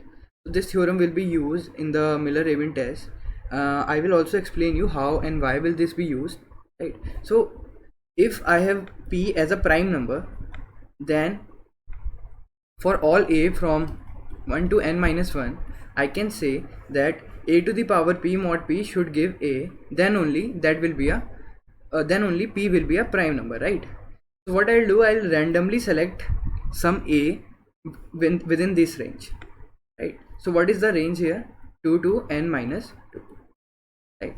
Okay, let me continue. Now after this we can also write it as, let's divide this part by p, okay, divided by a. not p, a, right?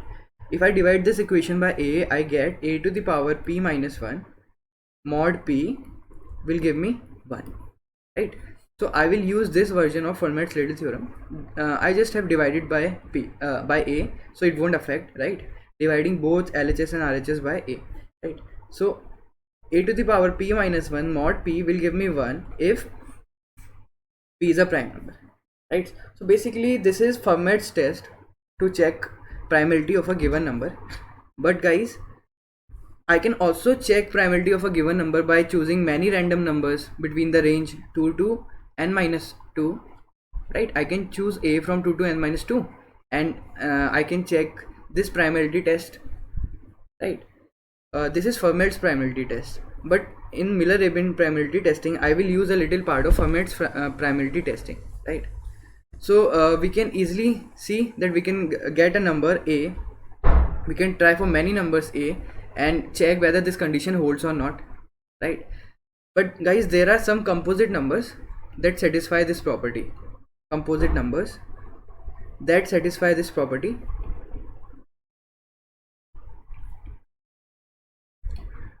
right? So in case if random numbers are chosen from 2 to n minus 1 and a number that is chosen, let's say it is x, and it is a composite number that satisfies this property, then we'll get our solution is wrong, right? We'll get it wrong. Why? Because there are some composite numbers that satisfy this property, and those numbers are called pseudo primes, right? And they're also called Miller-Rabin pseudo primes, right? So basically let's move forward. I hope this theorem is clear to you. I will be using this important property, just mark it, right? Or let me write it again. A to the power p minus 1 mod p will give me 1. Okay, right. Now guys, there is a second lemma that I will use in the given code, that is Euclid's lemma, right? So basically Euclid's lemma states that if there are two numbers and we multiply those two numbers, let's say x and y, so let's say there is a number p that is a prime. So Euclid's lemma states that if a prime number divides product of two numbers, right? That means if prime number divides product of these two numbers, then this prime should divide at least one of them, right? So let's have a discussion over this.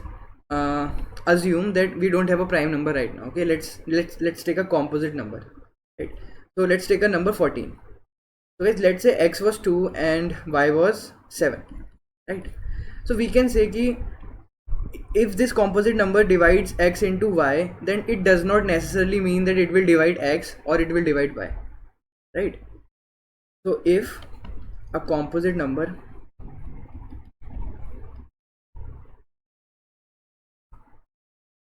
divides x into y, then it does not necessarily mean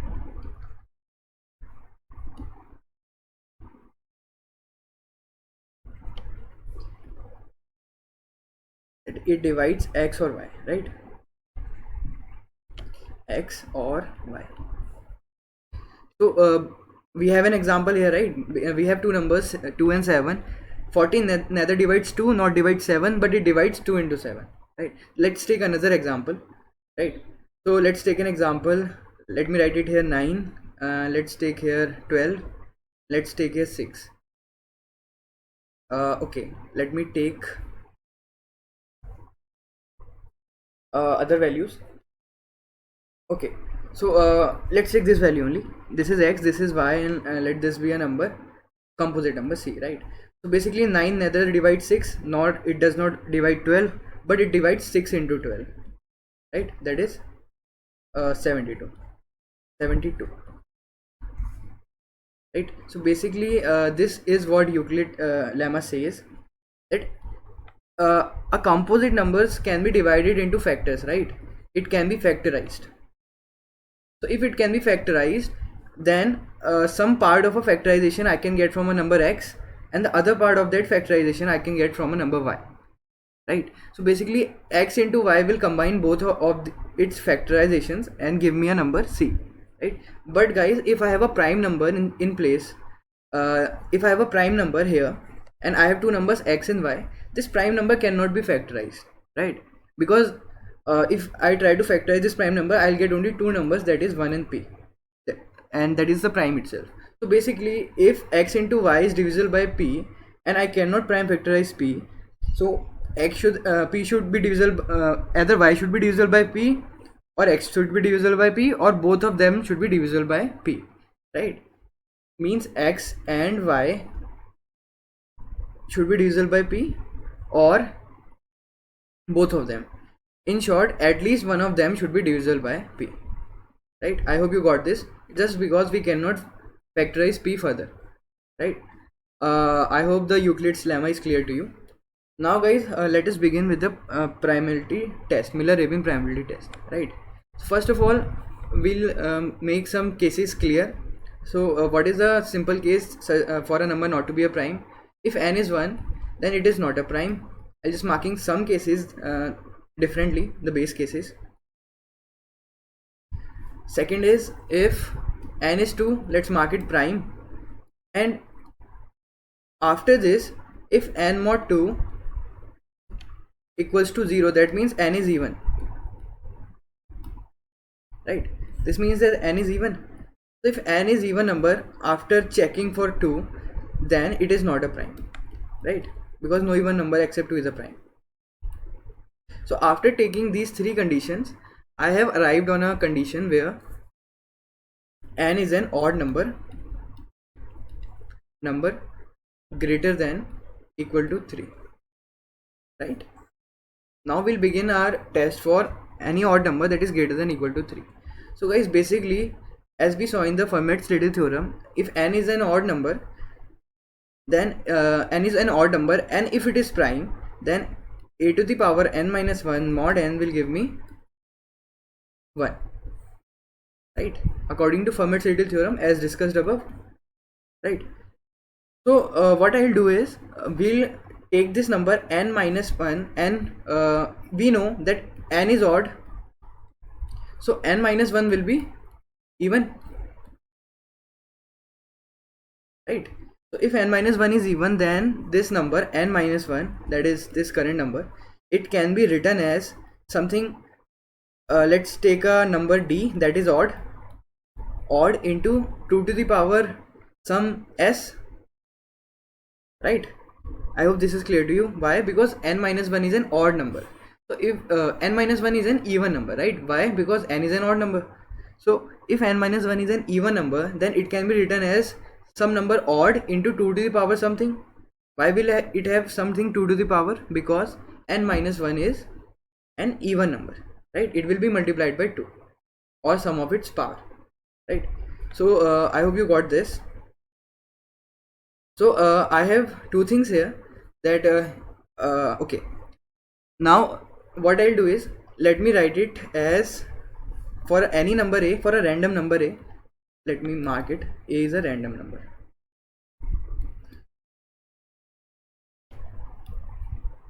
Okay, so if I mark it as a to the power d, then by using Fermat's little theorem, I get a to the power d mod n equals to 1, because d is a factor of n minus 1, right? Because n minus 1 is written as d into something, and d is an odd number. So if this condition holds true, then n can be a prime number, right? N can be a prime number, right? Due to Fermat's little theorem. Now guys, now I have a number that is of the form a to the power d into 2 to the power s, where s is something and a value. Okay, now guys, let's say the number s can be written as like 10. Okay, if we have a number a to the power d into 2 to the power 10, so basically all the middle numbers will be a to the power d, let me write it, a to the power d into 2 to the power 0, right?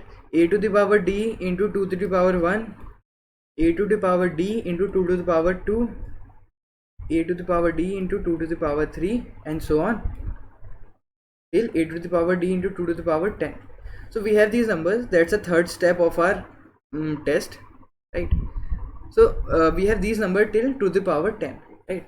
So guys, we can easily see that except this number which is already considered above, this is also already considered, right? Its case is marked. Now if I check these numbers, then we can easily write them as a to the power d square or a to the power d, right? And we can easily write them as 2 to the square, means all of these numbers are of the form x square. Why? Okay, let me take an example, so to make it more clear to you. Let's say d was 5 because it has to be an odd number, and let's say s is 2, right? So let's say a to the power 5 and into s, right? So if s is 2, we have 2 square.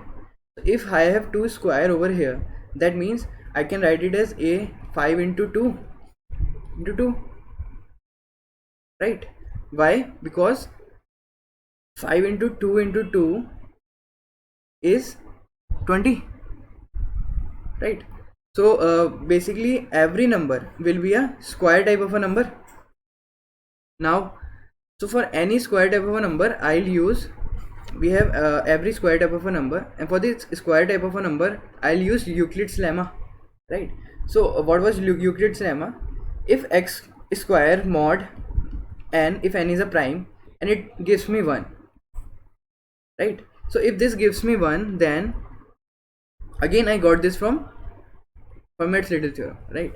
So if x square mod n gives me 1, then I'll subtract minus 1 from both the sides. I get x square minus 1 mod n gives me 0, right? So if x square minus 1 mod n gives me 0, then I can factorize it as x minus 1 x plus 1 mod n gives me 0, right? So if multiplication of two numbers mod n gives me 0, then either this should be 0 or this should be 0 or both of them should be 0, right? Why? Because if n is a prime number, that means it should divide at least one of them. That's what I have explained in the Euclid's lemma, right? So we can write it like this, ki x minus 1 mod n is 0 or x plus 1 mod n is 0, right? So from this I get x equals to 1, okay, x mod n equals to 1, and from this I get x mod n equals to minus 1, which is also congruent to n minus 1, right? We all know about this, na? Minus 1 is congruent to n minus 1 mod n, right? So we have two properties now for all the other numbers, right? That all the numbers can be represented as a square, and we have already seen this property by using Euclid's lemma, that if I have a number that is of type of a square, then x square minus 1 mod n is 0 and x minus 1 into x plus 1 mod n is 0, right? So on, we'll get this. Now for n to be a prime number, what we need is that all those numbers of the type x should satisfy this property. Either x mod n gives me 1 or x mod n gives me minus 1, right? So guys, I am checking here for x, right? And what is the worst x that I can go to? Let me take this example again. So guys, if I am going to 2 to the power 10, then x in this case will be a to the power d into 2 to the power 9, right? Why 9? Because I have considered x square, right? So basically this is x, right? If I am considering x square, that is 2 to the power 10, so basically this is x, na? Right? So if this is x, I have my condition over x, not x square, correct? So I can't use this number a to the power d into 2 to the power 10. Why? Because its x square will give me 2 to the power 11, which is not divisible by n minus 5, which is not a factor of n minus 5, right? So basically, for how many numbers will I check my these conditions, or how many numbers will I check my these conditions? I'll check my conditions for the numbers a to the power d into 2 to the power 0 till a to the power d into 2 to the power s minus 1, right? because I have considered square. Okay, basically for these numbers I'll check my condition, and for n to be a prime number, these two conditions should hold. Okay, if this condition does not hold, then it will not be a prime number, right? So for all these numbers I'll check my conditions, and then we'll code it out. Okay, I hope this much is clear to you. So basically, let me summarize everything. I have two parts now, right? First of all, what I have done, I have considered only n that are greater than or equal to 3 and n is odd, right? I have separated the base cases, right? After this, what I have done, I have written n minus 1, which is an even number, into d into something 2 to the power s, right? After this, what I have got is, I'll have two parts of this, that either d to the power, either I have I'll choose a random number a in the range 2 to the power 2 from 2 to n minus 2, and in that random number a, what I'll do is, I'll take a to the power d, right? This mod n should give me 1, right? Otherwise, if I have to check for the squares, then what I have is a to the power d into 2 to the power I, where I goes from 0 to s minus 1, already explained, right? This mod n should give me minus 1, or we can also write it as n minus 1, right? I hope this part is clear to you. We just have two cases, and for these two cases I'll right now we have another thing in this algorithm, is that we have to choose a, right? So what is an a? A is a random number from 2 to n minus 2, the range, right? So basically, instead of choosing a random number, because we never know the randomness of the algorithm, right, I'll choose top 9 primes, okay, so that our algorithm is more accurate, so that a random number is not chosen, which is a composite number, right? So if I'll choose top 9 primes, we can see that we have a accuracy till 3 into 10 to the power 18, right? In the next video I'll show you a exact number. If till that number, my algorithm will give you exact right answer whether a number is a prime or not. Okay, let us okay, let's move on with the next video. That is, I'll code this algorithm in the next video, and in the next video also you must know how to take a into b mod n, where a ranges in 10 to the power 18, b ranges in 10 to the power 18, and n ranges in 10 to the power 18, right?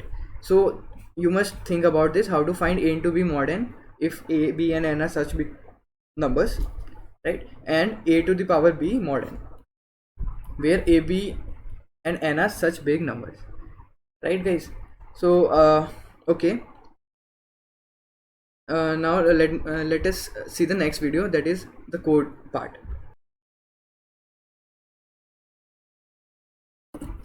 Hello everyone, let us see the code video for Miller-Rabin primality test, right?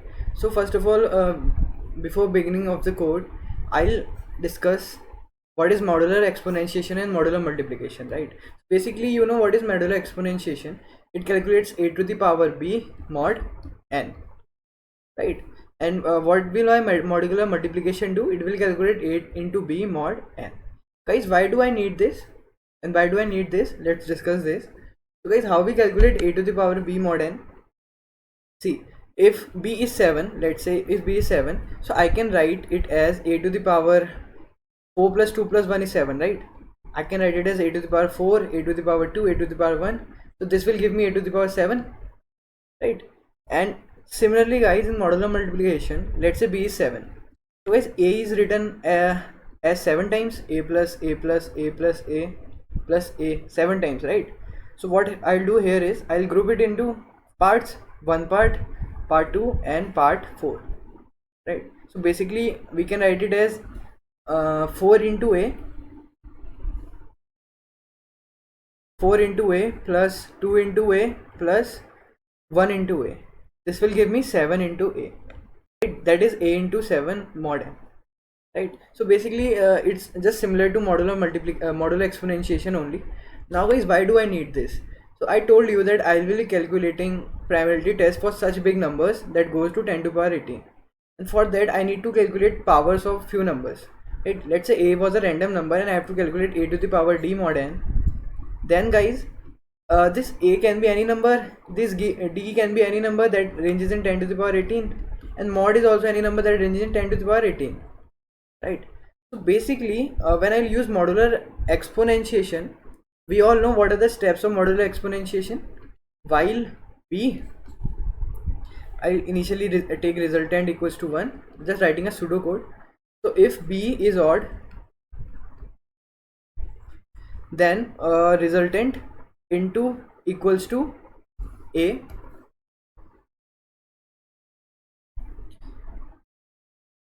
right? I do this now. So now guys, a is also a number of range 10 to the power 18, resultant may also be a number of range 10 to the power 18. Also I do it a into equals to a after every iteration, and b slash equals to 2, right? So in this also you can see, if I do a into a, then both of these numbers are of the range 10 to the power 18, and I multiply them, then it will result in an overflow, right? In Python it won't, but in C++ it will result in an overflow. So how will I tackle that overflow? I'll multiply these two numbers. I have to multiply a into a, right? So I'll multiply these two numbers by modular multiplication so that I don't get an overflow. Okay, I hope you got this. Now let's start the code video for, let's start to code the primality test. So here I have written 30 tests, okay, 30 test cases. So basically let's uncomment it. So okay guys, there's one more thing that I want to tell you, that I have defined, let me write it here. I have defined int as long int, right? This means that wherever I will use int, it will result in a long int, right? That means I can store 10 to the power 18 type of a number in my just integer variable here, right? Because I have already defined it. Okay, now guys, let's take an input, and for this n, let me write a function called Miller ribbon, and in this function I will pass n, right? Else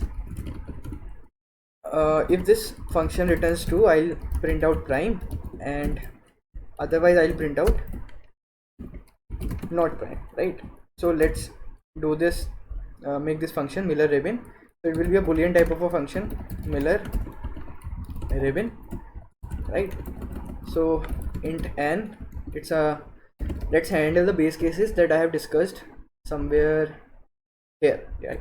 If n is 1, n is 2, and that if n equals to 1, return false. If n equals to 2, return true, right?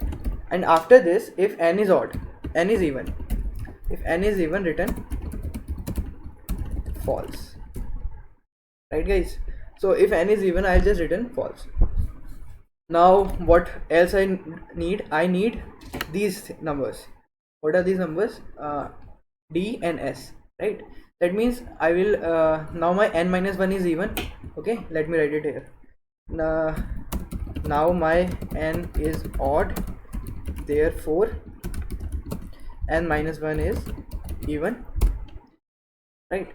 So let's take d equals to n minus 1 and s equals to 0, right? So I have to write d as some I have to write n minus 1 as d into 2 to the power s, right? So while d mod 2 equals to 0, guys, for small mistakes I will just compile it at the end, and then we can check for small mistakes, right? Like spelling mistakes and all. So while d mod n, what I'll do is I'll increment it by 1 and I'll divide it by 2, right? Basically what I'm doing is I'm writing n minus 1 as d into some power 2 comma s, right? So I've done this part. Now my d is odd, d is an odd number. Okay, so guys, what we'll do here is now we need to check these two conditions, right? that where are those conditions. Okay, yeah, these conditions. So I have to check these conditions, right? So let's check these conditions that I've already proven to you, right? So let's take some random numbers from the range from the range 2 to n minus 2, right? This is my range. So guys, what we can do is we can just take some prime numbers, and let me take some 9 prime numbers, initially 9 prime numbers. Okay, I'll show you that by taking these prime numbers we can easily get an accuracy till the range 10 to the power 18, and I'll show you the number till which number we have this accuracy. After that number we don't have an accuracy. Okay, so 2 3 5, let me take some primes. Okay, so 2 3 5 7 11 13 17 19 and 23. So 1 2 3 4 5 6 7 8 9. So I have these 9 prime numbers. Okay, so now these a represent as an random numbers. Let me comment it. A represent as random numbers. Okay, so what I need to do is for all these numbers a, I have to check these conditions, right? These two conditions. So let's begin with the algorithm. I equals to 0, I less than a dot size plus, right? So these numbers should be in the range 2 to n minus 2, right? So basically if a of I is greater than n minus 2, then what I'll do, I'll continue. That means I don't need this number, right? Because this should be in a given range, right? Okay, now after this what I need to calculate is I need to calculate a to the power d. So how will I calculate a to the power d? Let me write it here. Int ad equals to modular exponentiation. I'm writing whole so that you don't get confused. Okay, modular exponentiation. What is ad? It is ai to the power d mod n, right? So let me comment it here. ai to the power d mod n, right? I need this number, so let's write this function called modular exponentiation. We all know about this function, right? Int modular exponentiation, int a comma b comma n, right? So basically how do I write this function? Let's take a resultant equals to 1. So while b, right? So if b and 1, then what I do is I resultant equals to a, resultant percent equals to mod. I do this, and a into equals to a, and b slash equals to 2, and also a mod. I take mod, right? So here guys, what is mod? Mod is n, right? I need to compute a to the power b mod n, right? And finally I return the resultant. So guys, here I have a problem. Why? I already explained in the starting of the video that both these numbers, this number can be ranged till 10 to the power 18, so I can't multiply them, right? So what I need is I need another function called modular multiplication to multiply two given numbers with a mod. So modular multiplication, let me write it, a b n, right? So let's multiply these two numbers. Resultant equals to 0, and already explained you this algorithm, right? You can also match it with this algorithm. If b and 1, then what I do is resultant plus equals to a, right? And after this what I do, a into equals to 2, and b slash equals to 2, right? And if resultant is greater than equal to n, I do resultant minus equals to n, right? Or I can also do it resultant percent equals to n. It's the same thing, right? Similarly, a percent equals to n. Have you got this? It's the similar function of modular exponentiation, right? So if b and 1, then I'll add in the resultant, otherwise multiply it by 2, divide b by 2, and take mod, right? After this what I'll do, I return resultant, right? So basically what I am doing here is I multiply resultant by a. So what I'll just call this function modular multiplication, right? So this will multiply resultant into a mod n, right? I hope you got this. Now I need a, which is equals to a into a mod n, right? Because this function will never give me an overflow, right? Because I'm starting from a, I'm multiplying it by 2, and again I'm dividing it by this n, right? I hope you got this. Let's move forward. So guys, I have calculated AD, that is a to the power d, right? So what was my first condition? My first condition was if AD mod n equals to 1. So what I'll do, I'll just continue, because if this holds true, then n can be a prime number, right? Otherwise what I'll do is I'll take some boolean value prime and I'll make it false, right, initially, and I'll check for other of these conditions, the right side condition, this one. So for all I from 0 to s minus 1, I'll do this. So let's run a loop and take r equals to 0, say r less than equal to s minus 1, r plus plus, right? Now guys, we all know that s will be greater than 1, right? So starting from r equals to 0, running a loop till s minus 1, what we need to do is we need to calculate a to the power d into 2 to the power I, right? So basically I can write it as like this: a to the power d, 2 to the power r, right? And this is already calculated number ad in my variable, right? So I have to calculate ad into 2 to the power I, right? So let's calculate 2 to the power r first.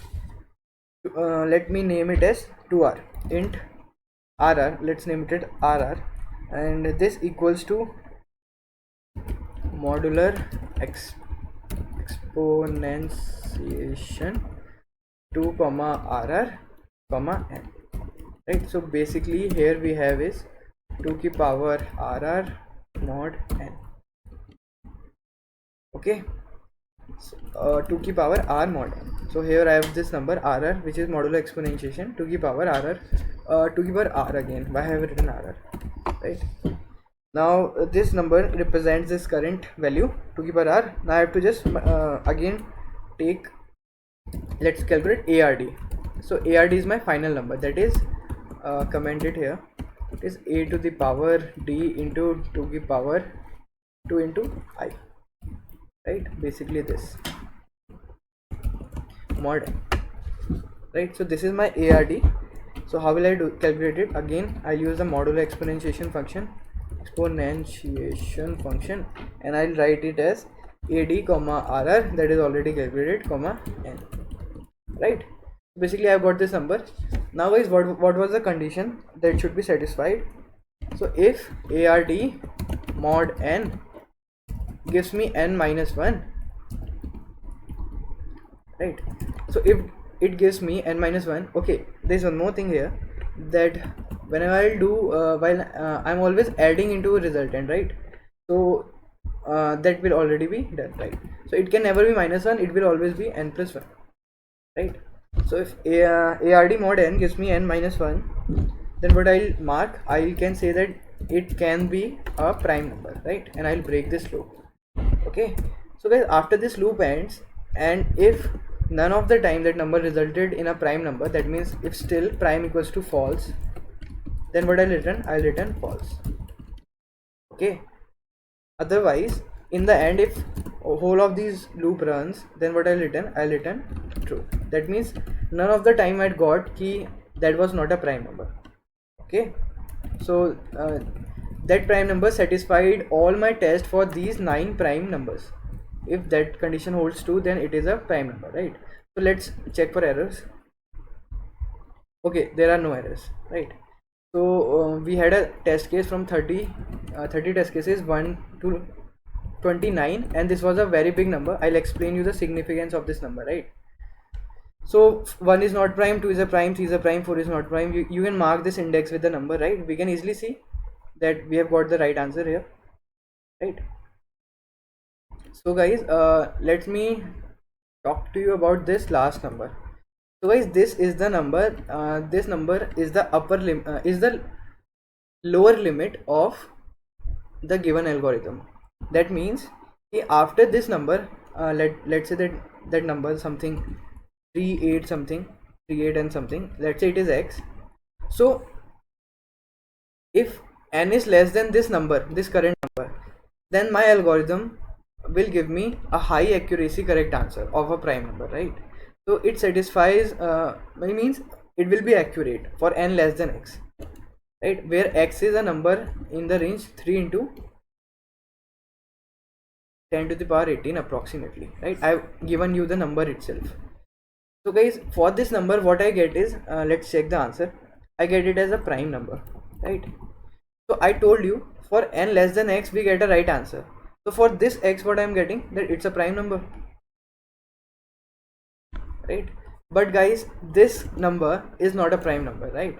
This number can be written as multiplication of three numbers called 149491 into 74451 into 3423321, right? So basically what I mean to say is that this number can be written as summation of three numbers, which is not a prime number, right? If it is written as multiplication of three numbers, then it is not a prime number, but my algorithm shows that it is a prime number, right? So this is the first case, right, in which my algorithm will give a wrong answer. Otherwise every time this algorithm will give a right answer for all the value of x, all the value of n which is less than this x. Okay, so right. So guys, finishing my video here. Thank you.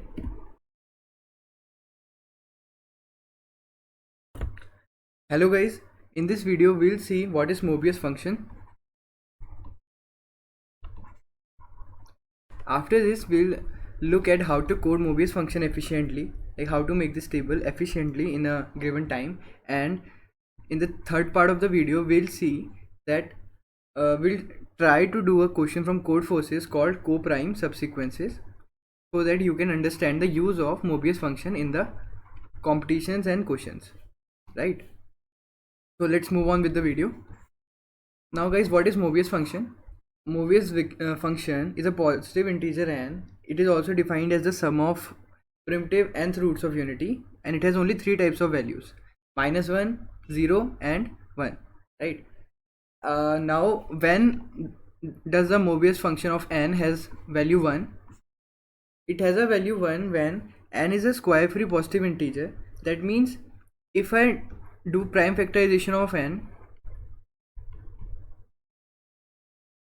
let's say this is a prime factorization of n where p1 and p2 p3 are primes and q1 q2 and q3 are their respective powers. So in this, if n has even number of prime factors, and q1 q2 and q3 all are equal to 1, right? Basically it is a square free positive integer. It means that no prime in it can have power greater than equal to 2, right? So basically for every prime, let's say for every prime pi, its power qi will be equal to 1. Then only a number will be a square free number, right? Now moving on, in the second part, is when is Mobius of n -1? It is when the number is a square free positive integer, the same condition with odd number of prime factors, right? Just the condition is about even and odd, right? So when there are odd number of prime factors, the mu n is -1. For example, 2, 3, and let's say there is a number made by 2 into 3 into 5, right? This number will be 30, right? We can see it is -1, right? So basically all the primes will have Mobius as -1, right? And all the numbers that can be made by 3 primes, all the numbers that can be made by 5 primes, right? But always remember it should be a square free positive integer. From that it means that this won't have Mobius as -1. Why? Because it is a square number. this number contains a square of a number. So it should be a square free number, and a number can only be a square free number if all the powers of prime factors that divides it is equal to 1. Okay, I hope you got this. Now moving on to the third part. When is Mobius of n 0? So in all the other cases, except for the first part and the second part, the Mobius of n is 0. That means if a number is a squared number, then it has a Mobius 0, right? Such that 4 has 2 square, 8 has 4 which is 2 square, right? 9 has 3 which is 3 square, right? Similarly 12 contains 4 which is 2 square. So it should be a square free positive number. There should be no square number that divides that particular number, right? So these were the three conditions for Mobius function. You can have a look at this table. We can easily see that all the prime numbers have Mobius as -1. All the numbers that can be made by 2 primes, exactly 2 primes. For example, let me give you an example.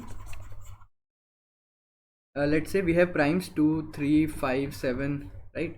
So numbers that can be made by exactly 2 primes are 2 into 3, 2 into 5, 2 into 7, 3 into 5, 3 into 7, right?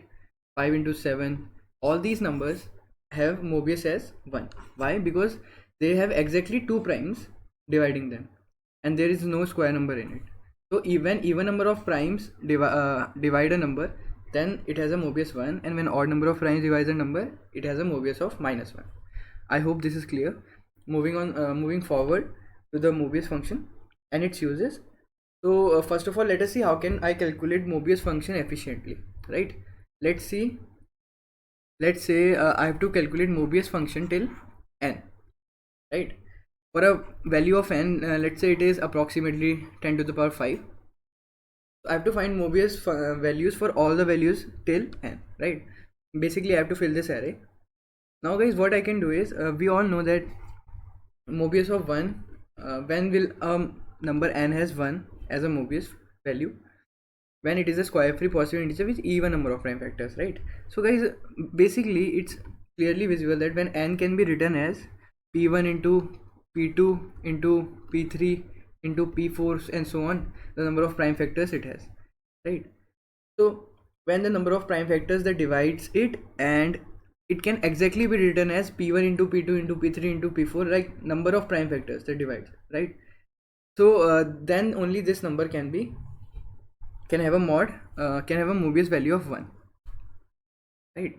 So if it is even number of prime factors, then it has a Mobius of 1, and if it has odd number of prime factors, it has a Mobius of -1. So basically what I'll do is, for every prime I'll try to multiply all the multiples of that prime into a number, right? Basically I'll use sieve, and for this sieve I'll just use prime sieve. In the prime sieve, whenever I'll go from when I'll jump in a prime number, I'll start jumping the prime number, right? There's the second loop of the sieve. In that loop, what I'll do is I'll multiply that number by the prime that divides it. So if in the end, if the number formed by multiplying all the primes is equal to n, then it's sure that that number can be written as the multiple of its prime, and it is a square free number, right? What I mean is, let me try run a small code.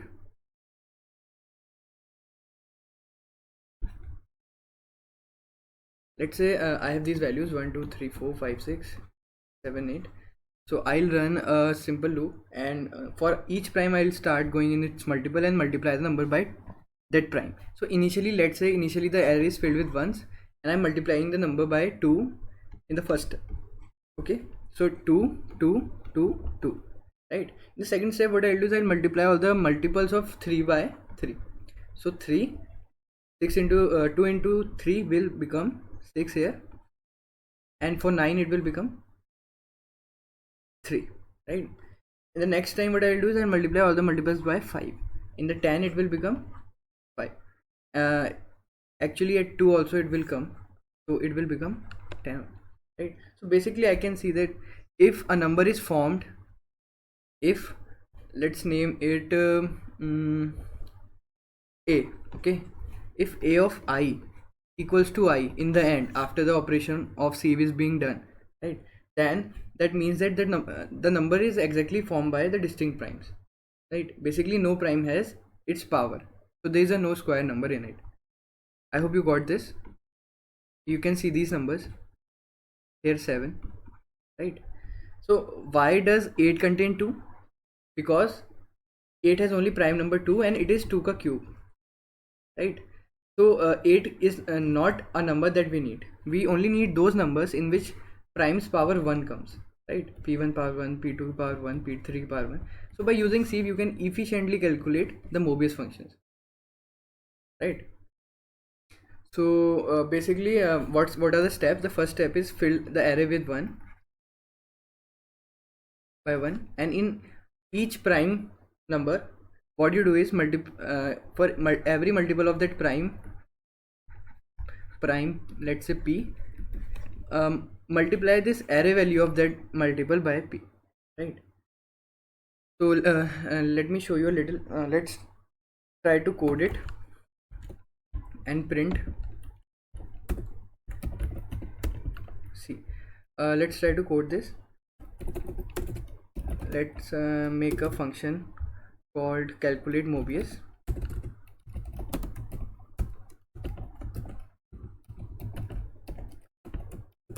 Okay, and it will calculate Mobius till capital N, right?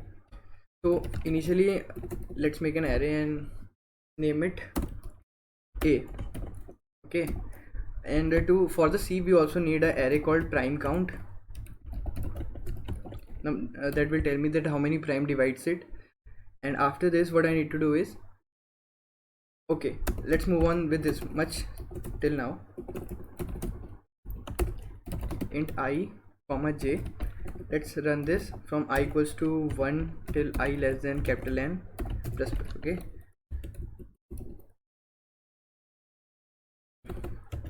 now fill ai equals to ai equals to 1 initially, as I discussed. After this what we do is we try to run a sieve for I equals to 2, right? And let's run j equals to I.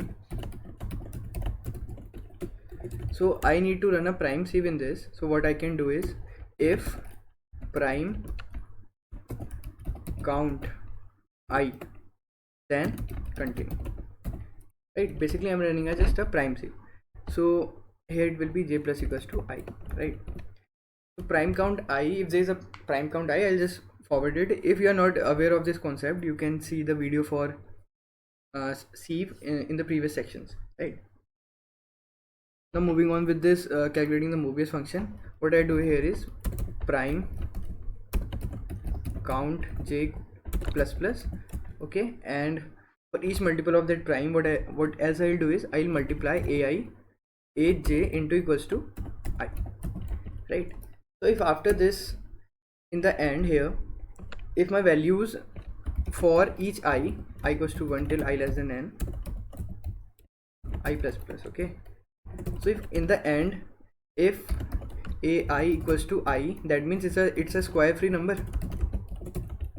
right? Square free number. Why am I doing this? Because I am multiplying a prime number only one time. I'm not multiplying a prime number again and again in a particular number, right? I'm just taking primes power 1 in every number, right? So if a number can be made by only primes power of 1, then I need that number. It's a square free number, right? So what was my conditions? If prime count of I is odd, then let's make an array called Mobius. Then Mobius of I will be -1.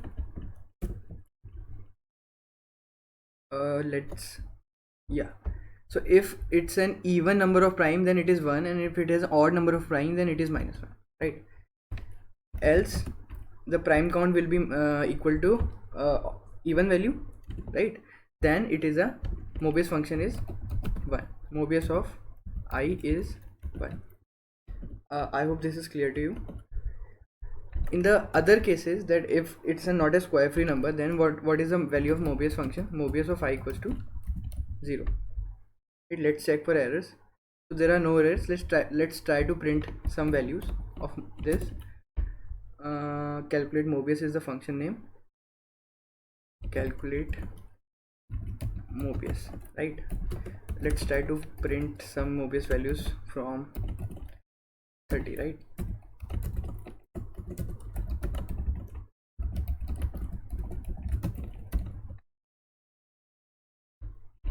Right, so it's just the same as I shown you in the table, right? I hope you got this concept of calculating Mobius values, right?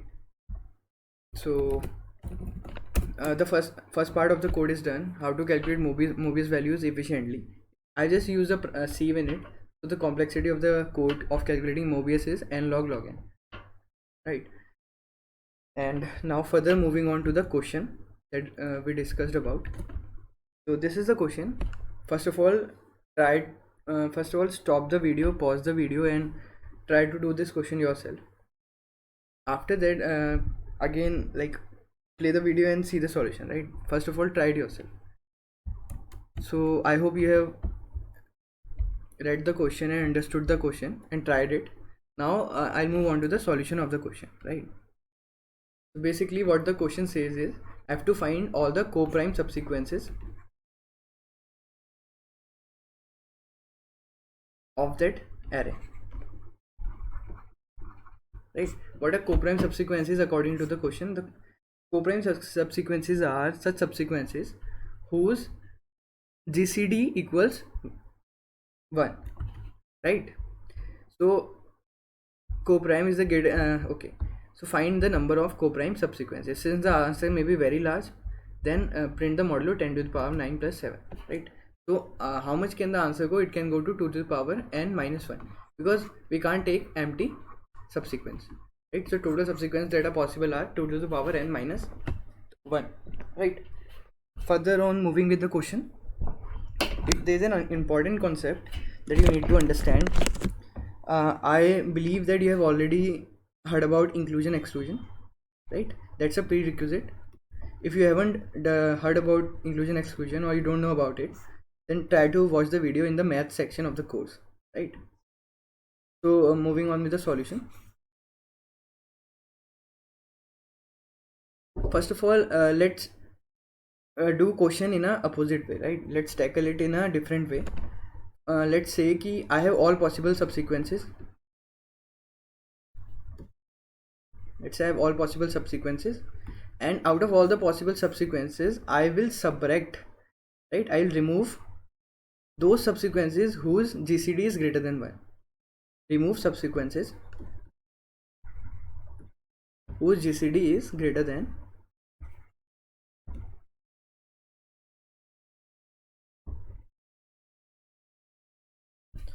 right? So I have all the possible subsequences, and I remove the subsequences whose GCD is greater than 1, right? So basically, if I have an x, then let's calculate how many subsequences can be divided by x, right? So if I have to find out number of subsequences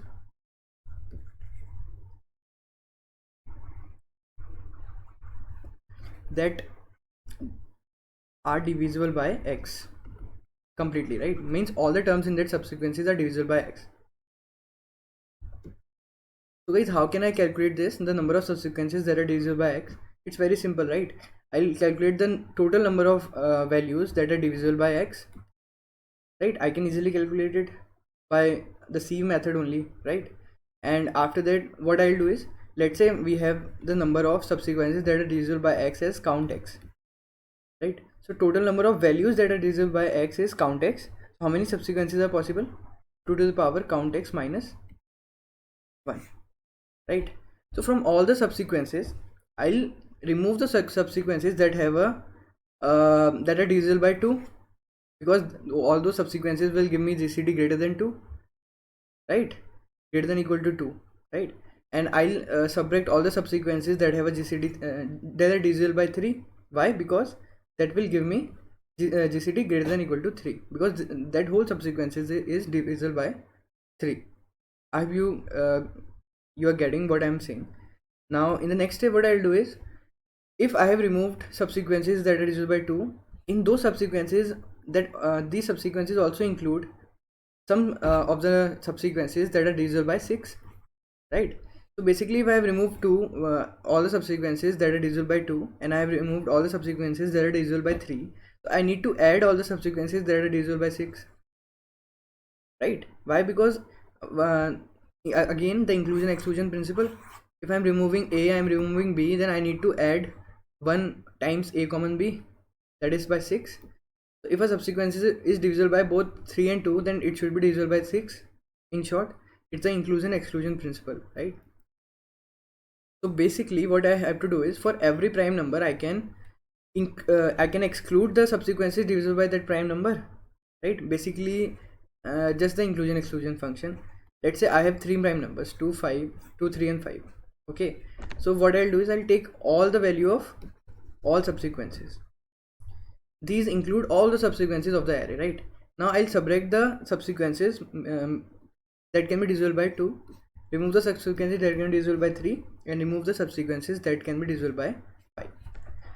And now I have to add those subsequences that have been removed twice, that are 2 into 3 that can be divisible by 6, 2 into 5 that are divisible by 10, and 3 into 5 that are divisible by 50.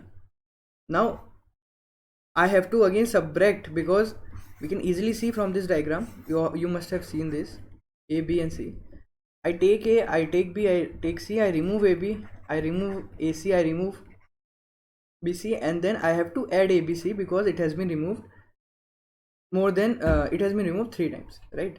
So now what I'll do is, I'll remove the number that has been formed by 2 into 3 into 5, that is 15 or 30, right? So basically I'll do this for all the primes. This was an example to make you understand how to do it for 3 primes, right? So guys, we can easily see that now if I do this for all the primes, I'll get my final answer. I'll take all the subsequences that are 2 to the power total n minus 1, then I'll remove the subsequences that are divisible by 2, then 3, then 5, then I'll add by 6, by 10, by 15, then again remove by 30, like the inclusion exclusion principle. So basically Mobius function is about inclusion exclusion on number theory, right? So guys, we can easily see that with 2 I have to subtract the subsequences, right? With 3 I have to subtract the subsequences, with 5 I have to remove the subsequences, with 6 I have to add, with 10 I have to add. Why I have to add by 6, 10 and 15? Because 6, 10 and 15 are square free prime numbers, right? And they are made up of even number of primes, right? And again, what I have to do, from 30 I have to subtract it by 1. So guys, if you see these values, you will understand that there is a relation between these values and the Mobius table, right? With 2 I have minus 1, with 3 I have minus 1, with 5 I have minus 1, because they are prime numbers, and the total count of the prime numbers is odd, and they're square free, right? So if I do this for all the numbers, I'll get my final answer, right? So let's move on with the code. I hope you got it. Pause the video and think about it again, because it's a little tricky, because it's educational F question, right? So pause this for a minute and think about it, what I explained it to you right now. Okay, like every number can be made up of prime numbers, na? So that's why I'm only considering the prime numbers. I don't have to consider the subsequences that are divisible by 4. Why? Because all those subsequences are already divisible by 2, that are already included when I'm dividing it by 2, right? So basically I don't have to consider squared numbers. I just have to consider square free numbers. Okay, and let's move on with the code for this question. So basically n is going from 1 to 10 to the power 5, and ai is this. Okay,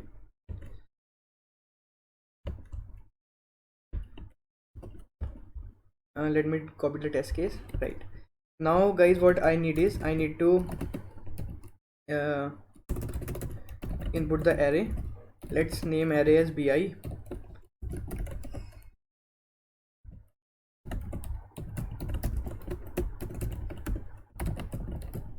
Okay, I have inputted the array.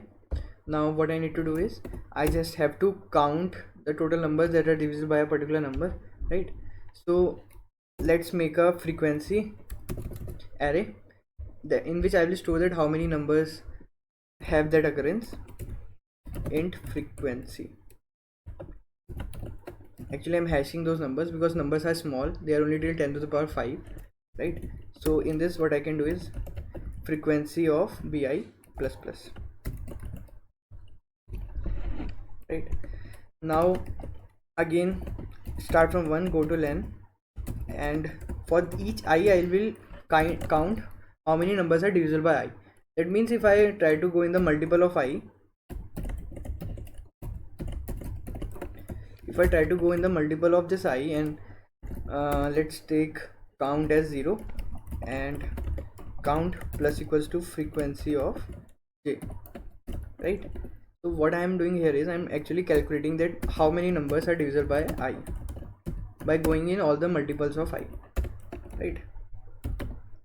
How many numbers are divisible by I, right?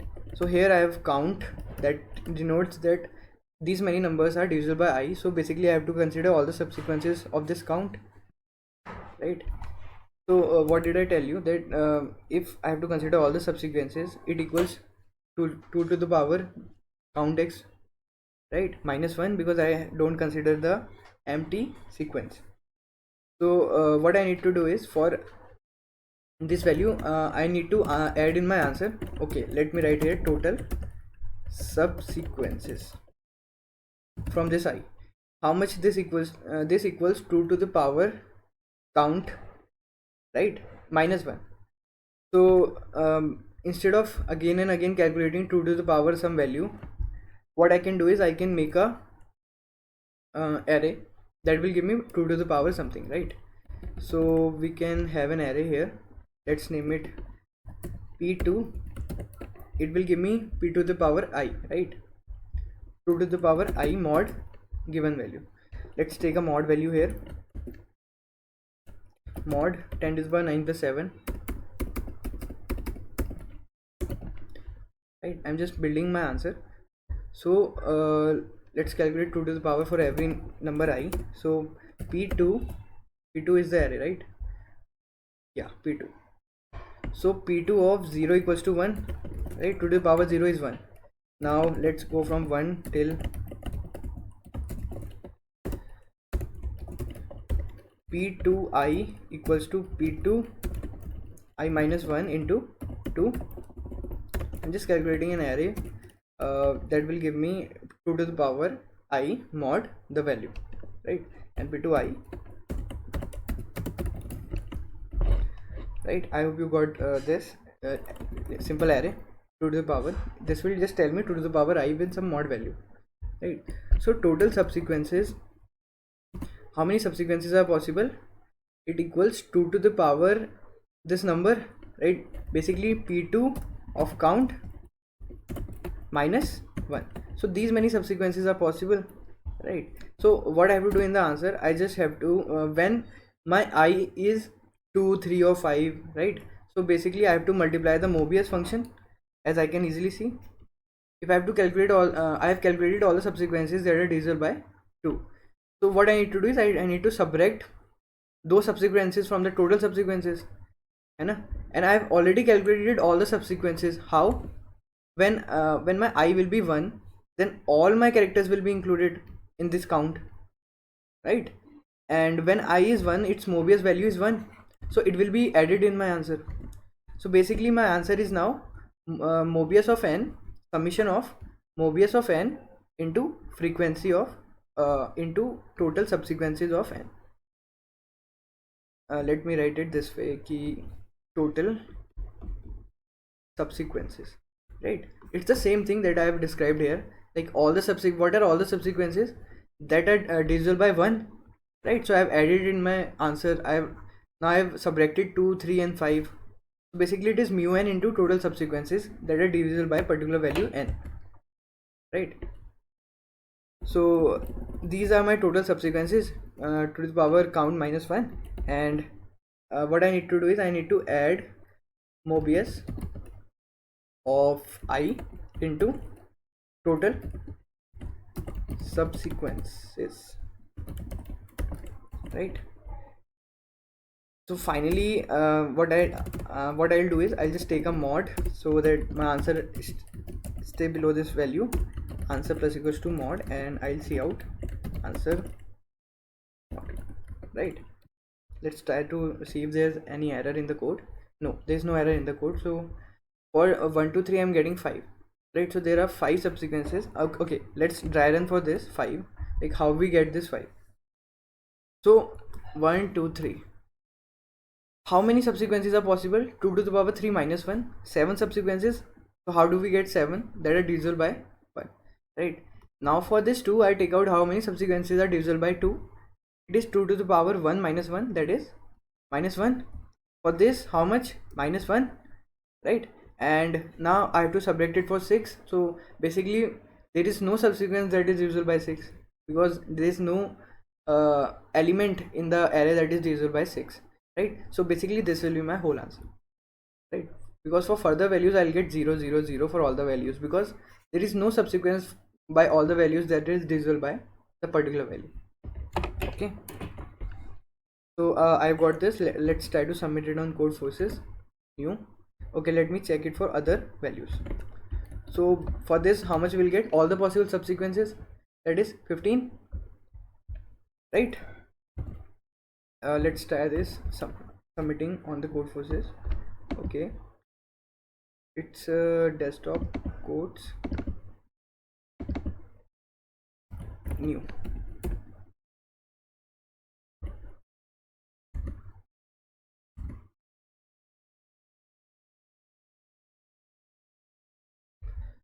It's basically inclusion exclusion on number theory, right? So guys, I hope you got what a Mobius function does. Basically it's about calculating, it's about using inclusion exclusion. Just for a particular prime I can add in my answer, and for a particular 2 primes I can remove them in the answer, right? See, this is an accepted code. So I hope you got what is Mobius function and its use. So guys, thank you for watching the video.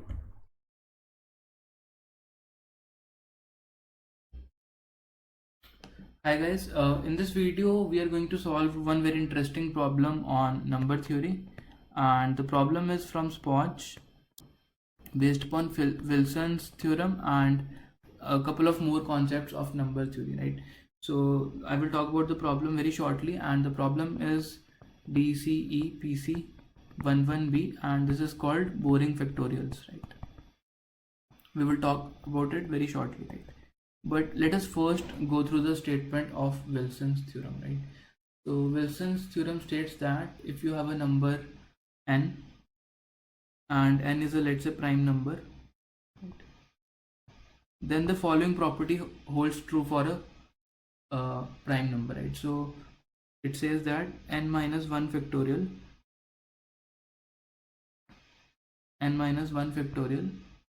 mod n is equal to n minus 1, right? Or you can say that n minus 1 factorial is equal to minus 1 mod n, right? So minus 1 basically means it is just 1 less than n, right? Minus 1 means 1 less than n. You can verify this property. Let us verify this property for few prime numbers. Okay, so let us talk about a prime number 5, right? If n prime number is 5, prime number is 7, prime number is you can have prime number 3, right? So what is 3 factorial? Sorry, n minus 1 factorial. So for 3 you are going to compute 2 factorial, right? So what is 2 factorial? 2 factorial is 2, and mod 3 is 2, which is equal to n minus 1, right? N is 3. So what is 4 factorial? 4 factorial is 24. 24 mod 5 is equal to 4, which is equal to n minus 1, right? And what is 6 factorial? 6 factorial is 720. Okay, and mod 7, this is equal to 6, which is again equal to n minus. So you can see this property holds true for all the prime numbers, right? So this is the law, this is the Wilson's law. And now we are going to talk about one problem which is called boring factorials from Spoj. So let us go through the problem statement. Boring factorials.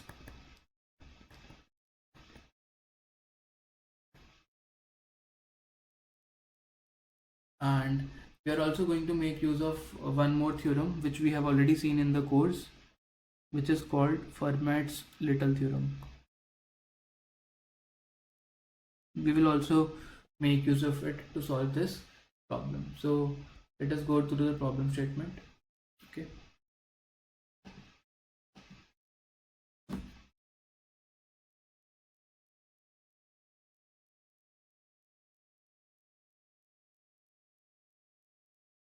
So in this question, you are given that there are two students, Samir and Arpit, and they want to compute. Okay, so they are given a prime number p and an integer close to p, right? So you are given n and you are given p, and what you need to compute is n factorial mod p.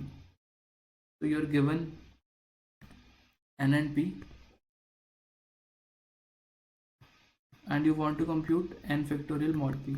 Now some of you might think that this is very easy to solve this kind of a problem, but actually it is not, because of the constraints. So let us also analyze the constraints. So you can see n is of the order 10 power 9. So if this number is so big, you cannot use a linear loop, right? You cannot compute the factorial because of two reasons. Because the number would be very big, and secondly, if you want to iterate over 10 power 9, it is going to give you TLE. The solution will not be accepted if you compute the factorial, and even if you do modulo thing, right? So solution will not get accepted at any cost, right? So what we are going to do here is we are going to make use of this property that n minus p is less than equal to 1000. We will see how this property will help us to solve this problem in a very less time. And p is also of this order, right? So p is also of the same order, and you are given there are 1000 test cases, right? The first line gives you the number of test cases, and following you are given the values of n, and this is the value of p. All right, so I think the problem statement is now clear to you. So you are given n and you are given p, and the idea is to compute n factorial modulo p, right? So n factorial mod p, this is the input and this is my output, and let us see how to solve this problem. Okay, so let us first write what this thing is, right? So let us first write what this thing is. Now suppose there can be two cases, right? So if n is greater than equal to p, right? So suppose p is a number which lies between 1 to n, right? So if this is the case, right, then it is a multiplication of all the numbers. Basically I'm saying p is less than n, right? Or if n is greater than equal to p, then this mod is always going to be 0. This is always going to be 0 because n contains p, n factorial contains p, right? So this is the value of n factorial, and if it contains p, the answer is going to be 0. This would be one case. This is very easy to handle. You have to directly see out 0 if n is greater than equal to p. But the problem will arise when you have a different case, when p is greater than n, right? So the tricky case is that when you have p which is greater than equal to n, right? So let us write what is p minus 1 factorial. What is p minus 1 factorial mod p according to the Wilson's theorem, right? And this is equal to minus 1, right? Or you can write as this is equal to minus 1 mod p. So we have introduced this notation earlier, so I hope you are familiar with it. So n minus 1 factorial mod p is equal to minus 1. Minus 1 basically means 1 less than n. And sorry, this should be p. This should be p minus 1 factorial. Right? Now let us expand this, and we have assumed that p is greater than n. So this becomes 1 into 2 into 3 up to n into n plus 1 n plus 2 up to p minus 1 p minus 2. This is the term, right? So this term can be written like this, and this is equal to minus 1 mod p. Right? So this term is nothing but n factorial, so I write it as n factorial equals to, okay, so this term is n plus 1 product of terms from n plus 1 to p minus 1, product of terms from these two. This is equivalent to minus 1 mod p. Okay, so what is the next step? What we want to compute? We want to compute this value. We just want to compute this value. So n factorial can be written as minus 1 divided by these terms, n plus 1 to p minus 1, product of these terms, right? So this is a product, and here we have mod p. Now we cannot take mod when the term is in denominator, so what we have to do here is we have to find its inverse. So what we will do is n factorial now becomes equal to minus 1 into n plus 1 into n plus 2 up to p minus 2 into p minus 1 inverse mod p. And what I want to do here is, let us say this is the ith term, right? So we have to find modulo inverse, right? So we have to find modulo inverse here, multiplicative modulo inverse, right? So there are multiple ways to find modulo inverse. So we are going to use Fermat's theorem here to find the inverse. So I have talked about Fermat's little theorem, and we are going to use this. So what Fermat's theorem states is, let us revise the Fermat's theorem also. So Fermat's theorem says is, if p is a prime number,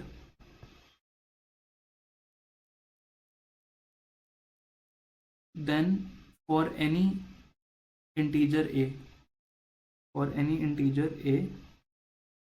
what we have is, it says that a raised to the power p mod p is equivalent to a, which basically means a raised to the power p is equivalent to a mod p. This is the meaning, is congruent to it. Okay, so what I can do is I can multiply, right? And I can also say that this is equal to a raised to the power p minus 1 is equal to 1 mod p.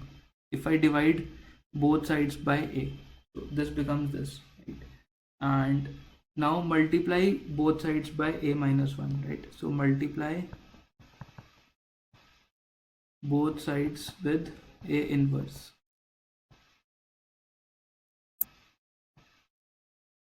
So what it becomes is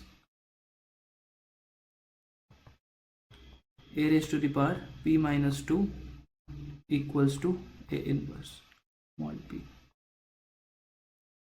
So this gives me an inverse of a number, right? So we got the formula for the a inverse. If you want to compute a inverse of a number with respect to mod p and the power, then what you have to do is you just need to compute a raised to the power p minus 2, where p is prime, right? And in our example also, what we want to compute is, we want to compute n plus 1 inverse mod p. So what we need to do is we will compute n plus 1 raised to the power p minus 2. For this value we will compute n plus 2 raised to the power p minus 2, and we will take product of all these values. We will take product of all these values and we are done. And since it is given in the question that n minus p is less than equal to 1000. We will iterate over this loop, which will take less than equal to 1000 time, and we can solve this problem. This problem will get solved. So this is the final value that we are going to compute. This is the result, right? So our n factorial becomes equal to minus 1 into n plus 1 to the power p minus 2 into n plus 2 raised to the power p minus 2 up to p minus 1 raised to the power p minus 2 mod m, right? And we can take mod m at every step.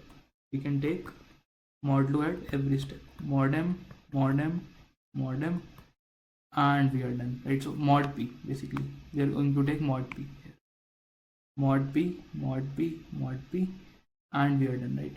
And this thing, for this thing, what we are going to use is fast modulo exponentiation.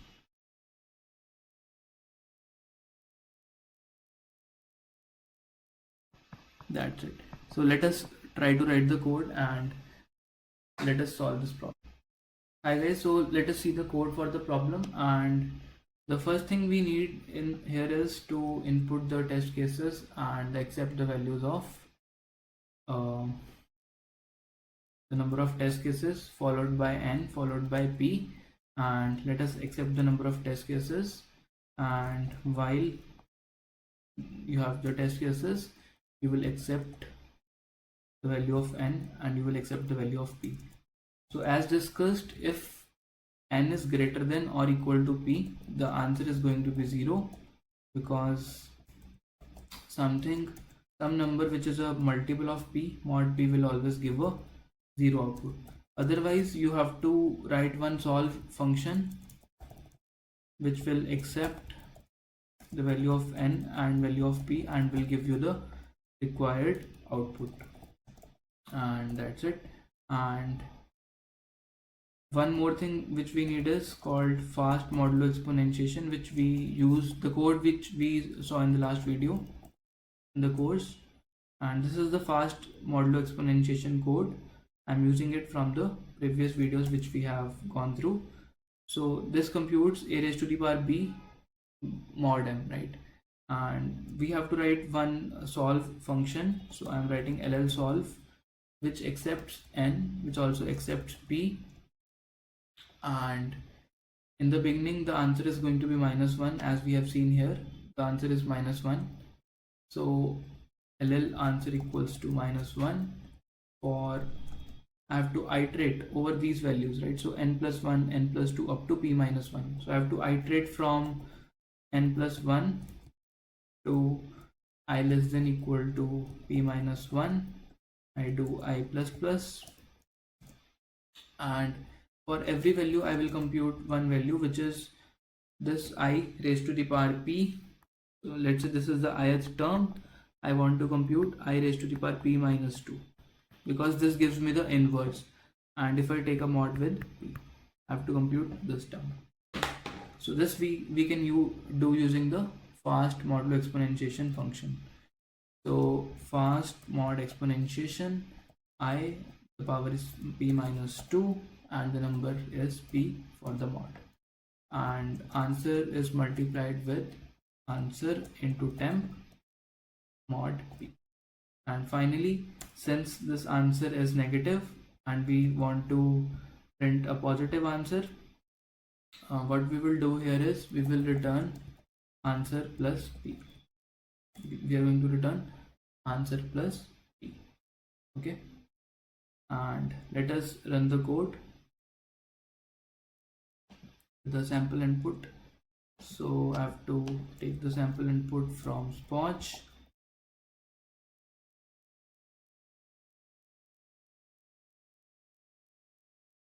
So this is the sample input.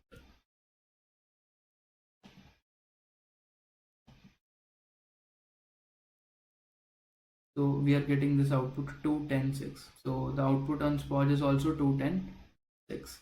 We can try to submit this solution. So let us see.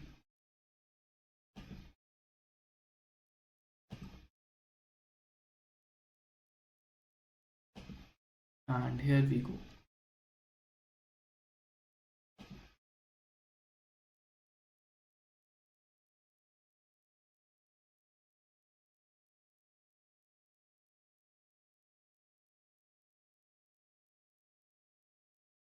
So you can see this got accepted and this is the correct answer.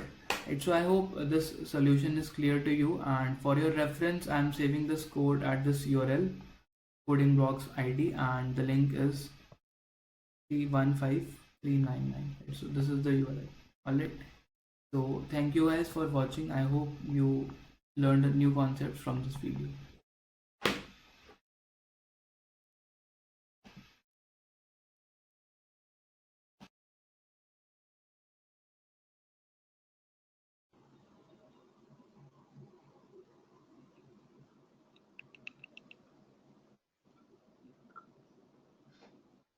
ठीक है,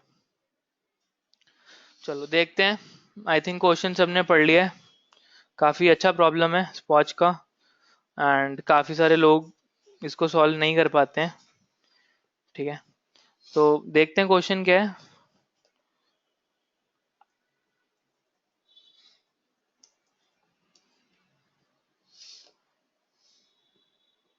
तो लिखा है, question में लिखा है it is an hard problem. ठीक है, सो सबने पढ़ लिया। वी हैव टू कंप्यूट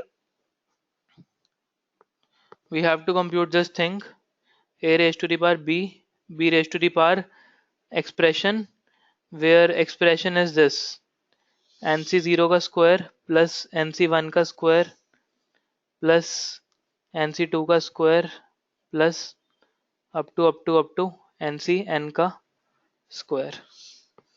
ये क्वेश्चन में हमें गिवन है।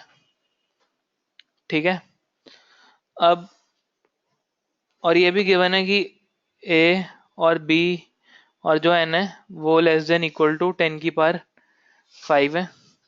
ये भी हमें गिवन है। ठीक है, और हमें ये निकालना ये है this whole modulo p, and it is given p is fixed to 10 power 9 plus 7।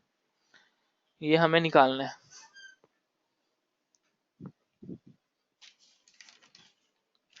अब सबसे पहले अब प्रॉब्लम को तोड़ना स्टार्ट करते हैं। सबसे पहले हमें पता है ये जो बाइनोमियल कोफिशिएंट वाली सीरीज है इसका जो सम होता है दैट इज 2ncn। सबने पढ़ा होगा बाइनोमियल कोफिशिएंट्स में। अब प्रॉब्लम हमारी रिड्यूस होगी टू, हमें निकालना है a की पावर b की पावर 2ncn। अब n जो है वो इस ऑर्डर का है 10 पर 5, तो ये निकालना प्रैक्टिकली फिजिबल नहीं है और ये भी निकालना प्रैक्टिकली फिजिबल नहीं है। So we have to reduce the problem. Reduce करना है मतलब reduce to a smaller problem हमें करना पड़ेगा इसको। ये हमें करना पड़ेगा एंड ये मॉड पी हमें निकालना है, राइट। एक काम करता हूँ मैं, ये जो चीज़ है इसको मैं y बोल देता हूँ। Let us take this as y।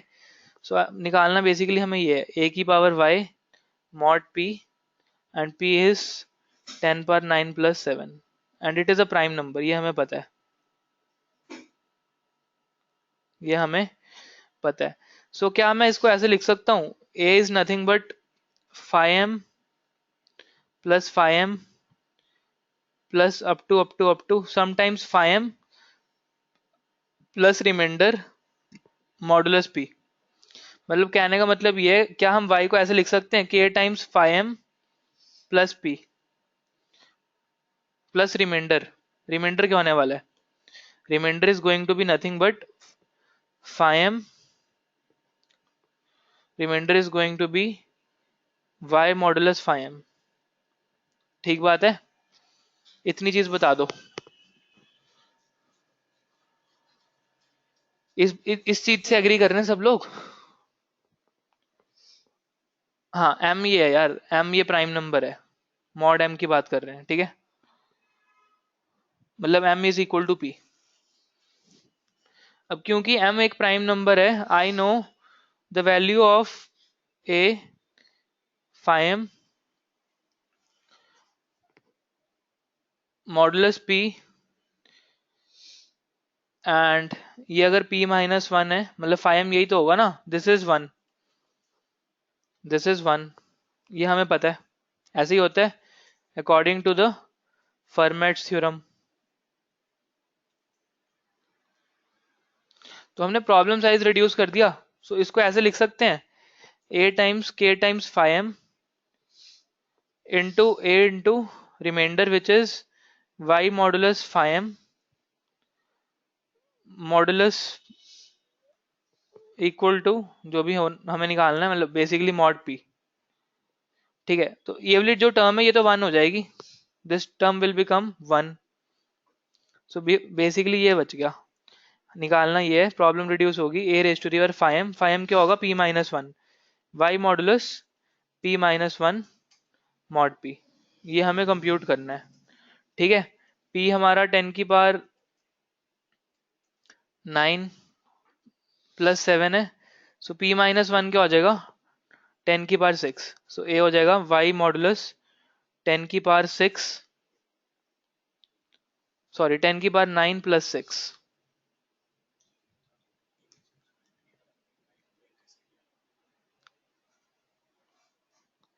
सो ये हमें कंप्यूट करना है, modulus p modulus 10 power 9 plus 7, this is the value we have to compute. ठीक है, ये वाला बता रहे हैं यार, ये बता रहे हैं, देखो अगर यहाँ पे मैं लिखूं a की पावर 20 है और उसका मॉड करना है मेरे को लेट से 11 से, तो इसको मैं ऐसे लिख सकता हूँ a इज नथिंग बट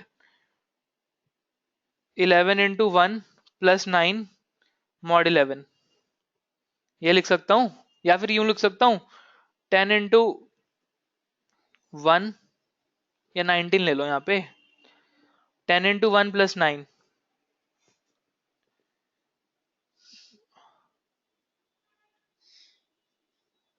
ऐसे लिख सकते हैं ना।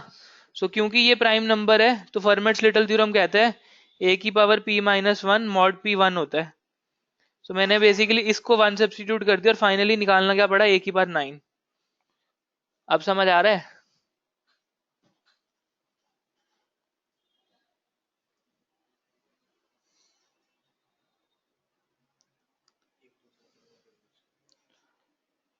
अखिल को आ गया, बाकी लोग बताओ।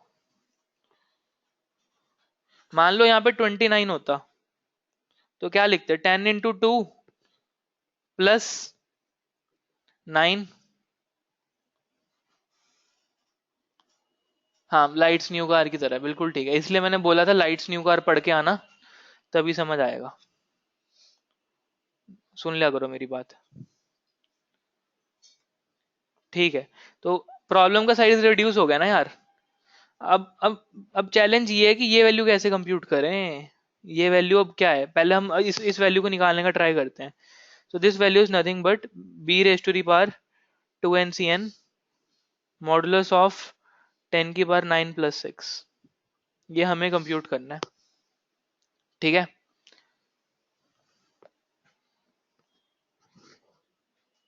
ये अबे हमें कंप्यूट करना है। ठीक है, अब देखो इसको किसी तरह से ऊपर लेके जाना है, पहले तो ऊपर इसलिए लेके जा पा रहे थे बिकॉज ये नंबर प्राइम था, but this is not prime. ठीक है, दिस इज नॉट प्राइम, तो इसको डायरेक्टली ऊपर नहीं लेके जा सकते। ठीक है, सो अब ये देखते हैं कि क्या ये दोनों नंबर्स,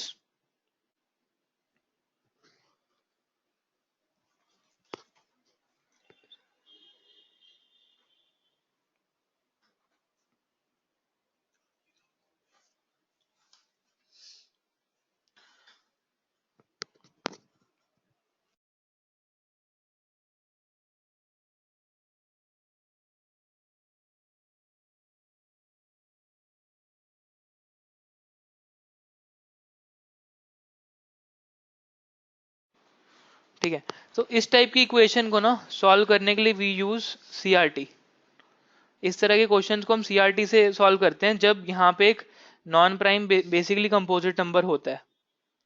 ठीक है, अगर यहाँ पे कंपोजिट नंबर है तो हम सीआरटी यहाँ पे लगता है, तो मतलब अब इन दोनों को कंपेयर करते हैं, these are they are not coprime, may be हो मे बी ना हो, वी आर नॉट श्योर। ठीक है, तो इसको ऊपर नहीं लेके जा सकते, और ये भी नहीं है कि हम 2n को कंप्यूट कर लें. So let us break this problem into two cases. मतलब this is a technique to solve these kinds of problems. So b is odd. अगर पहले b odd के लिए चेक करते हैं और b even के लिए फाइंड आउट करते हैं. ठीक है. b अगर odd है, अगर b odd की बात करें, yes it is a hard question. b अगर odd की बात करें हम, so basically ये क्या हो जाएगा, इसको हम यूं लिख सकते हैं b की पावर 2ncn मॉडुलस ऑफ, इसके प्राइम फैक्टर्स बनाओ, इसकी फैक्टराइजेशन करो. ठीक है. इसको दो को प्राइम्स में ब्रेक डाउन करते हैं. ठीक है. Break down into two coprimes to use CRT. CRT क्या करता है, को प्राइम्स पे काम करता है. सो मैंने इसको ब्रेक डाउन ऐसे किया, 2 इंटू 5 इंटू 10⁹ प्लस 3 10⁶ को. ठीक बात है, ऐसे लिख सकता हूं ना, बिकॉज ये नंबर क्या बनेगा, 10⁹ प्लस 6 ये तो बनेगा. सो पहला को प्राइम ये हो गया और दूसरा को प्राइम ये हो गया. ठीक है. This is how you break it down. And हमें ये भी पता है फाई ऑफ ए बी क्या होता है, it is phi of a into phi of b अगर ए और बी को प्राइम्स हैं.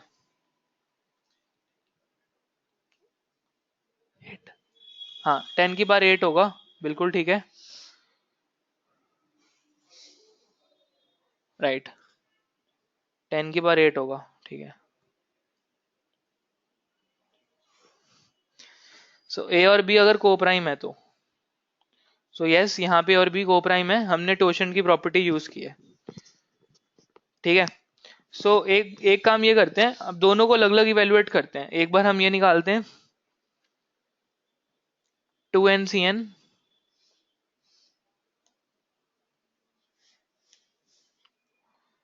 b की पावर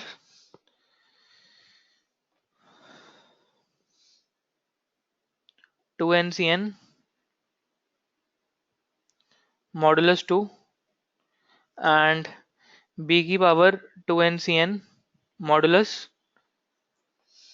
5 इंटू 10⁸ प्लस 3.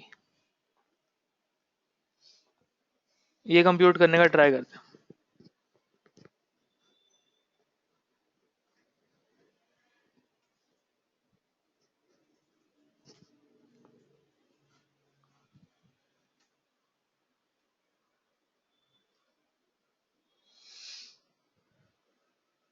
बिकॉज ये जो दो नंबर्स हैं 2 और 5⁸ प्लस 3 ये दोनों को प्राइम्स हैं.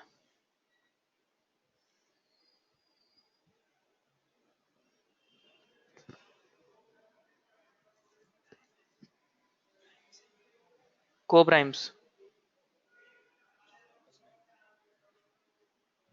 तभी हम ये फॉर्मूला लगाते हैं ना.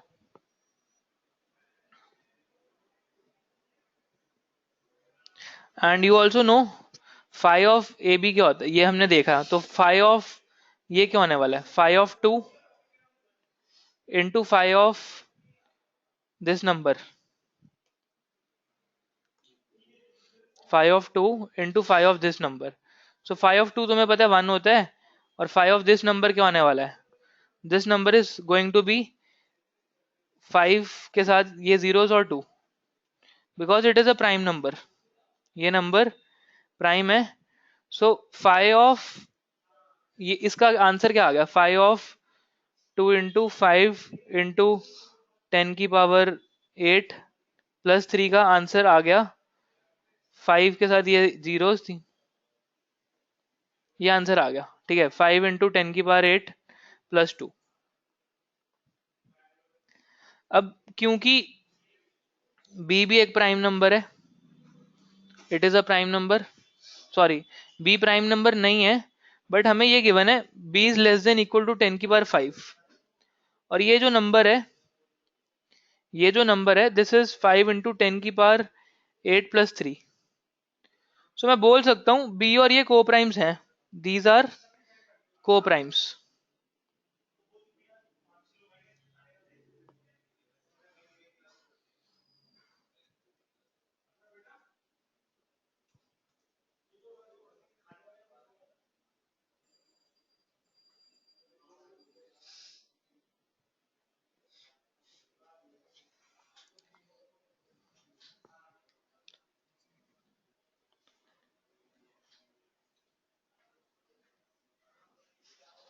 हाँ हाँ, विराट एंड एनसीआर करेंगे। 1 मिनट मेरे को दो, 1 मिनट में दो।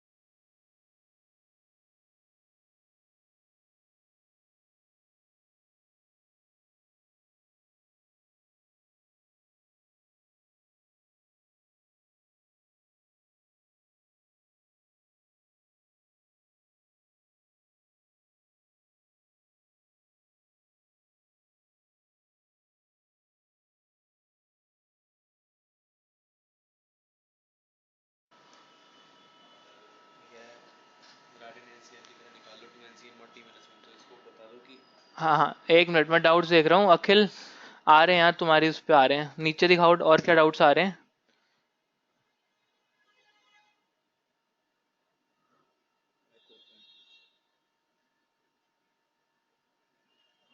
ठीक है, इसको इसको दोबारा देख लेते हैं। ये चीज मैं हटा रहा हूँ यहाँ से। देखो अभी हमने क्या किया था, अभी हमने ये चीज की थी कि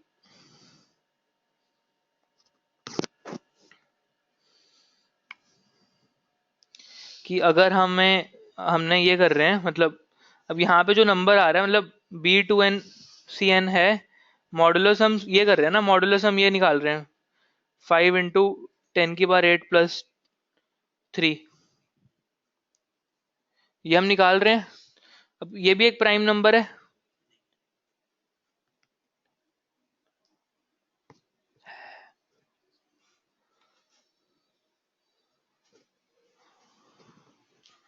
ये प्राइम नंबर है या नहीं है? 5 इंटू 10 की पावर 8 प्लस 3, एक बार चेक कर लो यार। I think it is a prime number. नहीं है? चेक कर लिया है?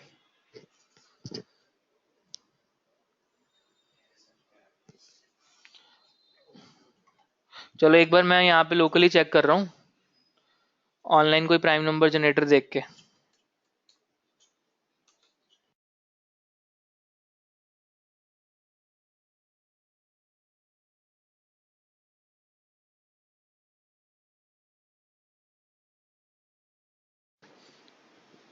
मैंने नेट पे चेक कर लिया, this is a prime number. ये एक प्राइम नंबर है, this is a prime number. तो जो चीज अभी हमने पहले लगाई थी, मतलब जो चीज हमने ए की पावर बी में लगाई थी, अब वही चीज हम यहाँ पे लगाने वाले हैं। सेम चीज हम यहाँ पे लगाने वाले हैं। सो बी की पावर क्या होने वाला है? 2n Cn को ऐसे लिख सकते हैं, 2n Cn modulus phi of m। अब यहाँ पे m क्या चेंज हो गया? एम पी हो गया, मतलब जो भी नंबर है हमारा यहाँ पे p डैश हो गया। एंड मॉडुलस 5 इंटू 10 की पावर 8 प्लस 3, ये चीज बन चुकी है। और ये पी डैश की वैल्यू क्या है? P dash is nothing but 5 into 10 की पावर 8 प्लस 2। ये बात समझ आ रही है? जैसे अभी हमने ऊपर पिछले में थ्योरम लगाया था, सेम थ्योरम हमने यहाँ भी लगा दिया, because this number is prime. So b क्या हो गया, 2n/cn मॉडुलस फाइव ऑफ, मतलब modulus 5 into 10⁸ plus 2।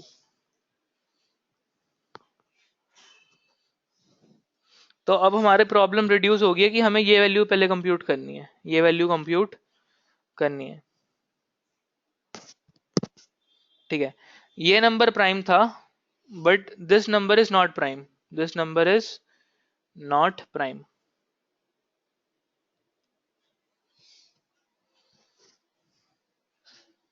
Yes, this number is not prime.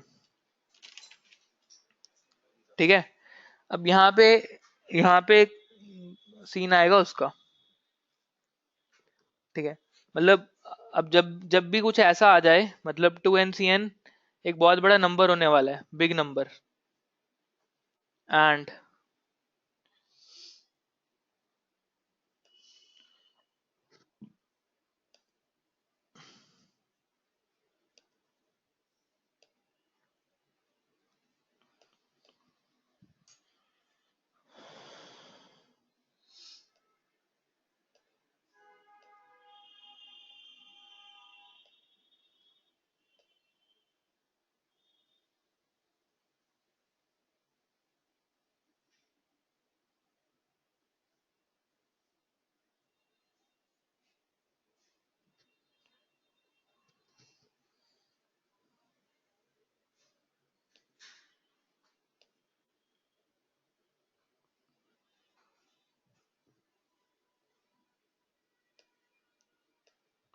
ठीक है। सो अब जब भी कुछ ऐसा आ जाए ना, मतलब बिग नंबर, मॉडुलस, सम कंपोजिट नंबर, तो हम इसको निकालने के लिए सीआरटी यूज करेंगे। जब भी कभी इस टाइप का प्रॉब्लम स्टेटमेंट तुम्हें मिले तो मतलब समझ जाओ सीआरटी लगेगा। ठीक है, अब यहाँ पे बिग नंबर कौन सा है, 2n/cn, मॉडुलस कंपोजिट नंबर कौन सा है, कंपोजिट नंबर है हमारा 5 इंटू 10⁸ प्लस 2, ये हमारा कंपोजिट नंबर है। ठीक है, लोहित अक्ष ने सही कर दिया है।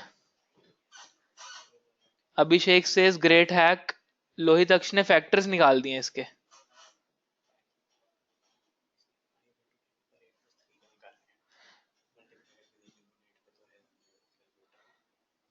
अच्छा, तो अब देखो गाइस, यहाँ पे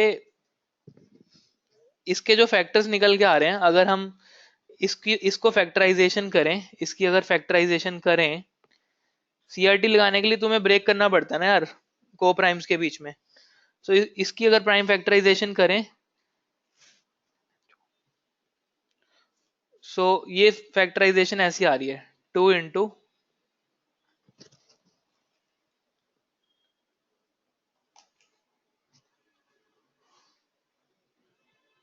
41 का स्क्वायर इंटू 148721, ये इसके प्राइम फैक्टर्स हैं।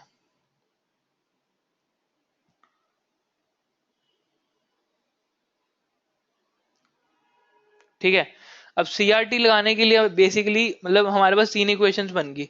एक बनेगी 2n/cn मॉडुलस 2, एक बनेगी 2n/cn मॉडुलस, देखो अब 41 नहीं ले सकते, दो बार 41 नहीं ले सकते तुम।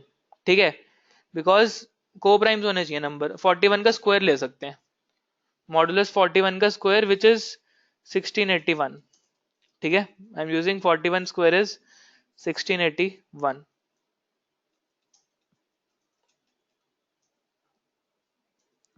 एंड एक हमारी इक्वेशन क्या बनेगी, 2n/cn मॉडुलस 148721।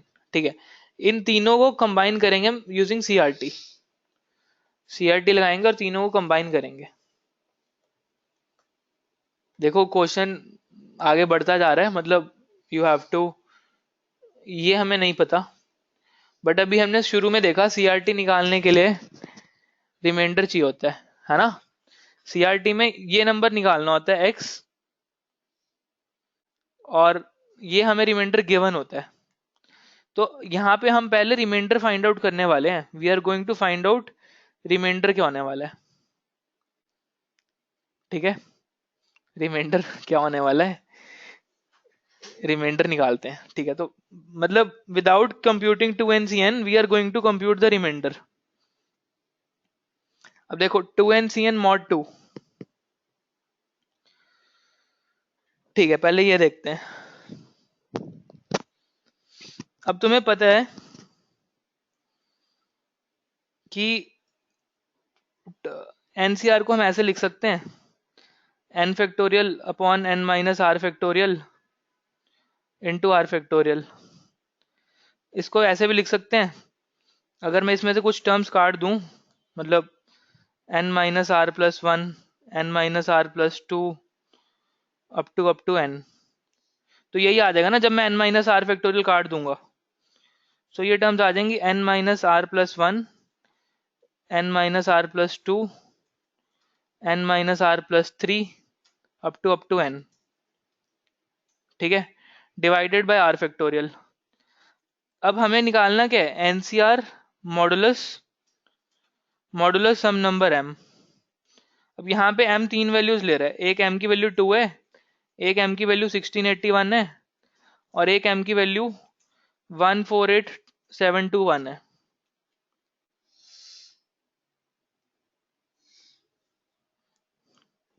ठीक है, इसको मैं ऐसे लिख सकता हूं, बेसिकली ये जो पेयर्स हैं यहाँ पे सबका मॉड लेते रहो, स्टेप बाय स्टेप पे मॉड लेते रहो। Mod m into n minus r plus two mod m, up to पूरे का whole mod m, whole mod m। ठीक है,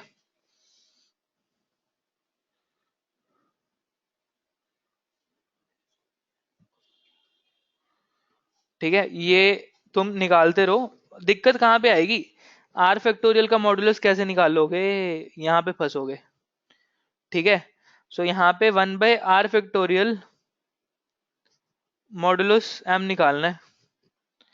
अब यहाँ पे m2 है विच इज प्राइम, सॉरी, हाँ m2 है विच इज प्राइम, 2 भी प्राइम है, और ये जो नंबर है ये भी प्राइम है, these two numbers are prime.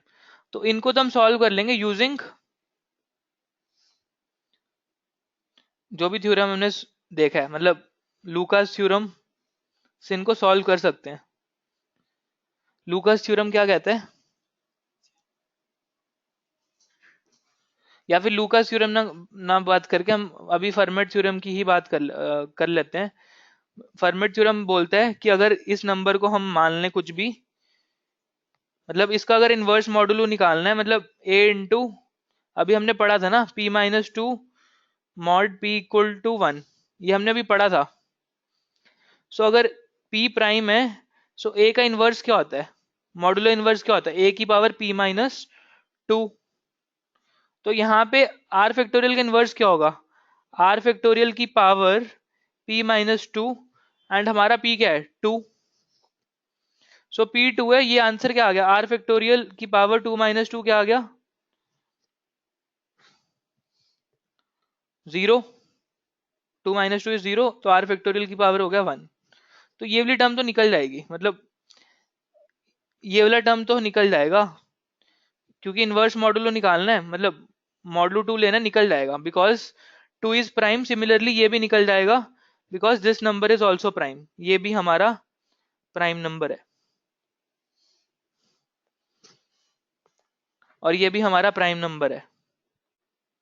तो यहाँ पे हम फर्मेट थ्योरम लगा के मॉडुलो इनवर्स निकाल सकते हैं, मतलब n फैक्टोरियल का मॉडुलो इनवर्स निकल जाएगा, यहाँ पे n फैक्टोरियल का मॉडुलो इनवर्स निकल जाएगा। ठीक है, it will be p minus two, where p is this number 148721, and यहाँ पे क्या होगा, मॉडुलो इनवर्स n फैक्टोरियल का p minus two, n factorial कुछ भी हो, it is going to be 1। हाँ जी, फ्रैक्शन का मॉड।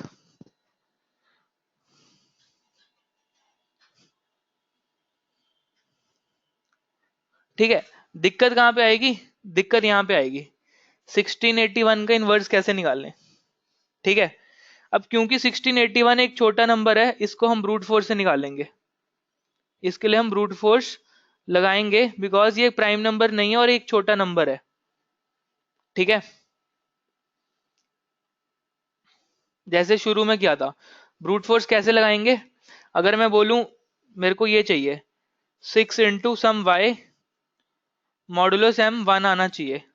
सो हमने ब्रूट फोर्स क्या लगाया था? आई को स्टार्ट किया था 1 से, मल्टीप्लाई करते गए थे जब तक आई की वैल्यू 6 नहीं आ जाती, मतलब लेट से एम 7 है।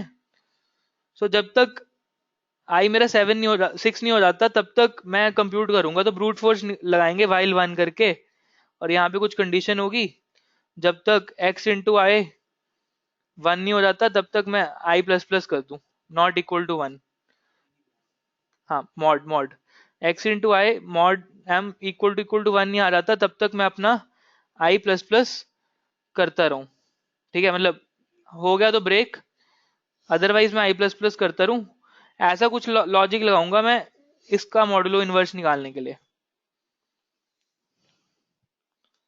ठीक है, ब्रूट फोर्स।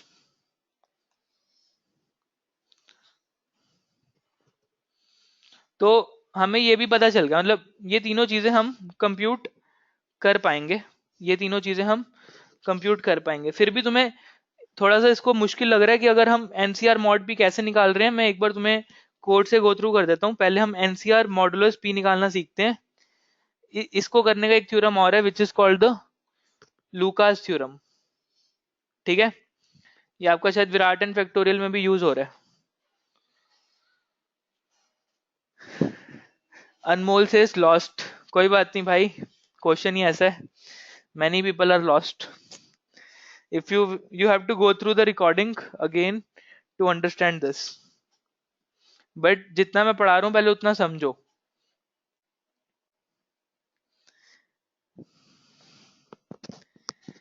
निखिल कह रहा है बाउंसर्स, अभिषेक कह रहा है स्टिल स्विमिंग।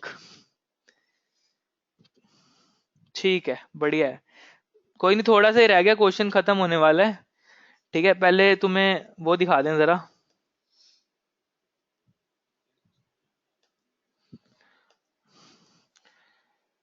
कुणाल कह रहा है पूरा समझ में आ रहा है, वेरी गुड कुणाल। अखिल को भी आ रहा है।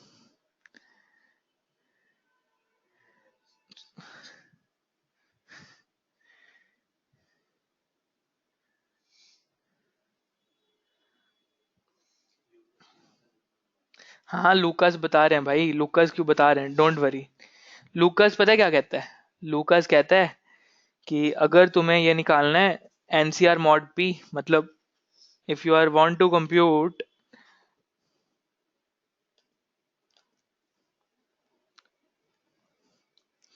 एनसीआर मॉड पी, तो वेयर पी इज प्राइम, तो तुम्हें क्या करना पड़ेगा? Basically n factorial upon r factorial into n minus r factorial करना पड़ेगा। और इसका मॉड पी निकालना आसान है, तुम निकाल लेना। इसका निकालना है तो कैसे निकालोगे? 1/r फैक्टोरियल मॉड पी करना है। अब क्योंकि p प्राइम है तो it is nothing but r factorial raise to the power p-2। ठीक है, एंड n माइनस आर का अगर ये निकालना है 1 - n - r मॉड p निकालना है, so this is going to be nothing but n - r factorial raise to the power p-2। अब ये निकालना तो आसान है ना, इसको तुम कैसे निकाल सकते हो? मॉड्यूलर एक्सपोनेंशिएशन से, ये तो मैं पढ़ा चुका हूं। तो यही फॉर्मूला यहाँ पे लिखा हुआ है, यही फॉर्मूला यहाँ लिखा हुआ है। स्टेप हर स्टेप पे मॉड लेना ताकि ओवरफ्लो ना करें। और यहाँ पे जो मैंने तुम्हें वो फंक्शन बताया था फास्ट एक्सपोनेंशिएशन, उसी का आइटरेटिव वर्जन है, ये आइटरेटिव लिखा हुआ है। ठीक है, और इनवर्स कैसे निकाल रहे हैं, इनवर्स कैसे कर रहे हैं, मतलब 1/a mod p कैसे निकाल रहे हैं। So we are doing a की power p minus 2 whole mod p, ये चीज यहाँ लिखी गई है। इसी को इनवर्स यूलर थ्योरम बोलते हैं या फिर इसको लूकास थ्योरम भी बोलते हैं। अब बात समझ आ रही है। और ये फॉर्मेट से ही डिराइव हुआ है यार, ये रिजल्ट हमने फॉर्मेट से ही डिराइव किया है। फॉर्मेट कहाँ से डिराइव हुआ था,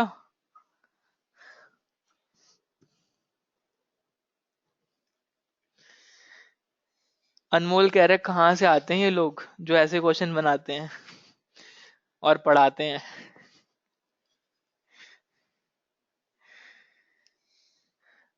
हाँ हाँ, मॉड निकालने के लिए divide and conquer he use किया है, जो एक्सपोनेंशिएशन मेथड है वो डिवाइड एंड कॉन्कर मेथड ही तो है। ठीक है, तो अब तुम्हारा विराट एंड फैक्टोरियल तो एक्सेप्ट हो जाएगा, उसका कॉन्सेप्ट यहाँ भी यूज हो रहा है।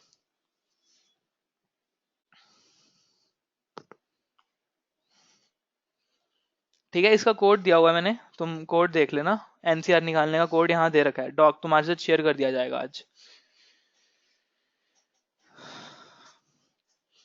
ठीक है, तो तुम्हें ये चीजें निकालनी आ गई, मतलब हम कौन सी वैल्यूज निकालनी आ गई तुम्हें। बेसिकली तुमने रिमाइंडर निकाल लिया, जो सीआरटी के लिए रिमाइंडर थे।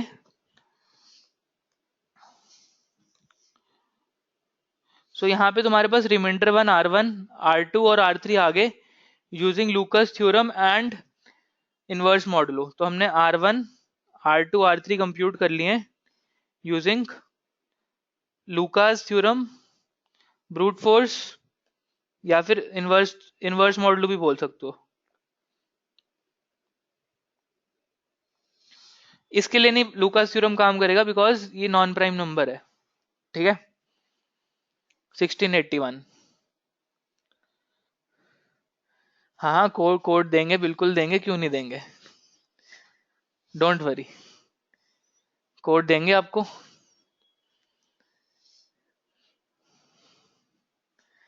तो अब देखो, ये निकाल लिया हमने, अभी हम बी ऑर्ड के लिए बात कर रहे हैं। ठीक है, अब बात ये है कि अगर हमें, अब सीआरटी तो यही बोलता है ना यार, कि सीआरटी बोलते हैं कि अगर तुम्हें नंबर्स कह रहे गिवन है, रिमाइंडर्स कह रहे गिवन है, तो तुम एक ऐसी वैल्यू एक्स निकाल सकते हो जो इन तीनों को सेटिस्फाई करे।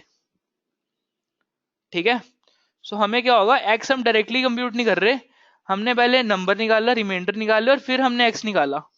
सो यहाँ पे 2NCN को अगर एक्स बोल दूं तो सीआरटी का जो फॉर्मूला है वो मेरे को एक्स दे देगा। So x is 2NCN which is equal to summation of ppi into rem I into inverse I।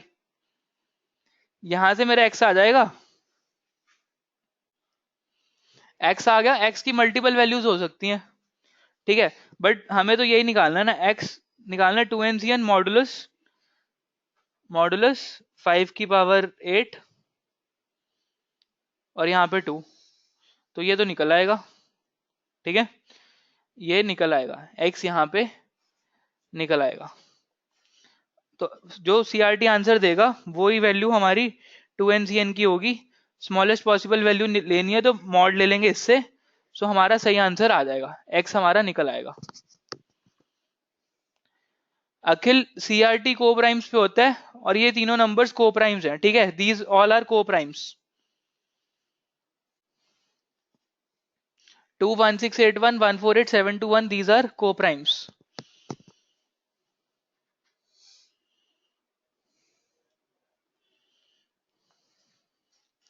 Thanks Jain for your complement.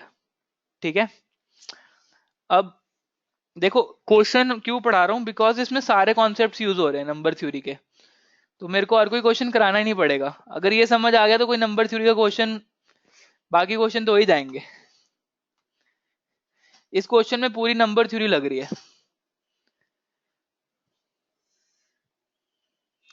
यार, मतलब मॉड लेने से जो भी आंसर आएगा वो स्मॉलेस्ट पॉसिबल होगा, ये तो सीधी सी बात है। अगर मैं बोलूं नंबर मेरा 10 है और एक नंबर मेरा 17 है और एक मेरा कुछ और है, अगर इसका मैं मॉड लूं 7 से तो इसका आंसर भी 3 आएगा, इसका आंसर भी 3 आएगा। सिंस 2n एक बहुत बड़ा नंबर होने वाला है, वेरी बिग नंबर होने वाला है, बिकॉज n की पावर 10 की पावर 5 है। तो इसका फैक्टोरियल तो देखो ना यार कहाँ जाएगा, मतलब इसमें बहुत सारे जीरोस होने वाले हैं, बहुत सारे जीरोस होंगे। तो मॉडुलस जब मैं इसका लूंगा इसके साथ 10 5 × 10⁸ +2 के साथ, तो एक छोटा नंबर ही तो मिलेगा यार मेरे को, I will get a small number. So CRT क्या करता है, सीआरटी ही स्मॉलेस्ट पॉसिबल नंबर ही देता है, और अगर वो नंबर इससे बड़ा होगा तो मॉड लेने से अपने आप छोटा हो जाएगा। ठीक है,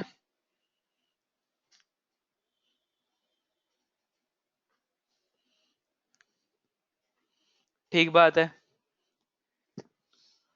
अब सीआरटी से तुम्हें एक्स की वैल्यू मिल गई, तो एक्स अगर तुम्हें मिल गया तो तुम कंप्यूट कर लोगे ना, मतलब एक्स तुम्हारा आ गया है, ठीक है, 2 NCN दिस थिंग आ चुकी है। अब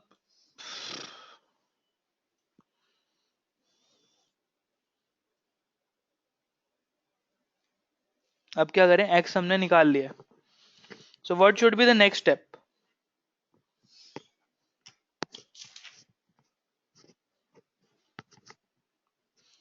ठीक है, सो इससे हमारा वो वाला केस हैंडल हो गया है जब हमारा बी इवन था। ठीक है, अब हमें वो देखना है जब, सॉरी बी जब ऑड था वो हमने हैंडल कर लिया, अगर बी इवन है, सो बी इवन है तो इसका मतलब क्या है, बी की पावर हमें 2 NCN निकालना है, मॉडुलस, मॉडुलस क्या था, 10 की पावर 9 + 6, यही चीज थी। क्या मैं इसको ऐसे लिख सकता हूं, this is going to be nothing b into 2 NCN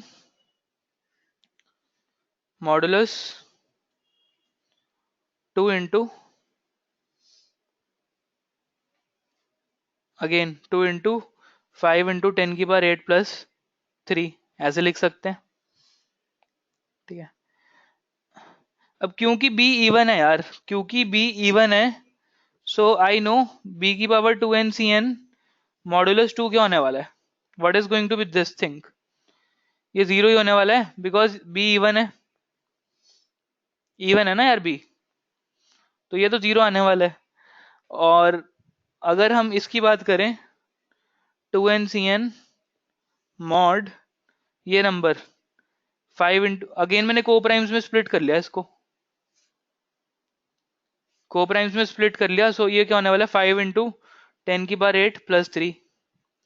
सो ये तो ऑड वाला केस ही हो गया ना,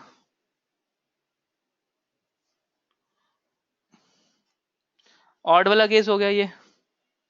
सो ऑड वाला केस हम ऑलरेडी हैंडल कर चुके हैं, इसको हमने फर्दर कैसे स्प्लिट किया, हमने स्प्लिट किया, हम निकालेंगे 2 NCN मॉड 5 × 10⁸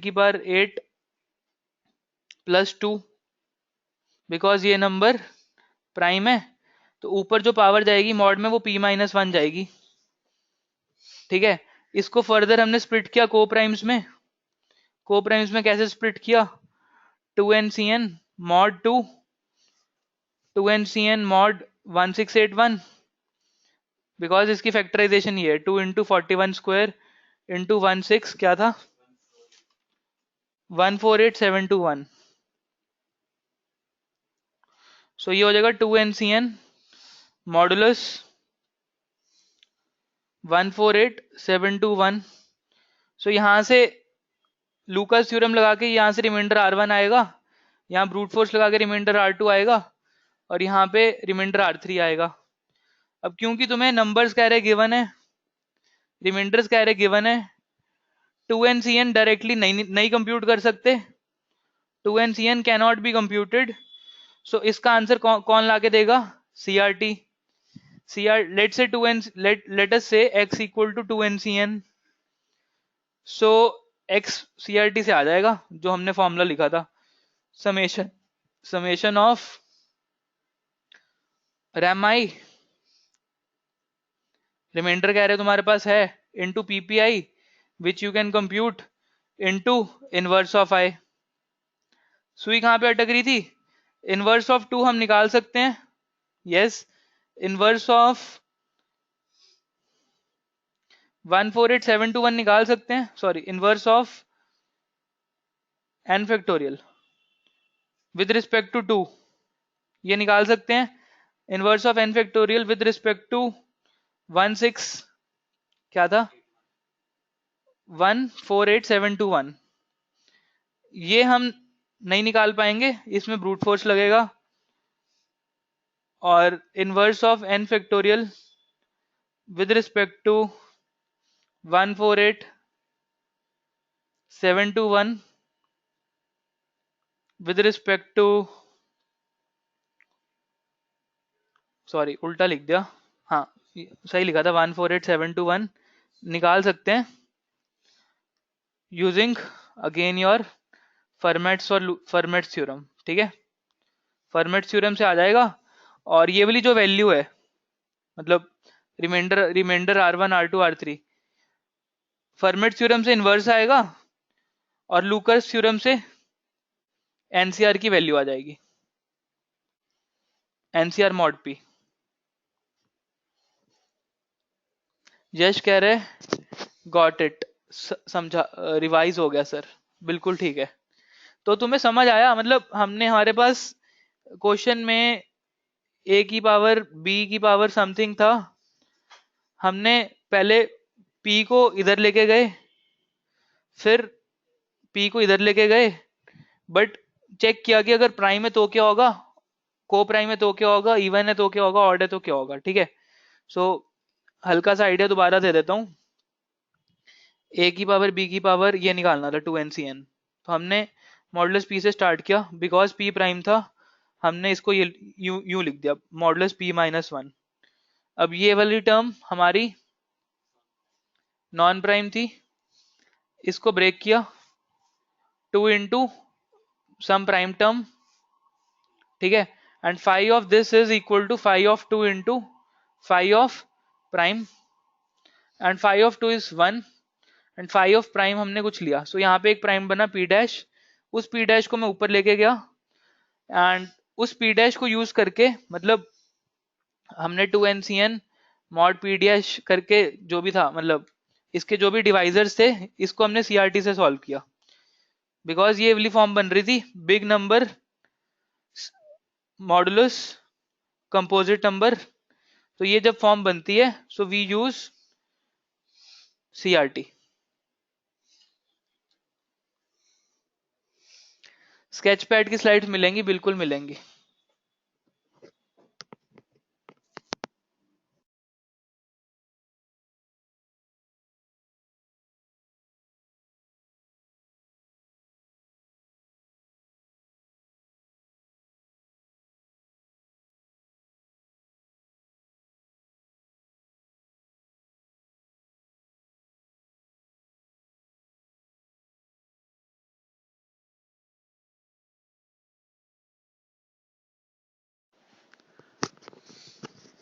समझ आ गए, मजा आया क्वेश्चन में.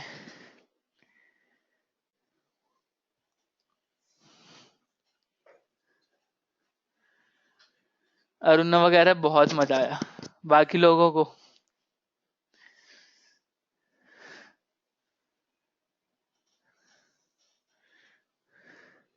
100% मैग्निफिशेंट. अभिषेक से वाट लग गई, कशिश से ना. 2ncn में यस अखिल दोनों लगेगा. ठीक है, नकुल कह रहे फिंगर लिकिंग गुड, अच्छा भाई. देन कुणाल कह रहा है ऐसा मजा तो किसी क्वेश्चन में नहीं आया. Nanshul you have to watch this video again because काफी लंबा क्वेश्चन है, मैं इसको दोबारा से एक्सप्लेन नहीं कर सकता हूँ.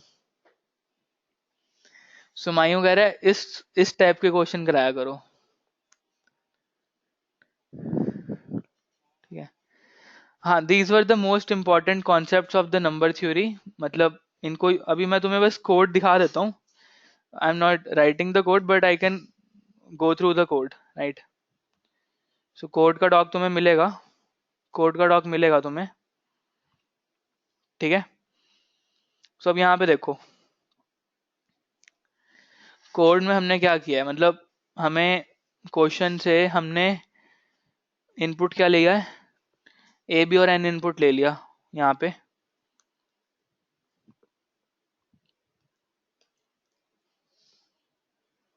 ले लिया, ठीक है। उसके बाद हमने क्या किया,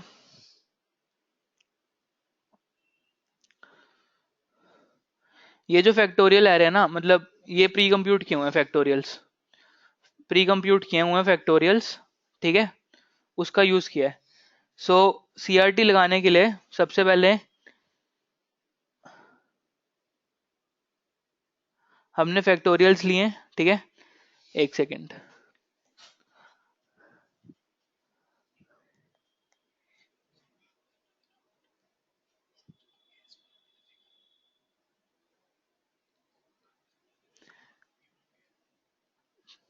ठीक है, ड्रॉप आउट की स्लाइड भेज दूंगा।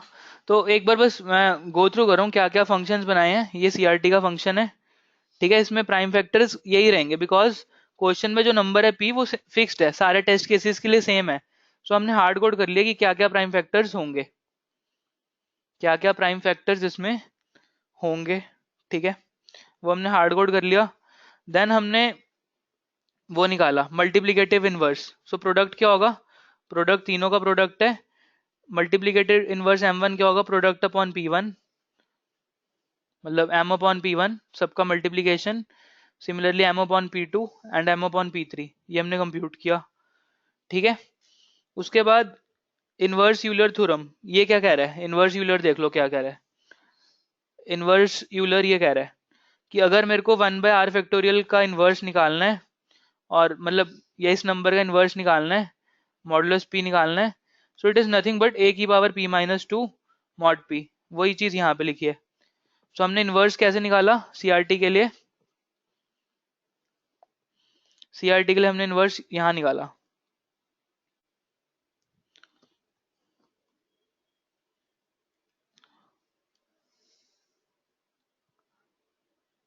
ये रहा इनवर्स यूलर कॉल किया है।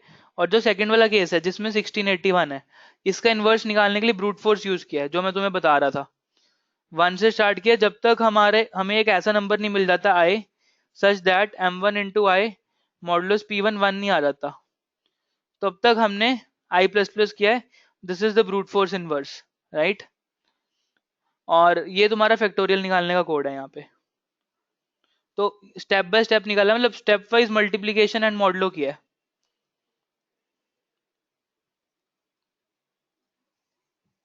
एंड मॉडलो लिया है, राइट। तो बस यही यही चीज की हुई है। और यहाँ पे तुम्हें अगर बताएं तो ये तुम्हारा फिर सीआरटी चल जाएगा यहाँ पे, सीआरटी का कोड कहाँ गया, ये रहा,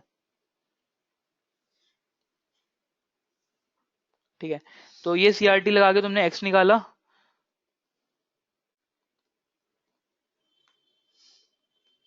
ये एक्स आ गया यहाँ से, मतलब 2 NCN mod m आ गया, एंड बाकी कंप्यूटेशन हमने यहाँ पे कर लिया जो भी करना था, ठीक है। So it is a complex problem, advanced problem, very less submissions, ठीक है, ठीक है। महक कह रही ब्रूट फोर्स फॉर सेकंड क्यों किया, because 1681 is not a prime number, and this is the code for your NCR, best method to compute NCR. इसमें इसमें हमने फॉर्मेट्स थ्योरम यूज किया है, मतलब फॉर्मेट्स थ्योरम का ही फॉर्मूला है, इसको लूकास थ्योरम भी बोल दिया है, ठीक है। और this is the iterative version of fast exponentiation जो हमने डिस्कस किया है, ठीक है।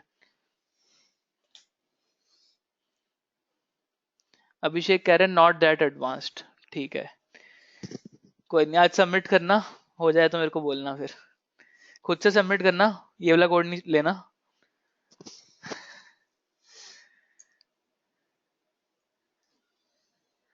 अब मेरे पास एक डाउट आया कि प्राइम फैक्टर कैसे निकालते हैं, मतलब डिवाइजर्स कैसे निकालते हैं।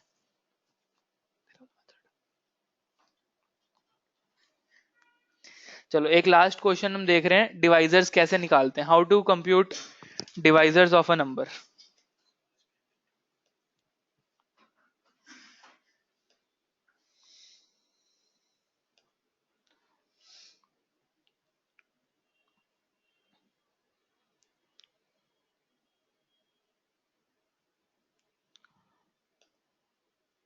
सो अब मैं एक टॉपिक ले रहा हूँ, divisors, computing divisors of a number, right. Request आ रही है तो लेना पड़ेगा।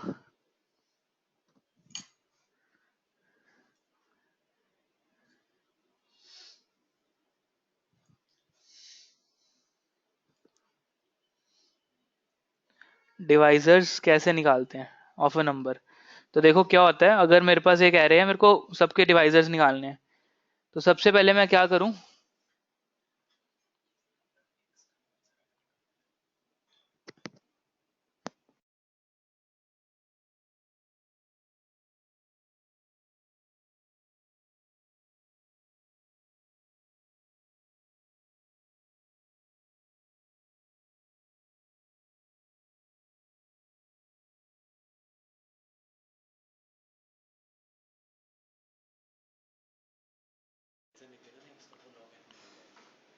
देखो बड़ा एफिशिएंट मेथड है, मैं बता रहा हूँ, मजा आएगा तुम्हें। तो जैसे हमने प्राइम सीव की थी, तो जैसे 2 है, 2 के जो मल्टीपल्स है ना, वहां पे 2 स्टोर कर दो, ठीक है। 3 के मल्टीपल्स पे 3 स्टोर कर दो, 3 का मल्टीपल, बट ये है कि जहां पे मल्टीपल ऑलरेडी स्टोर्ड है ना, उसको अपडेट नहीं करना। अब 3 का मल्टीपल 9 है, मतलब हम हर एक नंबर के लिए उसका स्मॉलेस्ट पॉसिबल डिवाइजर स्टोर कर रहे हैं, स्मॉलेस्ट प्राइम फैक्टर उसका स्टोर कर रहे हैं हर नंबर पे, ठीक है। So a of i stores the smallest prime factor, जैसे हमने प्राइम सीव में किया था। अब 5 की बारी आई, 5 पे 5 स्टोर कर दो, 10 पे भी 5 स्टोर कर दो, 15 पे भी कर देना 5। अगला नंबर कौन आया, 7, 7 पे 7 स्टोर कर दो, एंड 14 पे भी 7 स्टोर, 14 पे 2 स्टोर होगा, 14 पे 2 स्टोर होगा, ठीक है। अब मान लो तुम्हें 10 के डिवाइजर्स निकालने हैं, 10 के डिवाइजर्स निकालने हैं। सो 10 के ऊपर क्या पड़ा है, 2। सो 10 का एक डिवाइजर तुम्हें मिल गया 2। अब 10 डिवाइडेड बाय 5 करो, सॉरी 10 डिवाइडेड बाय 2 करो, 5 आएगा। 5 पे देखो क्या पड़ा है, 5। सो तुम्हें मिल गया 10 के फैक्टर क्या आ गए, 2 इंटू 5। या फिर मैं 14 की बात करूं, तो 14 पे क्या पड़ा है, 2, ठीक है। तो अब 14 डिवाइड बाय 2 करो, क्या पड़ा है, 7। अब 7 डिवाइडेड बाय 7 किया तो 1 आ गया, बस काम खत्म। तो तुम्हें डिवाइजर्स मिल गए 2 एंड 7। या फिर 8 की बात करो, 8 पे क्या पड़ा है, 2। 8 डिवाइडेड बाय 2 4, एक डिवाइजर ये हो गया। 4 पे क्या पड़ा है, 2। 4 बाय 2 क्या हो गया, 2। 2 पे क्या पड़ा है, 2। 2 बाय 2 क्या हो गया, 1। सो 8 की फैक्टराइजेशन क्या आ गई, 2 इंटू 2 इंटू 2, 2 क्यूब, 11 पे 11 होगा, सही है। ये समझ आ गया। सो ये प्राइम सीव की तरह काम करेगा, और इसको सीव को चलाने में तुम्हें पता है कितना टाइम लगता है। सीव तुम्हारी चलती है O of n log of n में, तो अप्रोक्सीमेटली ओ ऑफ एन में सारे डिवाइजर्स, सारे नंबर्स के लिए प्री कंप्यूट कर लिया। अब जब तुम क्वेरी कर रहे हो, क्वेरी में कितना टाइम लगेगा, O of log of that number, इतना टाइम लगेगा। निखिल से स्कूल, बढ़िया मेथड, मजे आ रहे हैं फिर कॉम्पिटिटिव में। इसको ऑप्टिमाइज करके सोच के आना, ठीक है। देखो बढ़िया पढ़ा रहे हैं, रिव्यू भी बढ़िया बढ़िया चाहिए सबका। कोई कोरा पे पूछे कि कोडिंग ब्लॉक्स कॉम्पिटिटिव कोर्स कैसा है, तो लिख देना कि फाड़ है।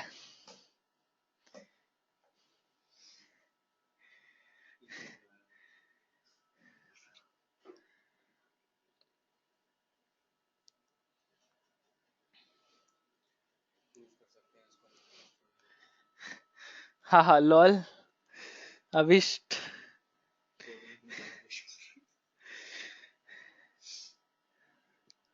ठीक है।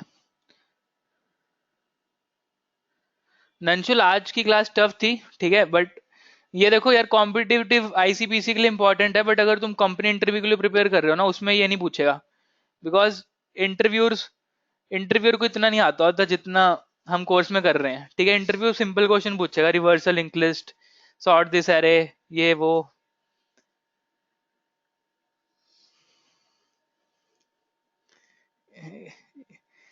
कोई कह रहा है भोकाल है।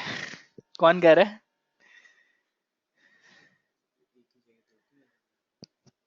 ठीक है। हाँ, ये लाइव स्ट्रीम पीतमपुरा से चल रही है, बिल्कुल ठीक है। इंटरव्यूअर को ये समझा दोगे ना तो वो अपनी अपनी जगह तुम्हें बिठा देगा।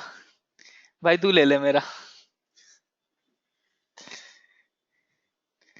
तो यहाँ पे एक बार इसको दोबारा देखना, ठीक है? दोबारा देखना वीडियो को। ये क्वेश्चन मेरे को भी थोड़ा टाइम लेके समझ आया है, ठीक है? तो आज की क्लास हम यहीं पे खत्म करते हैं, बट नेक्स्ट क्लास हमारी इंटरेस्टिंग होने वाली है। नेक्स्ट क्लास का अपडेट मैं तुम्हें दे दूं। Due to Diwali we have prepone the class to Sunday, and जो टॉपिक्स हैं they are divide and conquer and binary search, ठीक है? बाइनरी सर्च ये नहीं कि मैं तुम्हें बाइनरी सर्च सिखा रहा हूँ। बाइनरी सर्च पे बहुत सारे इंटरेस्टिंग प्रॉब्लम बनते हैं, मतलब this is an important topic. Google code jam में हर बार क्वेश्चन होता है बाइनरी सर्च पे, ठीक है? तो उस टाइप के क्वेश्चन डिस्कस करेंगे। तुम्हें कुछ ट्यूटोरियल्स भी मैं दे दूंगा पहले पढ़ने के लिए। तो नेक्स्ट क्लास में हम ये टॉपिक्स लेने वाले हैं। डिवाइड एंड कॉन्कर में बेसिकली एक टॉपिक था मैट्रिक्स एक्सपोनेंशिएशन जो हम पढ़ चुके हैं। दूसरा इंपॉर्टेंट टॉपिक बाइनरी सर्च है जो हम पढ़ेंगे। तीसरा इंपॉर्टेंट टॉपिक सेगमेंट ट्रीज है, वो भी डिवाइड एंड कॉन्कर का एप्लीकेशन है, ठीक है? तो ये भी, इस पे भी हम अच्छे क्वेश्चन और अच्छी क्लासेस करेंगे। प्री रिक्विजिट ये है कि जो वेबिनार तुम्हें दिया गया सेगमेंट्री का वो तुम देख लेना, बट ये हम नवंबर में करेंगे, ठीक है? सेगमेंट्री हम नवंबर में करेंगे। डिवाइड एंड कॉन्कर करने के बाद we will start with graphs after Diwali, ठीक है? सो दिवाली के बाद हम ग्राफ स्टार्ट कर देंगे।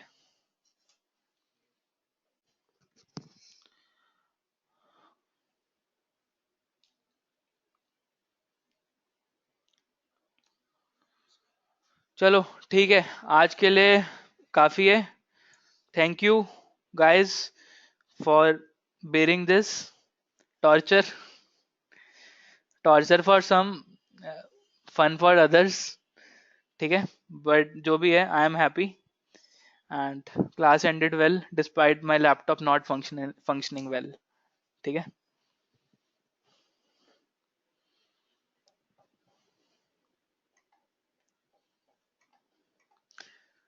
यो, चलो बाय गाइस, टेक केयर, ठीक है? Bye, good night. And we are coding blocks पे अभी हम यहाँ पे नाइट आउट रखने वाले हैं। Night out to prepare assignment questions for your this class and the coming classes. So all the TAs are here, and I am also awake till morning, and we are going to prepare your next assignment. चलो ठीक है, bye bye, take care.